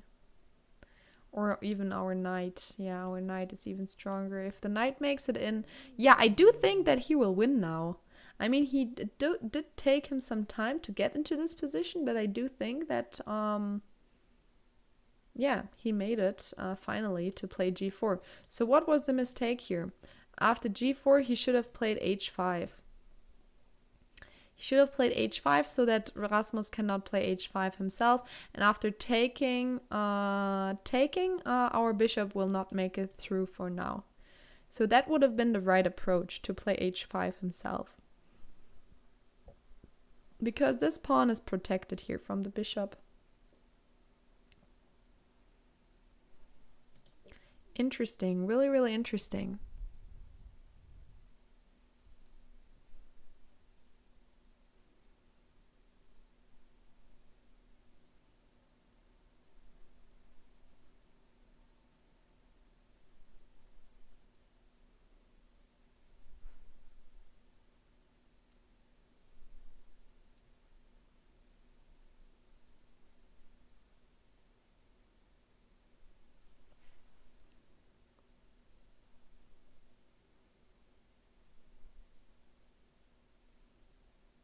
Vincent Keimer also still trying to play his position with the pawn down. And we do have different color bishops here. Vincent on the defending side. But this should be a draw. So here was important, I guess, to not let the king in. Well, I guess even if the king comes in, it should be fine. So after the check, this pawn is always hanging. And we can protect this pawn like this. Oh, wow! Hello! Thank you so much for the raid. Hello, everyone. I guess Jan stopped commentating. We're still looking at some games, also commentating for Lichess today, but I'm also live on my channel, so welcome everyone. How was the stream? Yeah, so right now we're watching the Vincent game, and this should be pretty easy, be a draw, but there are still some other games left. I don't know. Dimitri is still fighting here. Dimitri is a pawn down right now. So let's celebrate Düsseldorf. Oh, did they draw? I mean, they needed one more draw to win. So I guess now that you're here, they won. So I guess that's why Jan ended the stream. He needs to celebrate with his team, right? Jan is also playing for Düsseldorf. So congratulations. They won every single game. I mean, every single match. Yeah, he had to go eat dürüm. They won. Okay, congratulations. That's great news. Yeah, thank you so much for the raid. I mean, we'll still stick around because there are many exciting games still happening. And I'm really interested to see how these end games here will go.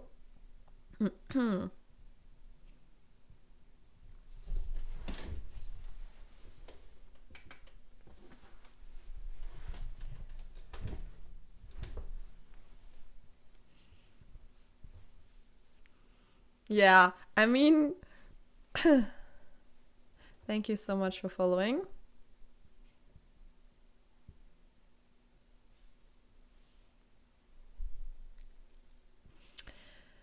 I mean, Navarra will play this on forever, right?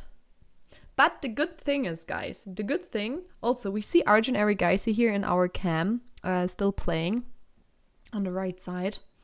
I can also get you his picture a little bit better.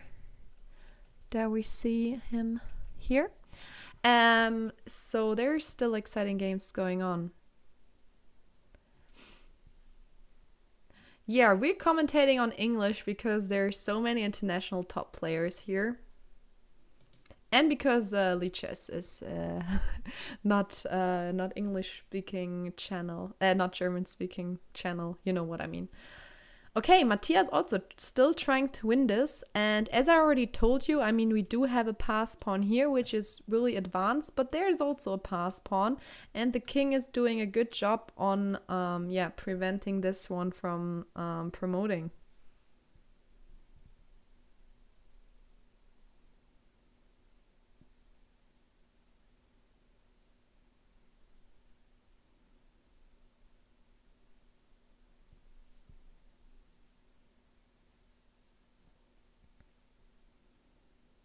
I think Matthias will play this on forever. He made a quick draw yesterday, but today he really, I mean, there's no danger for him really. And he has so much practice in all these quicker time formats.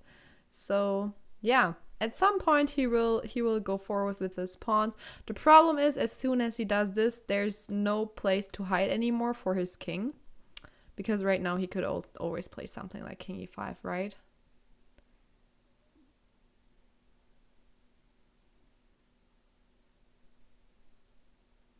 And you thank us for the English version. I appreciate that.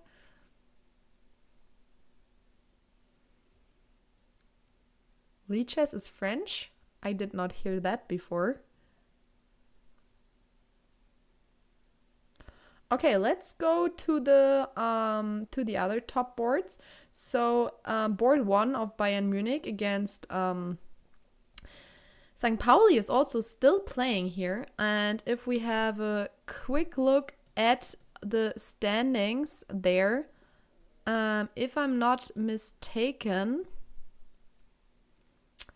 Bayern Munich is an elite. 1, 2, 3 against 2.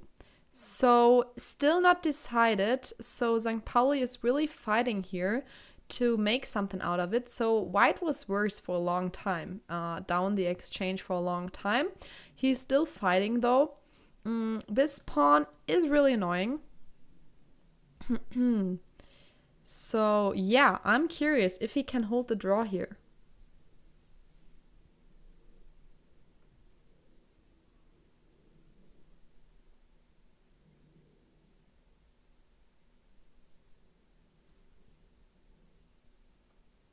Yeah, I'm sure you're right, T. The Düsseldorf is strong because they have such such a long chess history. No, they just have a great sponsor. So that's how Bundesliga works, right? A team needs money, and if they have a good sponsor, they can get the best teams. Oh, Bayern already won 4.5 to 2.5. Okay, that's possible. But I mean, Christiansen is still fighting though, even though his team lost. But yeah, that's possible. That's possible. Okay, let's go back to Rasmus' game. This game is definitely not over yet. So Rasmus, waited 20 moves to finally play g4, but in the end he did it. And his opponent, has a really unfortunate position. These pieces are not doing anything, and Rasmus just had the chance to play g4 at a good moment, and he did play it at a good moment. And yeah, now knight g3, getting the knight in, and yeah, he will move his bishop again to get the knight to f5. I'm pretty sure about that. Oh no, he's playing e6 first. So that is the position right now. Yeah, if you go back, we can just also play e7. The knight has nowhere to go. I mean, if you go like here, we can just even take and play queen g6. Like, we will just queen. Knight h5 as well, mating here. So this looks really winning for Rasmus, actually.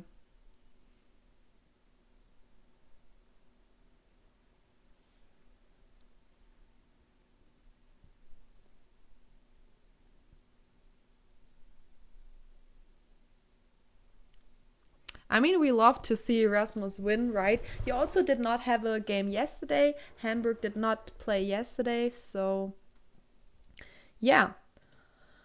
What else is happening here? Petr Neumann from Czech Republic playing this endgame here. What is happening? We have the same colored bishops, same amount of pawns, but this king looks a little bit shaky, but it's not mate. So as long as we protected everything, should be fine for white.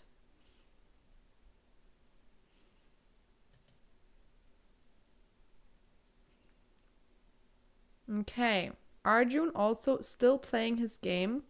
Oh, I guess, okay, so this wild game here actually really ended in a draw. You remember where white was just up in exchange, but crazy position here, crazy position. And in the end, it really did end in a draw. Yeah, I'm surprised that it actually ended in a draw, even though the engine was saying zeros all the time. So yeah, that really... Oh, it was winning for black. Wow, it was winning for black for one move here. Queen d2. Queen d2, and the rook is hanging if the rook moves somehow.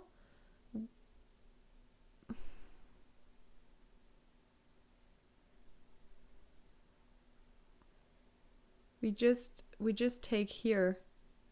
So this king is just too weak. Okay, but he decided... what did he do instead?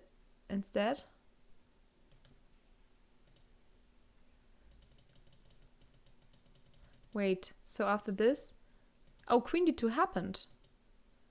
Oh, it's wrong to take the knight. You have to give the check. Okay, that's wild. Why is this position winning for black? Black is down in exchange. Yeah, why not queen takes b4? That is wild. Okay, I guess this pawn is just too strong. These bishops are so amazing together.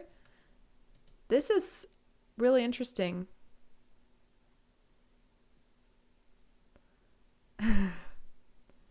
This is crazy that this is actually winning. And to take a full knight is, I mean, this bishop is also hanging. But, okay, so he went for the draw, I guess. So here was still better. He just needs to get his pawns running. Yeah, it's a hard decision to play for a win here. But it was better for black, actually. So this ended in a draw. So that's the game that decided Düsseldorf is gonna be the champion of this year. And Jan is gonna eat a döner. Yeah, to take is a mistake. Okay, Esipenko's still trying to win this game here. I mean, now they're just playing for their own ego and their own elo. So, I mean, they also don't want to just draw someone lower rated for no reason. So that makes sense.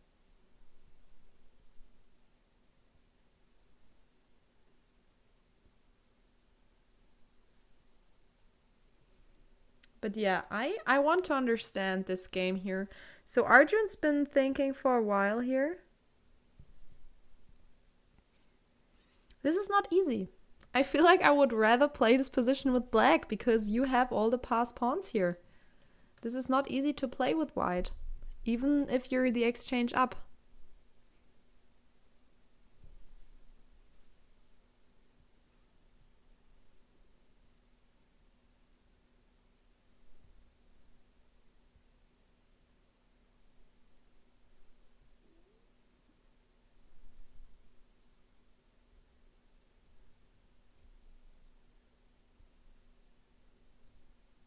I know that we have a lot of Arjun fans in chat, but I mean, we can analyze. How is he looking right now? Okay, he did go for this line here.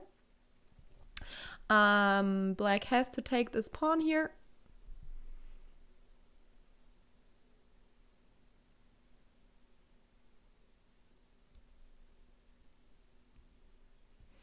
And then he will get this pawn and try to hold on these pawns from behind, but as I said, not easy. I think this is definitely not easy.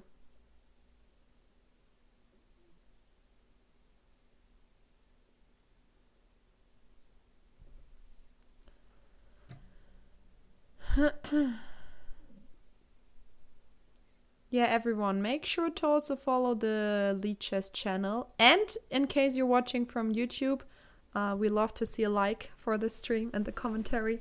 That really helps us.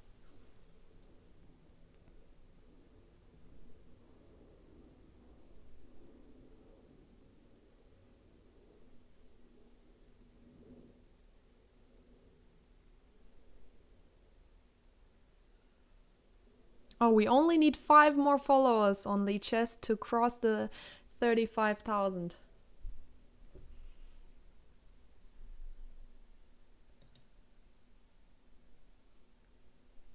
And thank you for following.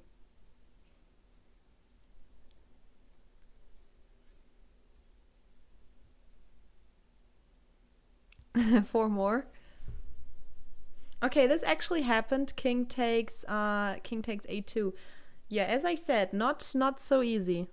I really want to see how this game will end. Did Rasmus win his game? We're okay, Dimitri still fighting here. Oh, okay, so Dimitri now sacrificed his knight. Interesting. Against David Navarra. He sacrificed his knight to get 2 of the remaining pawns. And now he will get this pawn as well, and then it's just a draw. Maybe he can even play for a win, but I don't think so. I don't think so. So after a really long fight, this will finally end in a draw.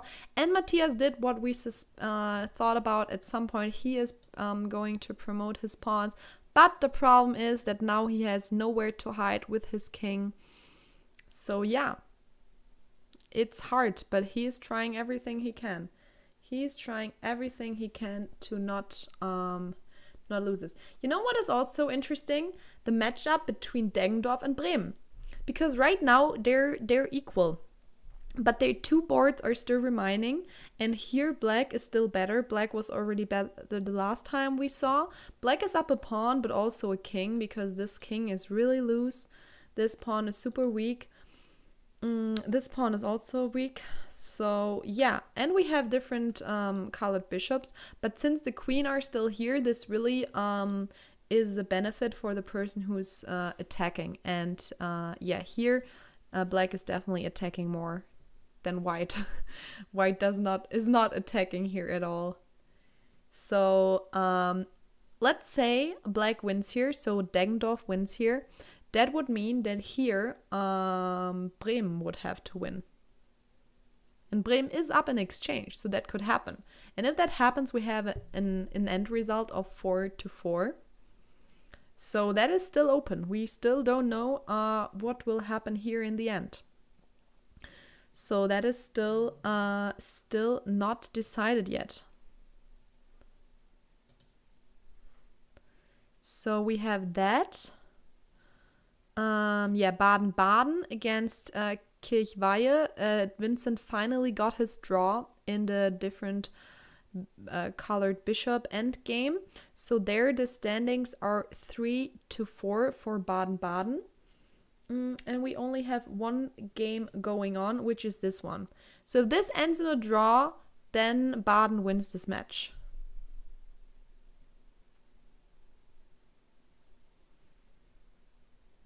I mean, white is even up a pawn, so I guess he's not gonna lose this. So this is looking good for Baden. So for all the Baden fans here. Oh, Fiona resigned now, so the Baden-Baden ladies win. That's a big win for Baden-Baden, I have to say. I mean, Baden-Baden at the women's are now on second place, and they still have chances to become the champions tomorrow. But Königshofen is gonna mess up somehow.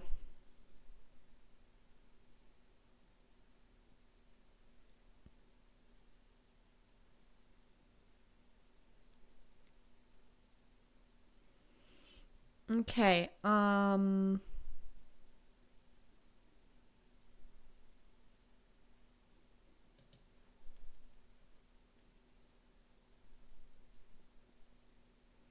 yeah, Bayern Munich, it's 4-2. On 1, 2, 3, 4, 4-2. Because someone in the chat said earlier it's 4.5, but here it's 4-2. And yeah, Hamburg is 3-2. No, Hamburg 1, 2, 3, 4. Okay, Hamburg is gonna win this. Düsseldorf 1.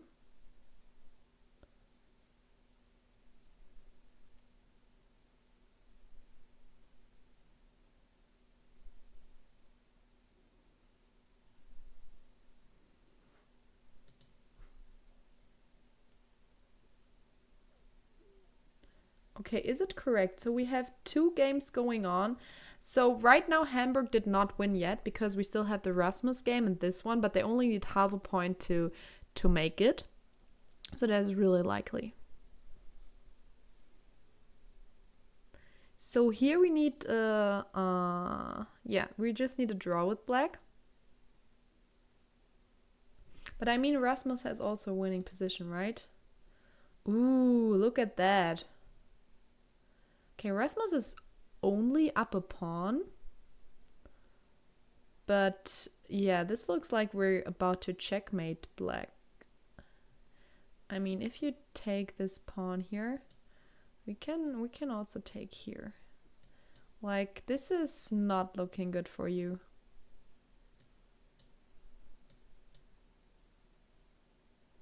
Oh, we can also just go c6 here and queen this pawn. Our king is completely safe here. But I was wondering, I thought, okay, I guess we saw here e6. Okay, he decided to oh wait, where did he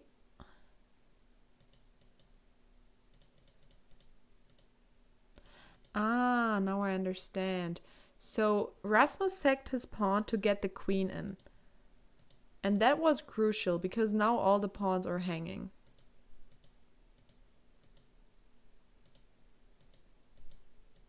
Okay, this did not happen yet. This is the position.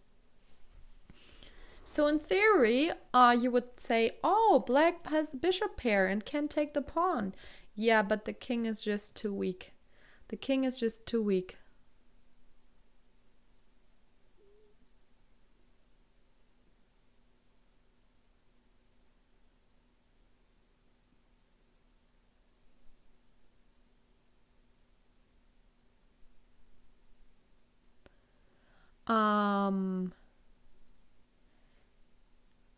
You don't, I don't actually know what you're talking about, Dennis, to be honest.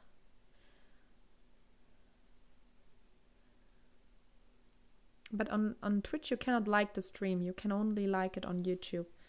So, I don't know. I don't think anything is gonna happen if you click on the emoji on Twitch that has been written in chat.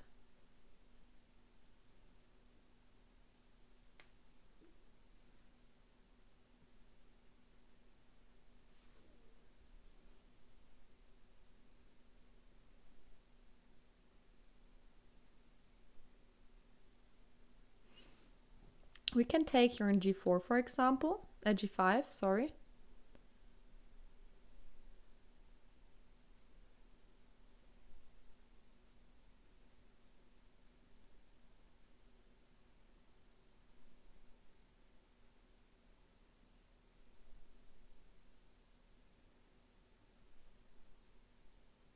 First time twitching. Wow, we have a first timer here. Yeah, welcome. Make sure to follow the Lichess channel. Did we already cross the 35,000? That was the goal for today, right?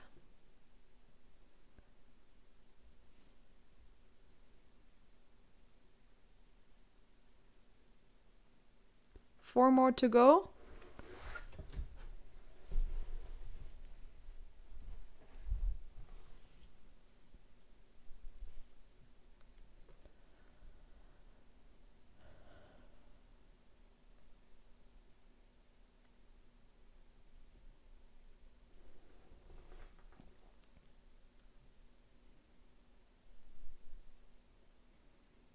Okay, he did go f3. I would say f3 is a move I would not think of first because it looks like, my king is kind of loose. But I guess after all the checks, we just can go back with our bishop and everything is protected. Unless people are also unfollowing, I don't hope so.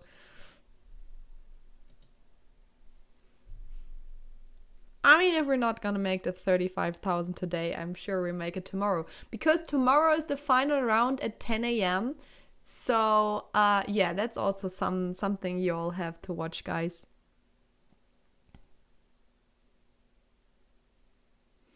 Okay, so let's try to find out why did he play f3. I guess he didn't want queen f3 at some point if the queen goes away.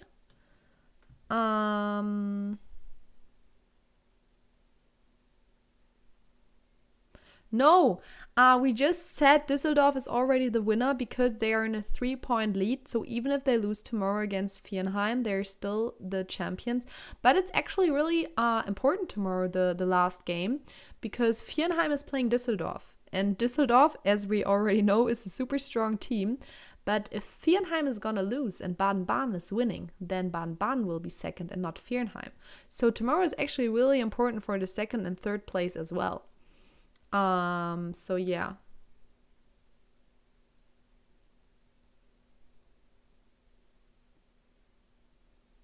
You didn't realize it was earlier? Good that I mentioned it. Yeah, good that I mentioned it. Tomorrow, 10 a.m. I think so. That's what I remember. Okay. F3 happened. Oh, his opponent still has like 32 minutes. That's impressive.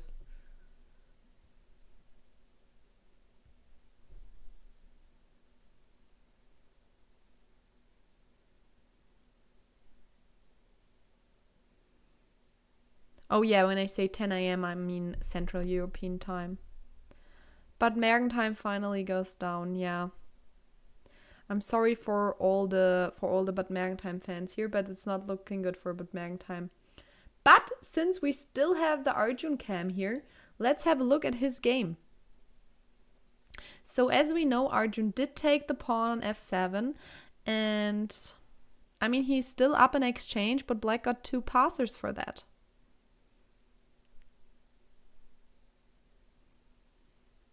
Yes, Rasmus is winning, that's true.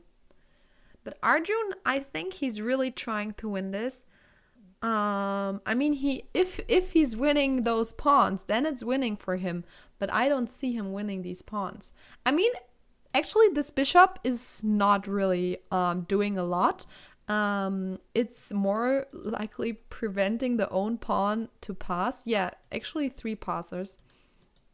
But this bishop cannot really go anywhere useful. So this is still a complicated position here. Also, the people are getting low on time again. So this is gonna be really interesting. So before we maybe stick to this game, because I think this is still really decisive here, I would have a quick look at the women's boards and see who is still playing here. So we have a super strong matchup here of Bella Kotenashvili, also a national player, a Georgian national player, against the strong Austrian player, Veronika Exler. But this one actually, okay, White is up a pawn, so yeah, White is definitely gonna try to win this here. I would think so, that White will try to win this this position here. So this is the matchup of Bayern Munich against Schwäbisch Hall, and Schwäbisch Hall already won. Really impressive today. They won basically every single board, but they're still fighting. So also, Lara Schulze managed to get a draw in this endgame, so that's also nice to see, I guess. Okay, Tatjana Melamed, super strong German grandmaster against Inken Köhler. Still trying to win this here with the black pieces, but looks like Inken Köhler is doing a good job of defending. Not easy though. I mean, black is never gonna lose this, so black can play this on forever.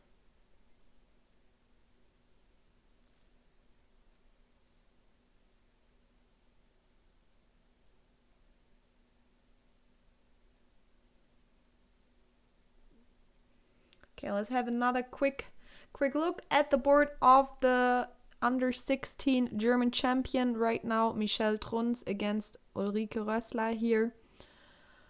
What is happening? Okay, okay, this bishop is just hanging, so we need to trade it off. Queen takes, the king goes somewhere, maybe to d7. And black is up a piece, but it looks like white might have a repertorial. And if we go like here, we can we trade the queens? Probably not, right? This is not enough here. We should just try to... Okay, so this is now losing, I guess. Oh, this is a check.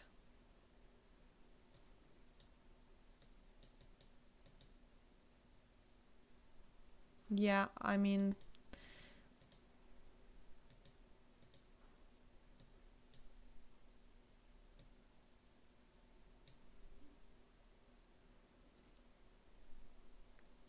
Really wild position here, black being up a piece.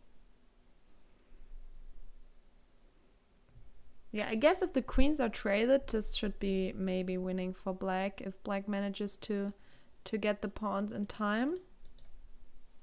Not so true though.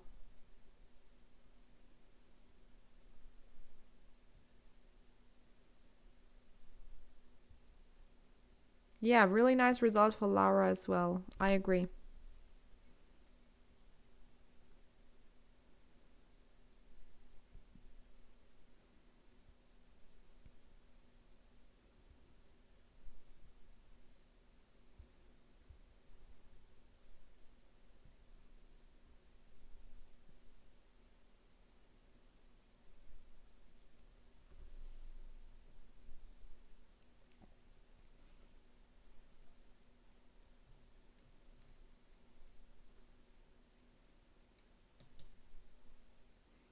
Okay, we got some new moves at the Arjun game.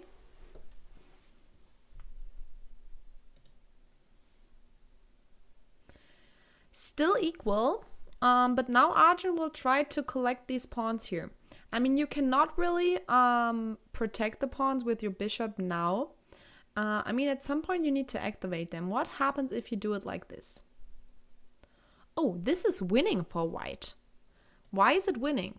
Are we just gonna play like this and then we have a passer here? This is crazy. Like, black has 3 pass pawns, but we just need 1 to win this because the rook is so much stronger than the bishop in the endgame. So here, you're not allowed to play this because this is happening. You have to go here, so after this, this one is hanging. So you can never play e4 because then f4 is hanging. This is also what happened here. We just got these moves. Hello, Bistro. How is it going?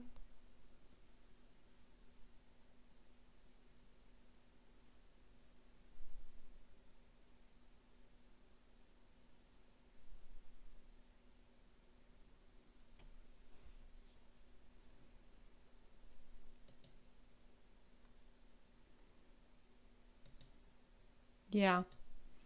So he needs to be really precise here with black as well. I mean, now the h-pawn can maybe start running, right? Okay, what if we go here? h4. Can we take this pawn here? h3.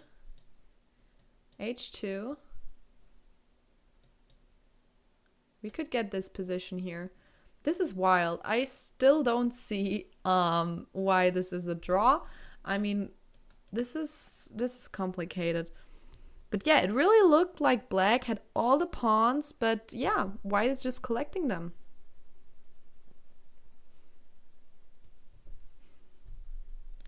So this is something that could happen here. Really interesting endgame here.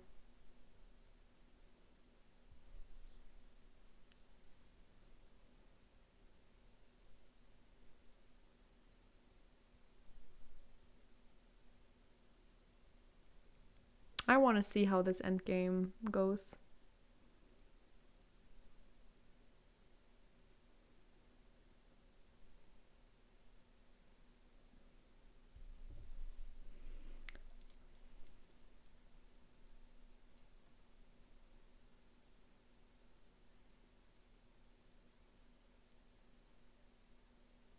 Also, Dimitri Collas against David Navarra ended in a draw.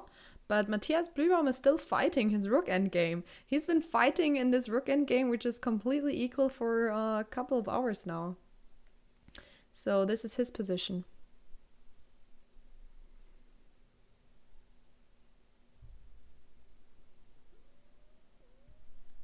So the problem is we cannot get the king away from here. And yeah, this pawn is also dangerous. So yeah, we can just not advance really here.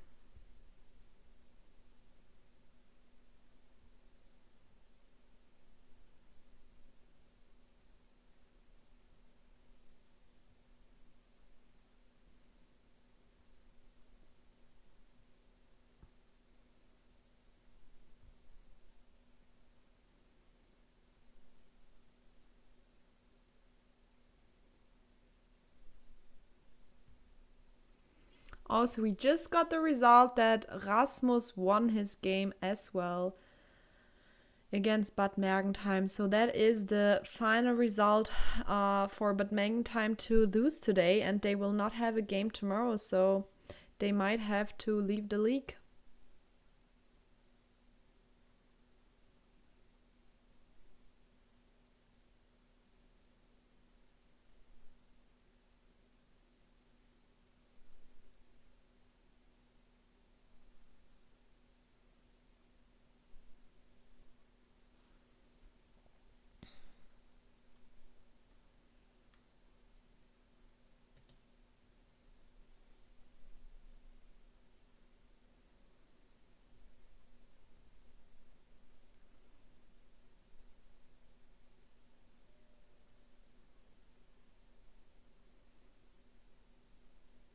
Yeah, in this position, black is up in exchange, but it's not so easy because this pawn is really nasty. We cannot really go with our rook away.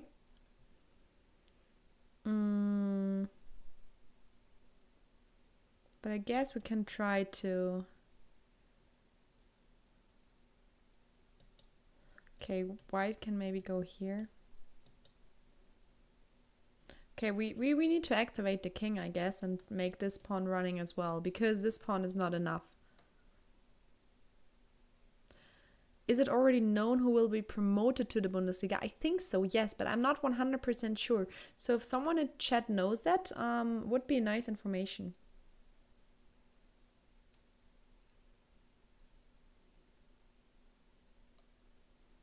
Yeah, Bremen against Deggendorf is still not decided. But let's go back to the Arjun game. Oh no, I wanted to see how Rasmus won in the end. So we saw here Rasmus playing f3, then we had a check and another check. But the problem here is that these pawns are just too strong and the king is safe. You might heard about this, but the knight is the best friend of the king. You don't really have any checks when the knight is next to it, like protecting h1 and f1 really smoothly here. So you don't have any checks. And okay, he gave one more check here and then just c6. The pawn is running and that's when black resigned. So big win for Rasmus today. Great game. Congratulations. He beat a strong player today.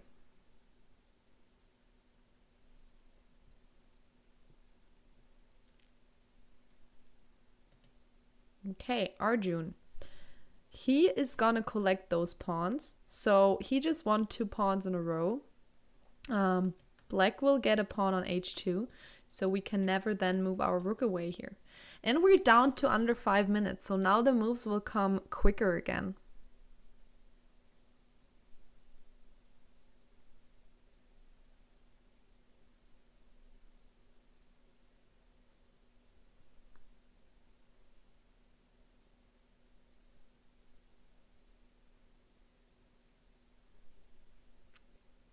I also saw in the chat that there was a discussion about a woman. Yeah, a woman can play in 2 leagues at the same time. So the women's league and the open league. For example, Dinara Wagner. She played also some games for the open league, but this weekend, of course, she needed to decide in which team she can play because she cannot play at both at the same time. And we see Dinara playing for the Women's Bundesliga this weekend. I mean, the Women's Bundesliga does need her, still going for a lot in this season.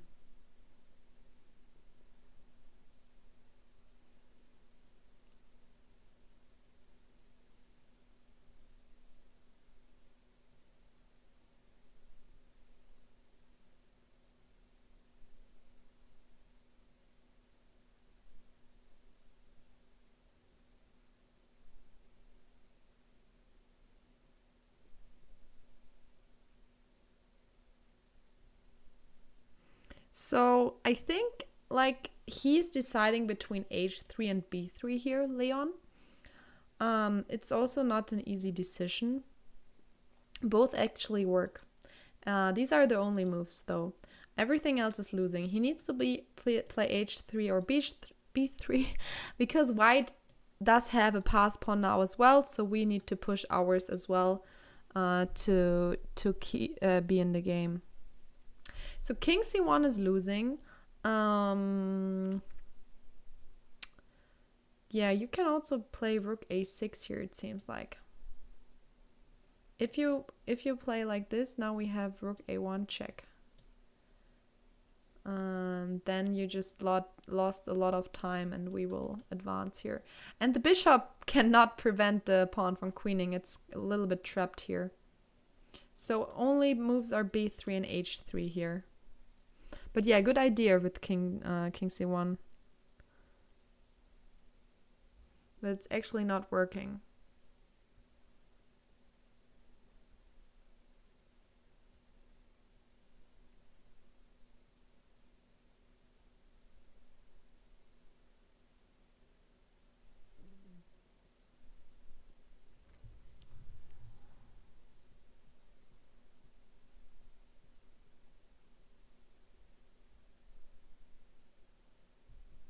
Okay, he went for the h3 line.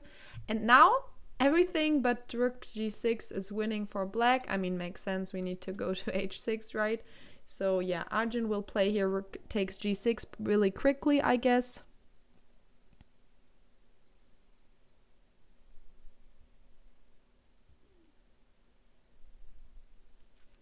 Michelle's game is kind of funny, is it? We can look at that also. So Michelle Trons, I actually beat her last year. That was a really nice game by me. Not to brag, but where is she playing? It was this game, right? No. Oh, you said Michelle Trons. I'm sorry. This game here. So there's maiden one threatening, as you said. White cannot prevent this maiden one from happening. Really pretty. But it looks like white can just give a lot of checks here. And this is why this position here is drawn. Yeah, interesting. Yeah, I mean, this is gonna end in a draw because the queen can also... if the queen goes in between some checks, then sometimes we can maybe also trade the queens because this is a passed pawn. So yeah, this is a drawn position. That's actually really funny. Nice position, interesting one as well.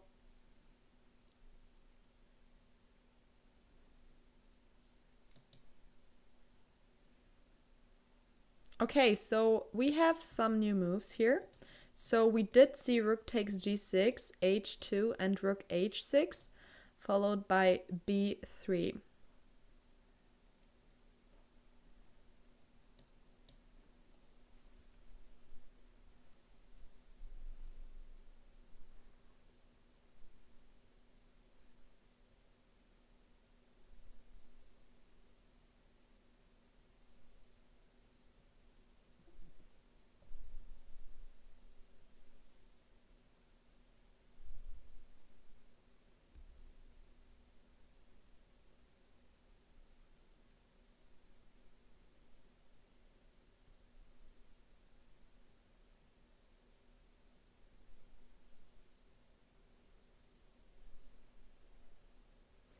Wow, this is such an interesting endgame, guys. I'm trying to figure out...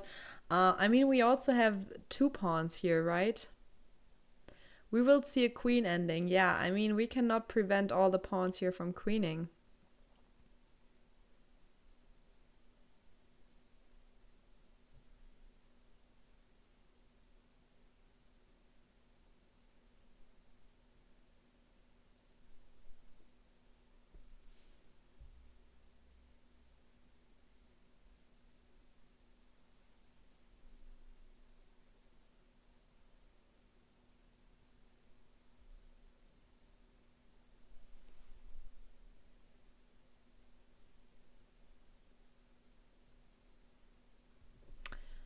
I mean, you cannot queen the h-pawn because there's this rook behind. So yeah, at some point you need to move the king. But compared to earlier when we thought about playing king c1, now there's no rook a1 check anymore. So now e7 will come, then we will move the king, and then we have two extra queens.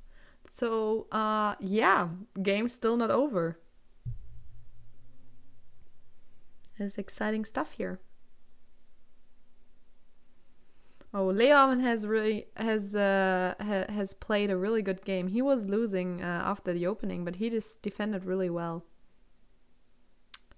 Oh, you think king d2? King d2 is actually losing for white because of a really pretty move. Maybe someone here, I mean, I already saw it, but I saw the engine.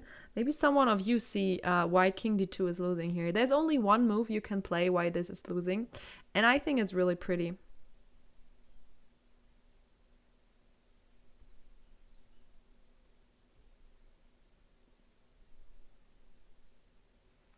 It's not c4 and it's also not bishop h4.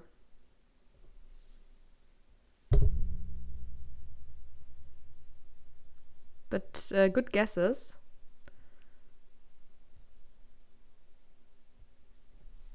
Yeah, so c4 I think is actually winning for white. Yeah,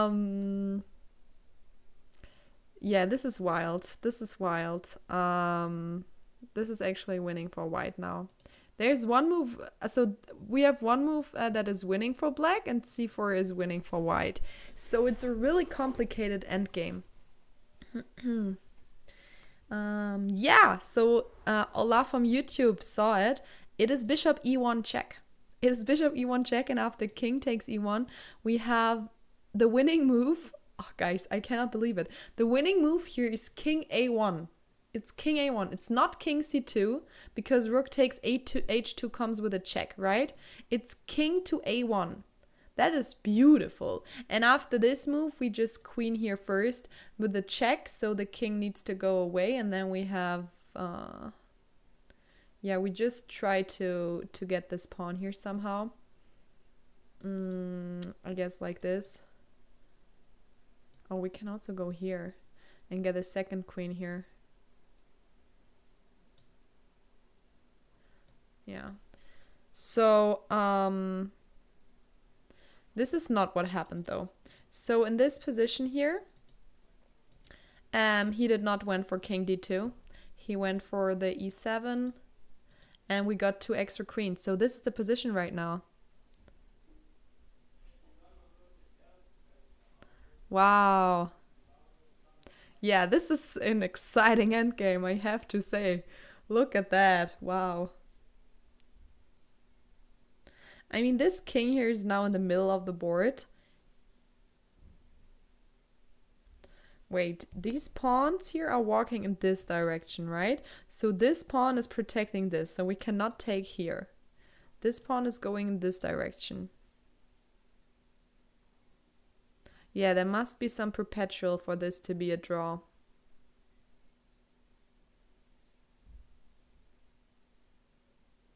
Arjun does play wild games, yeah. I mean, look how many people are watching his game right now. Look how many people are standing around him. So that just shows that this is a really interesting game.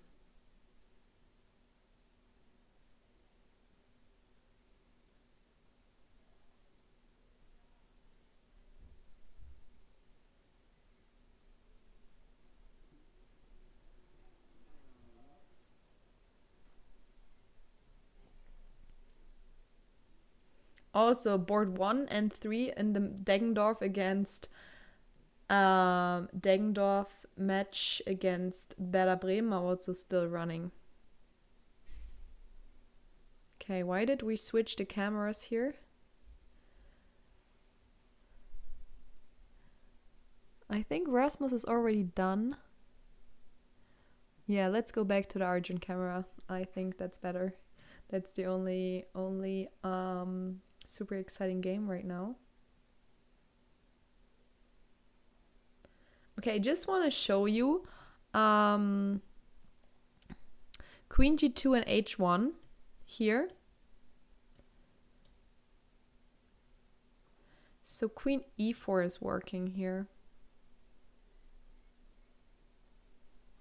Also protecting the H1 square, but good idea.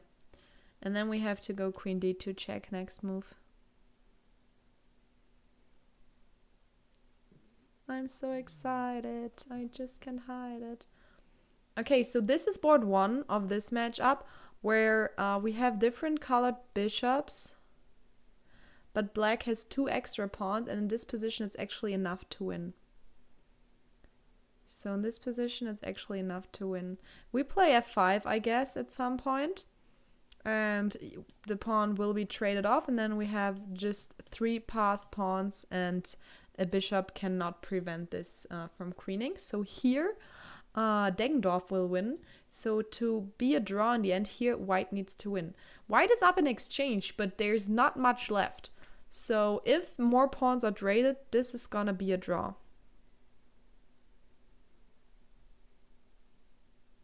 Okay, so we do have a camera change here again to a woman's board.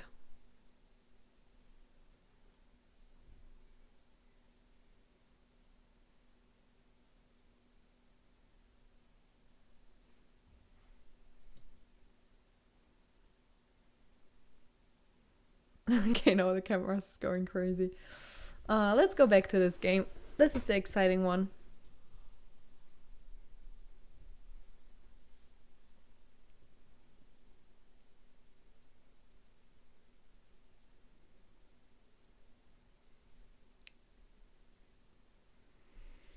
I mean, white can take this pawn now.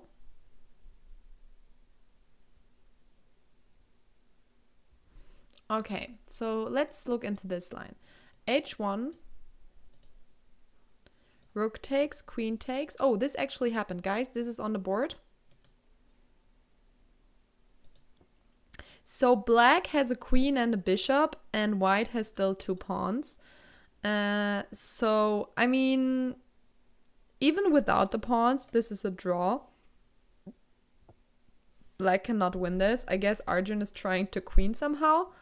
But yeah, I don't know. The camera guys are excited. I know. They're giving us all the stuff here. They're just switching the cameras like crazy right now.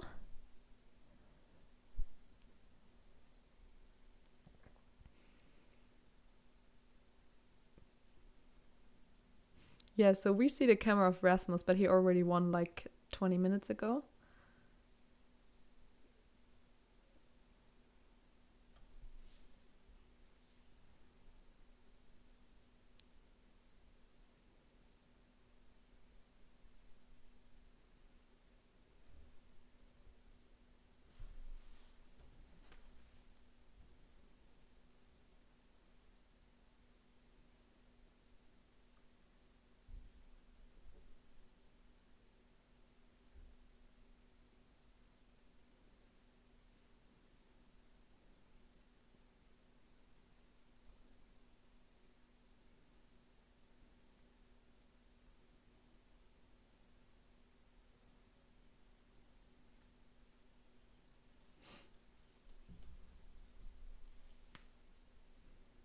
Without the pawns, how is queen versus bishop versus queen?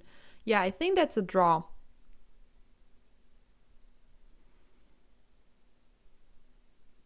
Yeah, this should be a draw. So the only one playing for a win here is Arjun, I guess.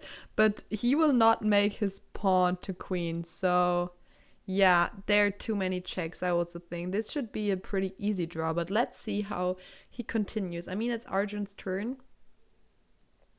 I mean, he tried everything to win here. He played until the very end.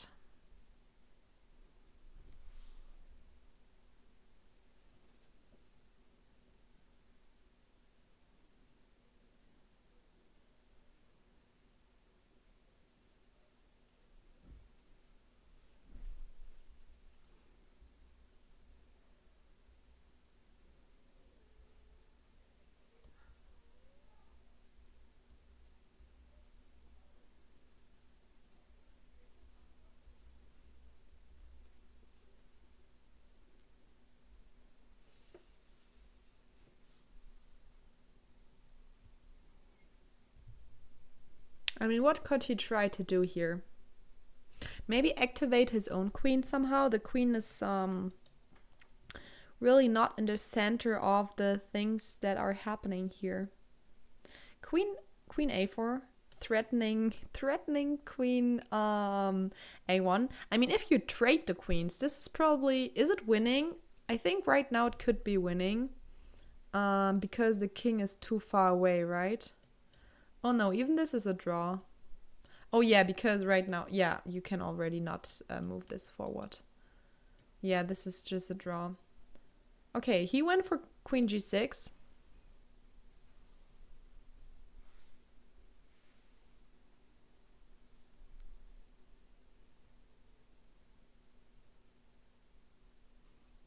Oh, we got the Arjun game again. Finally.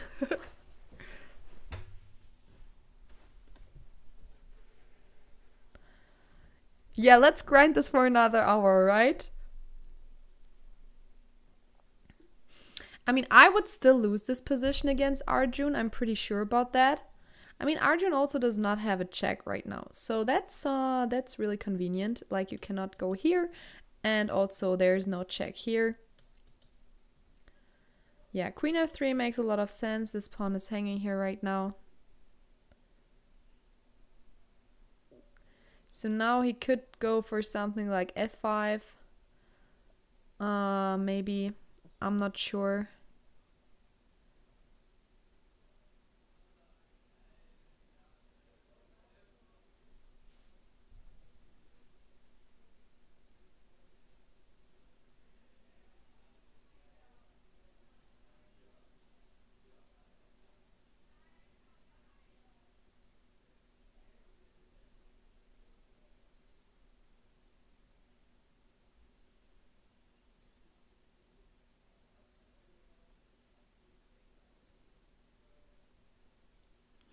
Okay, Arjun only has 50 seconds left, so now we see every move after 30 seconds here. I mean, if he's going for f5, this pawn is just hanging. He can try to hide somehow, but it's not gonna work. It's not gonna work. Okay, he protected this pawn here. I mean, he can also go here, but this one is then hanging. So the pawns will just fall. I don't think black is playing for a win, because even if both of the pawns fall, it's a pretty easy draw. Because you can never trade the queens, because then there's just a bishop left on the board, right? So yeah, I think they will agree on a draw pretty soon. But I mean, you never know, right?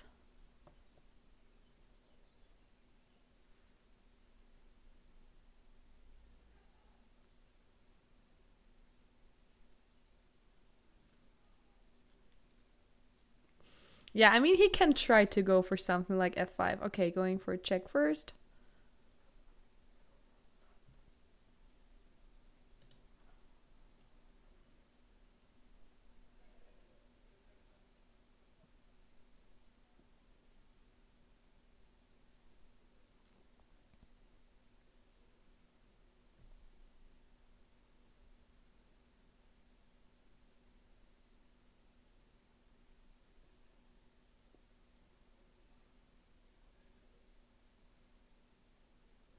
Yeah, the king can just go to d2. Then this pawn is really cannot be saved anymore.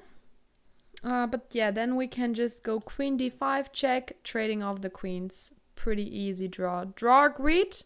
You sure? Oh yeah, you're right. Okay, so we got the draw. So let's look at the final results today to wrap it up. Or wait, it's still not sure. Okay, so here Alexander Indic won, and here white needs to win to hold the match, but this is really drawish. So we will check that result tomorrow when we see that. So let's also have a look at the standings here. So this is the open league here. So yeah, Deggendorf, as I said, we still have this one match going where white needs to win to save the match. And we also have another match still going of Baden. But the last time we checked, Timo Kocharin, he was up a pawn in an endgame, and he only needs a draw to win the match for Baden. So that's also really likely to happen. Then Deizisau had a really big win today against Mülheim Nord today. And yeah, Bayern Munich actually beat St. Pauli. So that was super important for Bayern Munich, because they are in danger of losing the league. So that's really nice that they made this win today against St. Pauli. So St. Pauli is having a tough weekend so far. They also lost yesterday. And then Hamburg had a really convincing win today against Bad Mergentheim, with wins from Rasmus, Leonardo Costa, and Julian Kramer. And yeah, I'm not sure, but this might be the team with the most Germans playing. So a lot of German people are actually playing for Hamburg. Düsseldorf also made a win, even though they lost the 8th board. They did lose on the 8th board against Heimbach-Weiß-Neuwied. And then we also had Solingen, who lost against Viernheim. Viernheim today with a surprise. So Nordirbeck, Abdusatorov came to play. He did not play yesterday. He only came here for the last 2 rounds. So tomorrow against Düsseldorf, we will have a big showdown of this league, of this a big finale to see. And now we will also check the women's results. So yeah, and also congratulations to Düsseldorf, who is the champion of this year's league after winning today. So that was really impressive. They won every single match, not every single game, but every single match. So I will also refresh here, so we don't need to calculate ourselves. So OSG Baden-Baden did win because in the end Josefina Heinemann managed to win against Fiona Anthony Stahl. She had a really tough weekend, played super long for yesterday, for today as well. Schwäbisch Hall looks like they're beating Bayern Munich, maybe 6-0 even.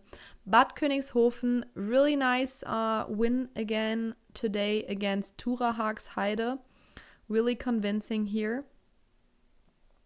Then we have Hamburg, who also beat the Rodewischer Schachmietzen.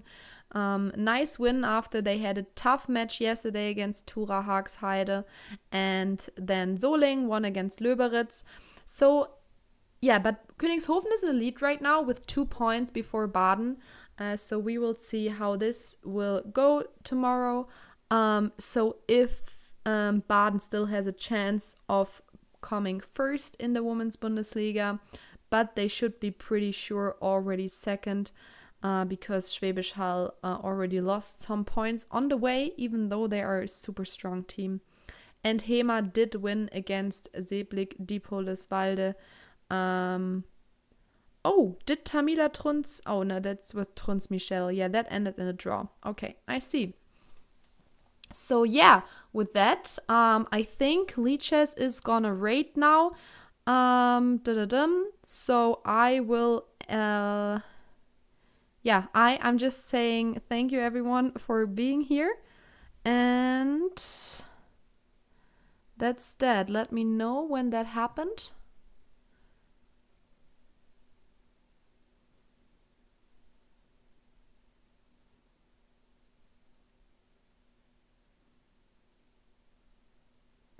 I'm not following the channel. That's not possible. Oh.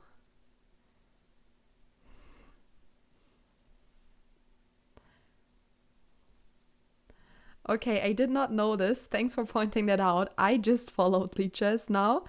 Okay, that's weird. I did not know this. So tomorrow I will be back at 10 a.m. Local time. So yeah, see you there. And bye.